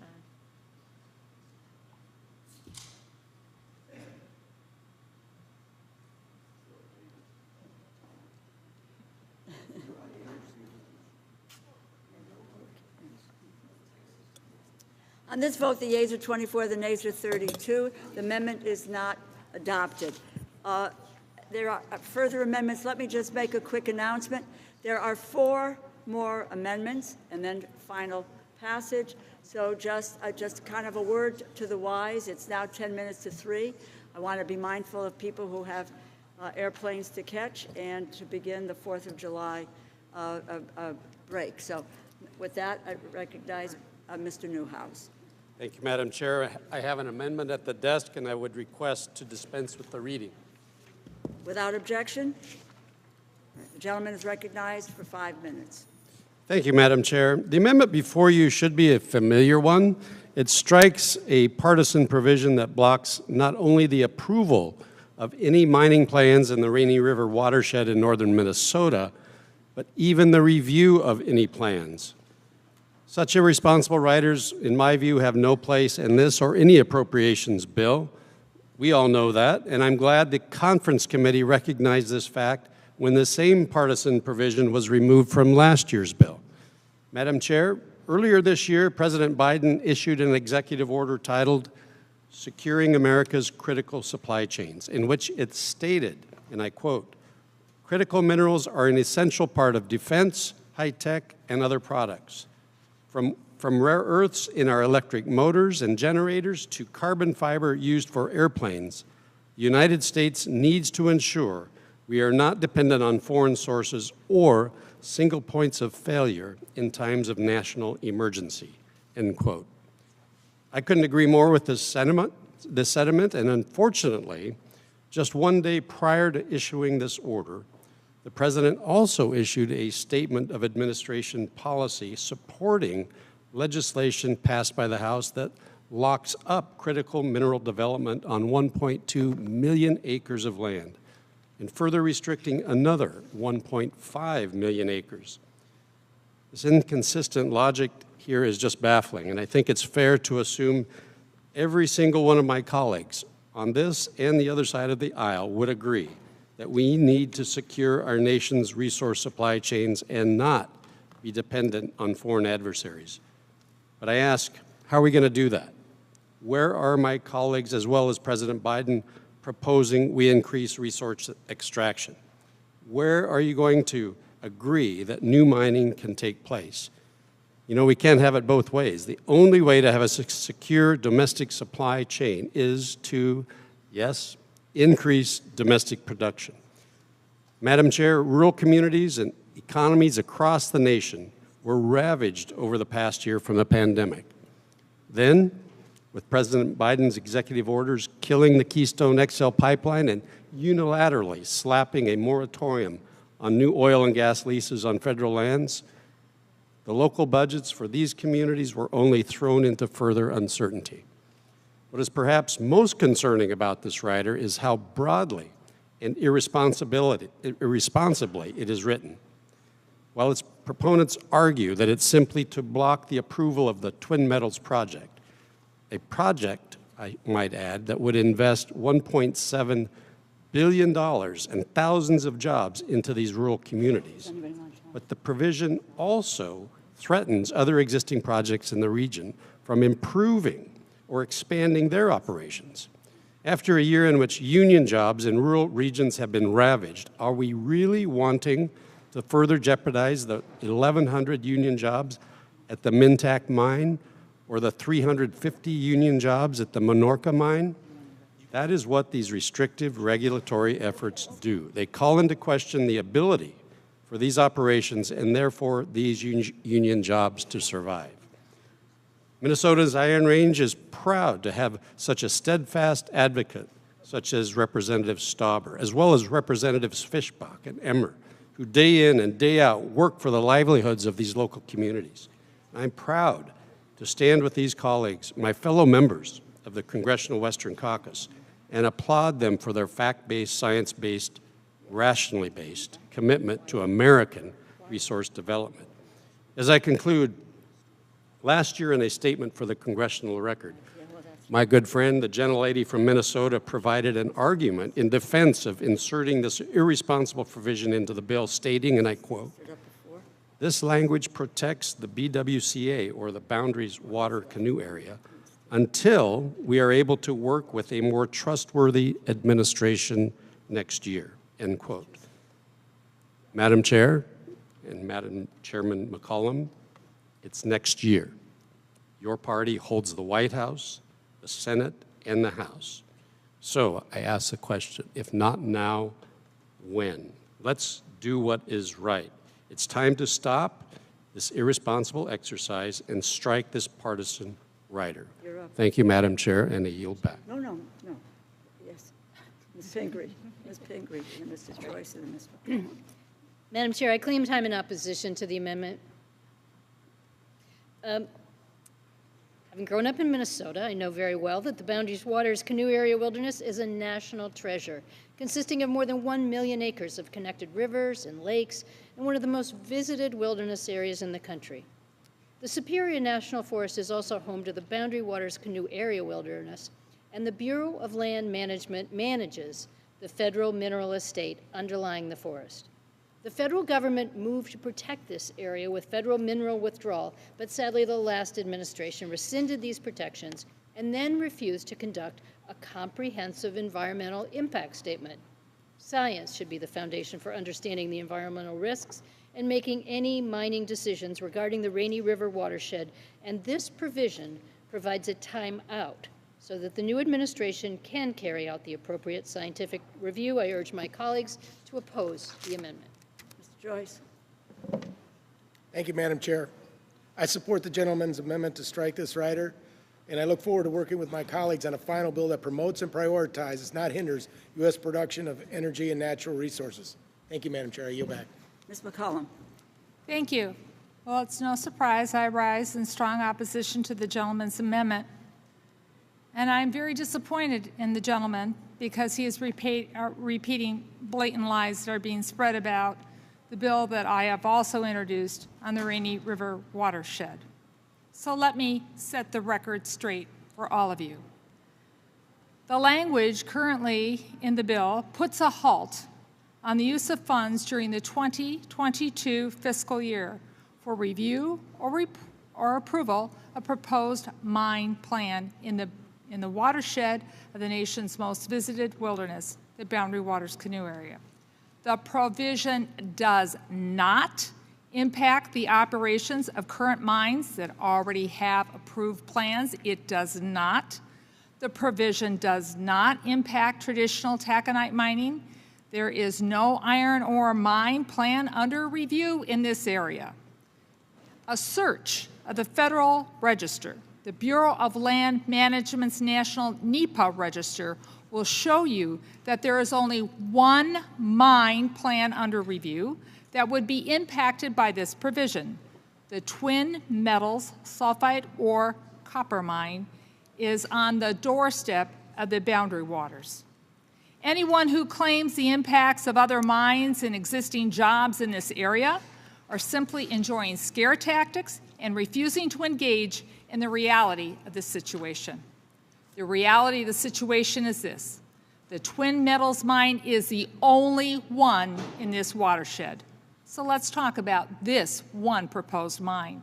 It is a mine that proposes to operate on leases that are currently being challenged on court.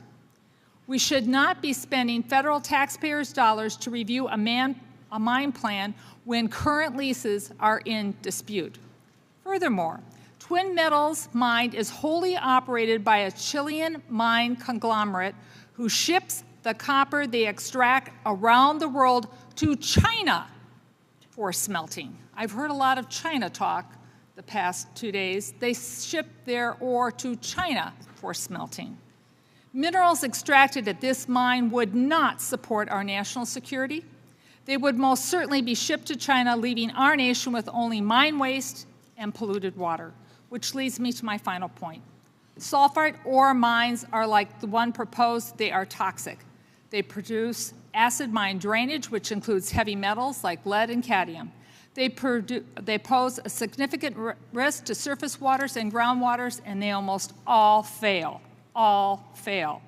A full 20% of the fresh water supply in the entire national forest system comes from the Superior National Forest. You've all been talking about the Great Lakes water. So before we consider a specific mine plan in this watershed, I think we should give the Biden administration what they want: time to conduct a comprehensive environmental assessment if the possible impacts of sulfur ore mining in this watershed. An assessment of this kind, as the chair pointed out, was underway, but it was abandoned. And when we asked for information, we got 60 pages of redacted information. Water. Water is the world's most precious, critical resource. And it's only becoming more important as we face climate change and impacts of water security. We've been talking about them today. Protecting clean water is no longer just something we owe future generations. It is a national security issue, folks.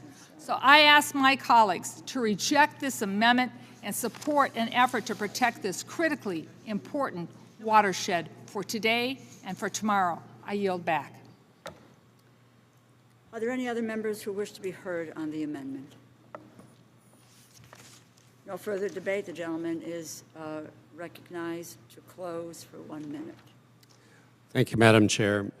It's true. Twin Metals has shared publicly that they are always looking to find domestic processors. If anything, the fact that they have to export this ore only underscores the need for domestic processing and refining. Madam Chair, if I could make a suggestion, perhaps we as a committee should take a CODEL, a congressional delegation, to the Democratic Republic of Congo to take a look at their cobalt mining operations. Every single one of us has cobalt in our hands as we speak, except those that are listening to me. It is a key resource that built each of our cell phones, according to Amnesty International. Children as young as 7 years old are working in those mines and developing lung disease from their forced labor. Or perhaps we should all head to Guinea in West Africa to review their bauxite extraction, a key element for many of the renewable energy technologies that we all laud. The endangered western chimpanzee is at risk of extinction due to the irresponsible mining operations. According to the Interior Department, the U.S. is dependent upon foreign nations for 90% of our critical minerals. Madam Chair, we've got to do something about this. We all know the truth. America does it best. We have the cleanest, the safest, and most stringent standards for resource extraction on the planet. It's time we stop vilifying this sector which every single one of us depend upon in our daily lives. With irresponsible policies like this partisan rider. So I would ask all of you to please support my amendment. Thank you very much. Questions on the amendment offered by the gentleman from Washington? All those in favor say aye. Aye. All those opposed say no. No. In the opinion of the chair, the noes have it, and the amendment is not adopted. Madam Chair, could I ask for a recorded vote? Okay, recorded vote has been requested. All those in favor, raise your hand. A sufficient number being in support, recorded vote is ordered. The clerk will call the roll. Mr. Adderholt.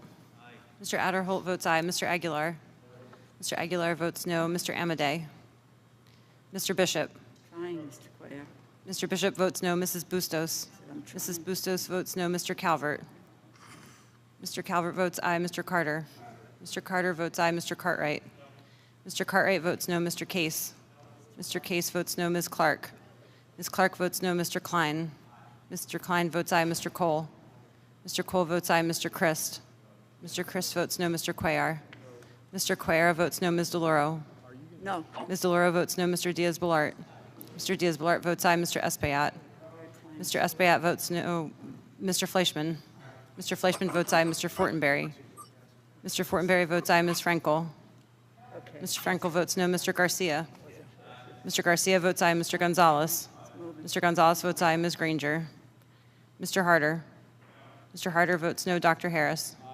Dr. Harris votes aye. Ms. Herrera-Butler. Aye. Ms. Herrera-Butler votes aye. Mrs. Hinson. Mrs. Hinson votes aye. Mr. Joyce. Mr. Joyce votes aye. Ms. Capter. Ms. Capter votes no. Mr. Kilmer. Mr. Kilmer votes no. Mrs. Kirkpatrick. No. Mrs. Kirkpatrick votes no. Mrs. Lawrence. Mrs. Lawrence votes no. Ms. Lee of California. Ms. Lee of California votes no. Mrs. Lee of Nevada. Mrs. Lee of Nevada votes no. Ms. McCollum. No. Mrs. McCollum votes no. Ms. Meng. No. Ms. Meng votes no. Mr. Molinar. Aye. Mr. Molinar votes aye. Mr. Newhouse. Aye. Mr. Newhouse votes aye. Mr. Palazzo. Mr. Palazzo votes aye. Ms. Pingree. No. Ms. Pingree votes no. Mr. Pocan. Mr. Pocan votes no. Mr. Price. Mr. Price votes no. Mr. Quigley. Mr. Quigley votes no. Mr. Reschenthaler. Mr. Reschenthaler votes aye. Mr. Rogers. Mr. Rogers votes aye. Ms. Roybal-Allard. Ms. Roybal-Allard votes no. Mr. Ruppersberger. Mr. Ruppersberger votes no. Mr. Rutherford. Mr. Rutherford votes aye. Mr. Ryan. Mr. Ryan votes no. Mr. Simpson. Mr. Simpson votes aye. Mr. Stewart. Mr. Stewart votes aye. Mrs. Torres. Mrs. Torres votes no. Mr. Trone. Mr. Trone votes no. Ms. Underwood. Ms. Underwood votes no. Mr. Valadeo. Mr. Valadeo votes aye. Ms. Wasserman Schultz. Mrs. Watson Coleman. Mrs. Watson Coleman votes no. Ms. Wexton. Ms. Wexton votes no. Mr. Womack. Mr. Womack votes aye. Does any member wish to record their vote or change their vote? The clerk will tally.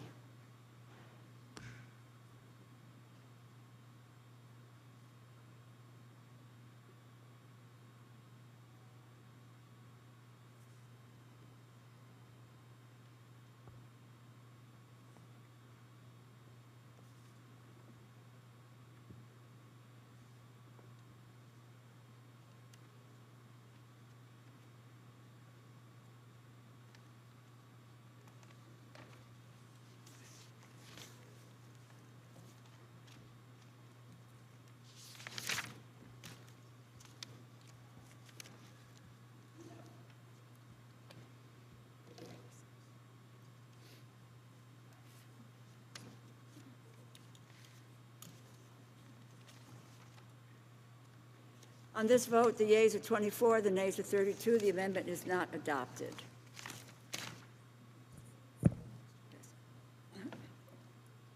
For what purpose does the gentleman from Utah? Madam Chairman, I have an amendment at the desk, Stewart Amendment Number 2, and ask that it be considered read. Without objection, the gentleman is recognized for 5 minutes on the amendment. Thanks, Madam Chairman. Again, in the interest of time, I'll be very brief, and also to inform the chairwoman that I will not be offering Stewart Amendment Number 1. This amendment, however, adds back in 2 provisions that have been included in every funding package since 2009 in a bipartisan fashion. And it's a subject that I approach with a bit of bashfulness. It's something that could be considered humorous by some people, unless you're one of the farmers or ranchers who would be required, if we don't adapt the provisions in this language, to farmers and ranchers who would be required to measure emissions from their animals. Something which is, by the way, technically impossible to do. There's no possible way to measure emissions from animals. Short of hiring someone to follow around your cows and to count and to measure their emissions, there's no way to do this. It defunds the EPA's permitting for individual animal emissions, which is, again, already addressed in the Clean Air Act. There's other ways that the EPA already collects on an industry-wide level the livestock emissions. This would protect farmers and ranchers not only in the West, which are under great stress, as I've already expressed because of the doubt, but throughout the country. And I'd ask for consideration and adoption of the amendment. Thank you. I yield back. Ms. Pingree. Thank you, Madam Chair. I will be claiming time in opposition to this amendment. So the proposed amendment would add 2 provisions to this bill relating to greenhouse gases and large combined animal feeding operations, which are often known as CAFOs. One provision would prohibit the EPA from requiring permits to emit greenhouse gas emissions from CAFOs. I understand the concerns that are being raised, but this is an unnecessary amendment. It's somewhat of a solution in search of a problem. Let me just take a little moment to clarify what the rule does. In 2007, President Bush, that's President Bush, not President Biden or President Clinton or President Obama, signed into law a requirement that the nation's biggest producers of carbon pollution had to report those emissions. If you emit more than 25,000 tons of carbon dioxide or the equivalent annually, then you had to file an annual report with the EPA. Now, this is not a regulation. It doesn't limit that, that pollution or the quantity of greenhouse gases from these facilities. It merely measures them. It applies to all major emitters. This is power plants, cement factories, paper mills, or any other industrial facilities. And they have all been complying since 2009. The amendment is an attempt to exempt manure management systems. And I knew that anything about manure is kind of funny in its own way. This is not about following a cow around the field to see how much methane gas it emits when it burps. This is not a way to take away your hamburgers or your shakes. And just to be clear, I'm a small farmer myself. I raise cows. I don't follow them around the field to figure out how much methane they emit. And I support this amendment completely. Now, just to understand, this isn't about small farmers. This isn't a little dairy farmer down the road. This isn't the farms that most of us are talking about. For a cattle operation to qualify to have to measure under this rule, you'd have to have more than 29,300 head of cattle over the course of the year to be subject to the reporting requirement. Or a hog farm would have to have 34,100 swine. This applies to about 100 to 110 farms around the country. And it's not about the animals for the most part, it's about how they manage their manure. This is very likely huge operations that have manure in lagoons, and my guess is that none of you have one of these places in your district, or if you do, you're already getting complaints about the lagoon and the manure and the mismanagement. And just to be clear, big farms are all over the country are doing all kinds of things to deal with manure management. We invest in all kinds of things like biodigesters. Big companies like Smithfield Ham are experimenting with biodigesters at all of their facilities. So this is not some kind of like, let's attack the neighboring farmer. This is about big industrial farms that are not managing their manure well. You probably also have water runoff problems. You probably also have complaints from the neighbors. This is a serious issue.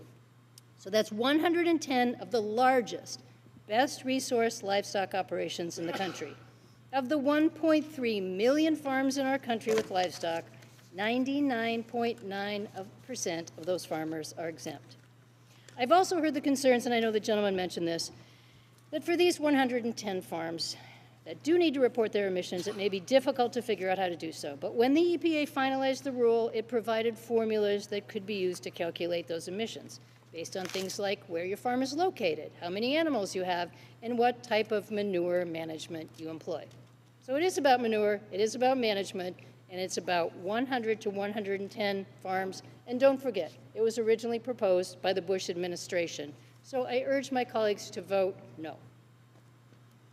Mr. Joyce. Thank you, Madam Chair. I strongly support the gentleman's amendment to restore these two long-standing bipartisan provisions, and I urge a yes vote on the amendment, and I yield back. Mr. Calvert. I was going to suggest that the gentleman amend his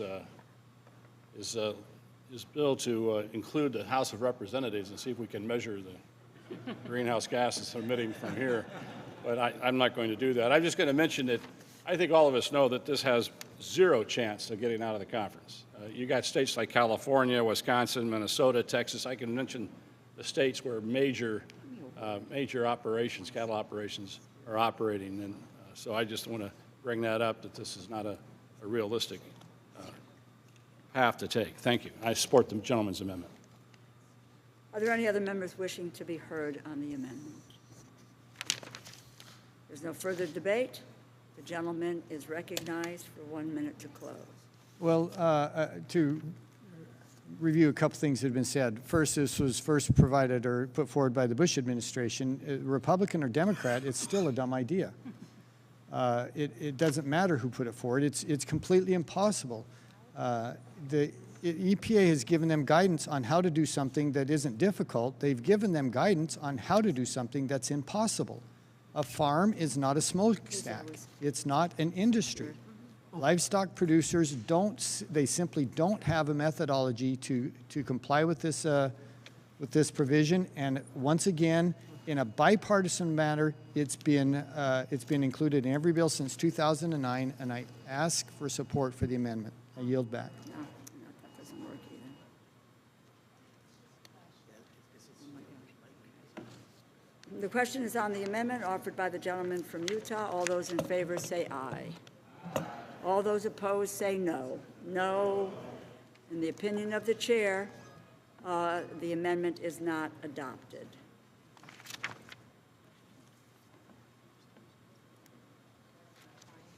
Are there further amendments? For what purpose does the gentleman from Virginia rise? Madam Chair, I have an amendment at the desk and move that it be considered as read. Okay. Without objection, the gentleman is recognized for 5 minutes on the amendment. Thank you, Madam Chair, and I thank the ranking member. This amendment would prohibit funding for the Biden administration's 30 by 30 initiative. This arbitrary proposal would put 30% of U.S. lands and waters under strict environmental regulations by 2030.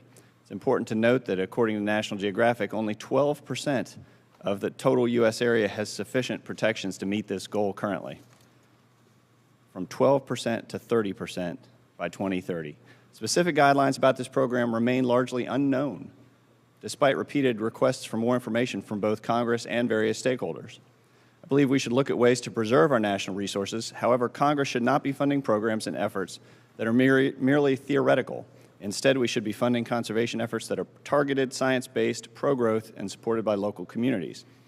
Further, Congress should be focused on ensuring quality conservation and management of the millions of acres already under its control, not looking to arbitrarily lock up millions more. To reach the 30 by 30 target, an additional 440 million acres in the next 10 years would need to be set aside. Consequently, this would risk undermining private property rights and expanding federal control over vast swaths of the country. There's a real danger that without concrete guardrails in place, that American farmers would be greatly impacted by this big government initiative. Additionally, America's energy production would be severely impacted, putting our energy independence at risk and making us more dependent on our adversaries around the world if our energy resources are restricted by this initiative. Given these grave concerns and the unanswered questions surrounding the arbitrary 30 by 30 land grab, it would be irresponsible to dedicate taxpayer dollars to this ill-conceived project. I urge the committee to respect private property rights and adopt this amendment. I yield back. Ms. Pingree. Thank you, Madam Chair. I claim time in opposition to the amendment. We have a rich tradition in our country of protecting and preserving our lands. Our nation has some of the most breathtaking landscapes anywhere in the world, with a stunning mix of landscapes that support a diverse array of wildlife. Our working lands feed and fuel and build our modern world. However, these lands that define the American spirit and sustain our economy and way of life are under threat from development, urbanization, and climate change. Protecting this legacy for our children and grandchildren requires us to renew our focus on land stewardship and conservation in ways that brings Americans across this country together. That is what this ambitious goal to conserve 30% of U.S. land and waters by 2030 is all about. It's about protecting what we have now so we can pass it to our children and grandchildren. This amendment would block efforts to coordinate these conservation actions. If we are to address the climate crisis, to improve equitable access to the outdoors, and to strengthen our economy, we cannot be hamstringed by funding limitations for land and water conservation. I urge my colleagues to reject this amendment. Mr. Joyce. Thank you, Madam Chair. I support the gentleman's amendment. I urge a yes vote on the amendment, and I yield back.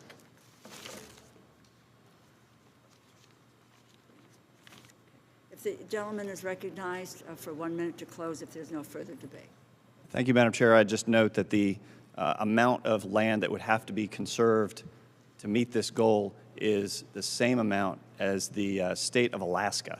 425 million acres would have to be conserved to meet this goal. It's not attainable. It is arbitrary, and I would urge my colleagues to to pass the amendment. The question is on the amendment offered by the gentleman from Virginia. All those in favor say aye. Those opposed say no. No. In the opinion of the chair, the noes have it, and the amendment is not adopted. Whoa, it must be a flood. Are there any further amendments? Are there any further amendments? Okay. Okay, guys. We're in the home stretch here. Yeah.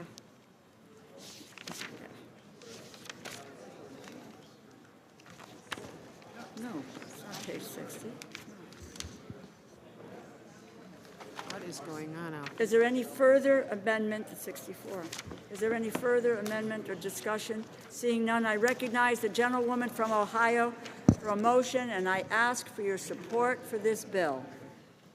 Madam Chairwoman, I move to favorably report the Interior and Environment Appropriations Act 2022 to the House. Question is on the motion. All those in favor say aye. All those opposed? In the opinion of the chair, the ayes have it. Roll call. Okay. Recorded vote has been requested. All those in favor, recorded vote, raise your hand. Sufficient number being in support, a recorded vote is ordered. The clerk will call the roll. Mr. Adderholt. Aye. I'm sorry, no. Mr. Adderholt votes no. Mr. Aguilar. You like the brevity. Mr. Aguilar votes aye. Mr. Amade. Mr. Bishop. Mr. Bishop votes aye. Mrs. Bustos. Mr. Bustos votes aye. Mr. Calvert. Great job. Mr. Calvert votes no. Mr. Carter. Mr. Carter votes no. Mr. Cartwright. Mr. Cartwright votes aye. Mr. Case. Mr. Case votes aye. Ms. Clark. Ms. Clark votes aye. Oh, that's the gavel. Thank you. I've got a gavel here, so. Can we please keep it down? We cannot hear the vote. Mr. Klein. No. Mr. Klein votes no. Mr. Cole. Mr. Cole votes no. Mr. Christ. Mr. Christ votes aye. Mr. Cuellar. Mr. Cuellar votes aye. Ms. DeLauro. Aye. Ms. DeLauro votes aye. Mr. Diaz-Balart. Mr. Diaz-Balart votes no. Mr. Espaillat. Mr. Espaillat votes aye. Mr. Fleischman. Mr. Fleischman votes no. Mr. Fortenberry. Mr. Fortenberry votes no. Ms. Frankel. Ms. Frankel votes aye. Mr. Garcia. Mr. Garcia votes no. Mr. Gonzalez. Mr. Gonzalez votes no. Ms. Granger. Mr. Harder. Mr. Harder votes aye. Dr. Harris. Dr. Harris votes no. Ms. Herrera Butler. No. Ms. Herrera Butler votes no. Mrs. Hinson. Mrs. Hinson votes no. Mr. Joyce. No. Mr. Joyce votes no. Ms. Capter. Ms. Capter votes aye. Mr. Kilmer. Mr. Kilmer votes aye. Mrs. Kirkpatrick. Aye. Mrs. Kirkpatrick votes aye. Mrs. Lawrence. Mrs. Lawrence votes aye. Ms. Lee of California. Ms. Lee of California votes aye. Mrs. Lee of Nevada. Mrs. Lee of Nevada votes aye. Ms. McCullum. Ms. McCullum votes aye. Ms. Meng.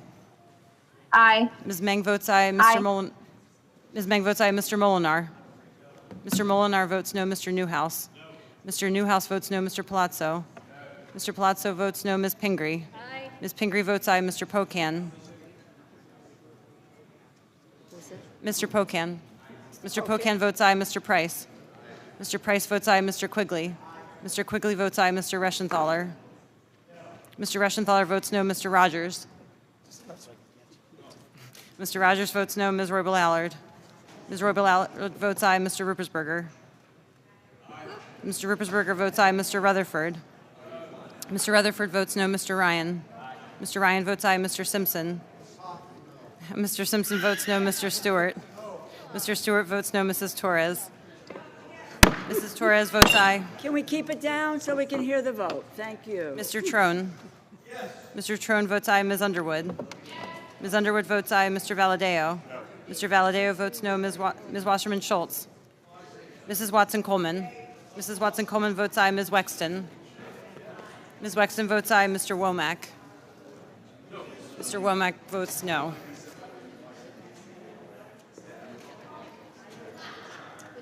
Job well done, Madam Chair. Happy 4th of July, everyone. We're going to wait for the tally. In the meantime, we'll bring hand warmers at the next meeting here. So, and just so that people know, those who are remaining, we have now completed 6 full committee appropriations bills and 8 subcommittee. We are more than halfway through. So thank you all very, very much for your efforts and for your patience and great work. So thank you.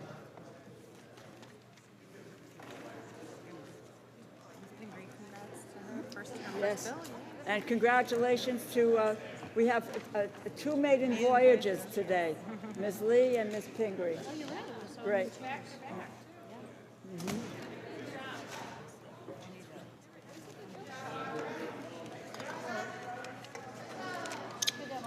Love you. Thank you. Thank you. I'm going home. On this vote, if anyone is interested, please. The ayes are 32 and the noes are 24, and the motion is agreed to. I ask unanimous consent that the staff be permitted to make technical and conforming changes to the bill and report just approved. Seeing no objections, so ordered. 3 days. Got it. Thank you. We are adjourned.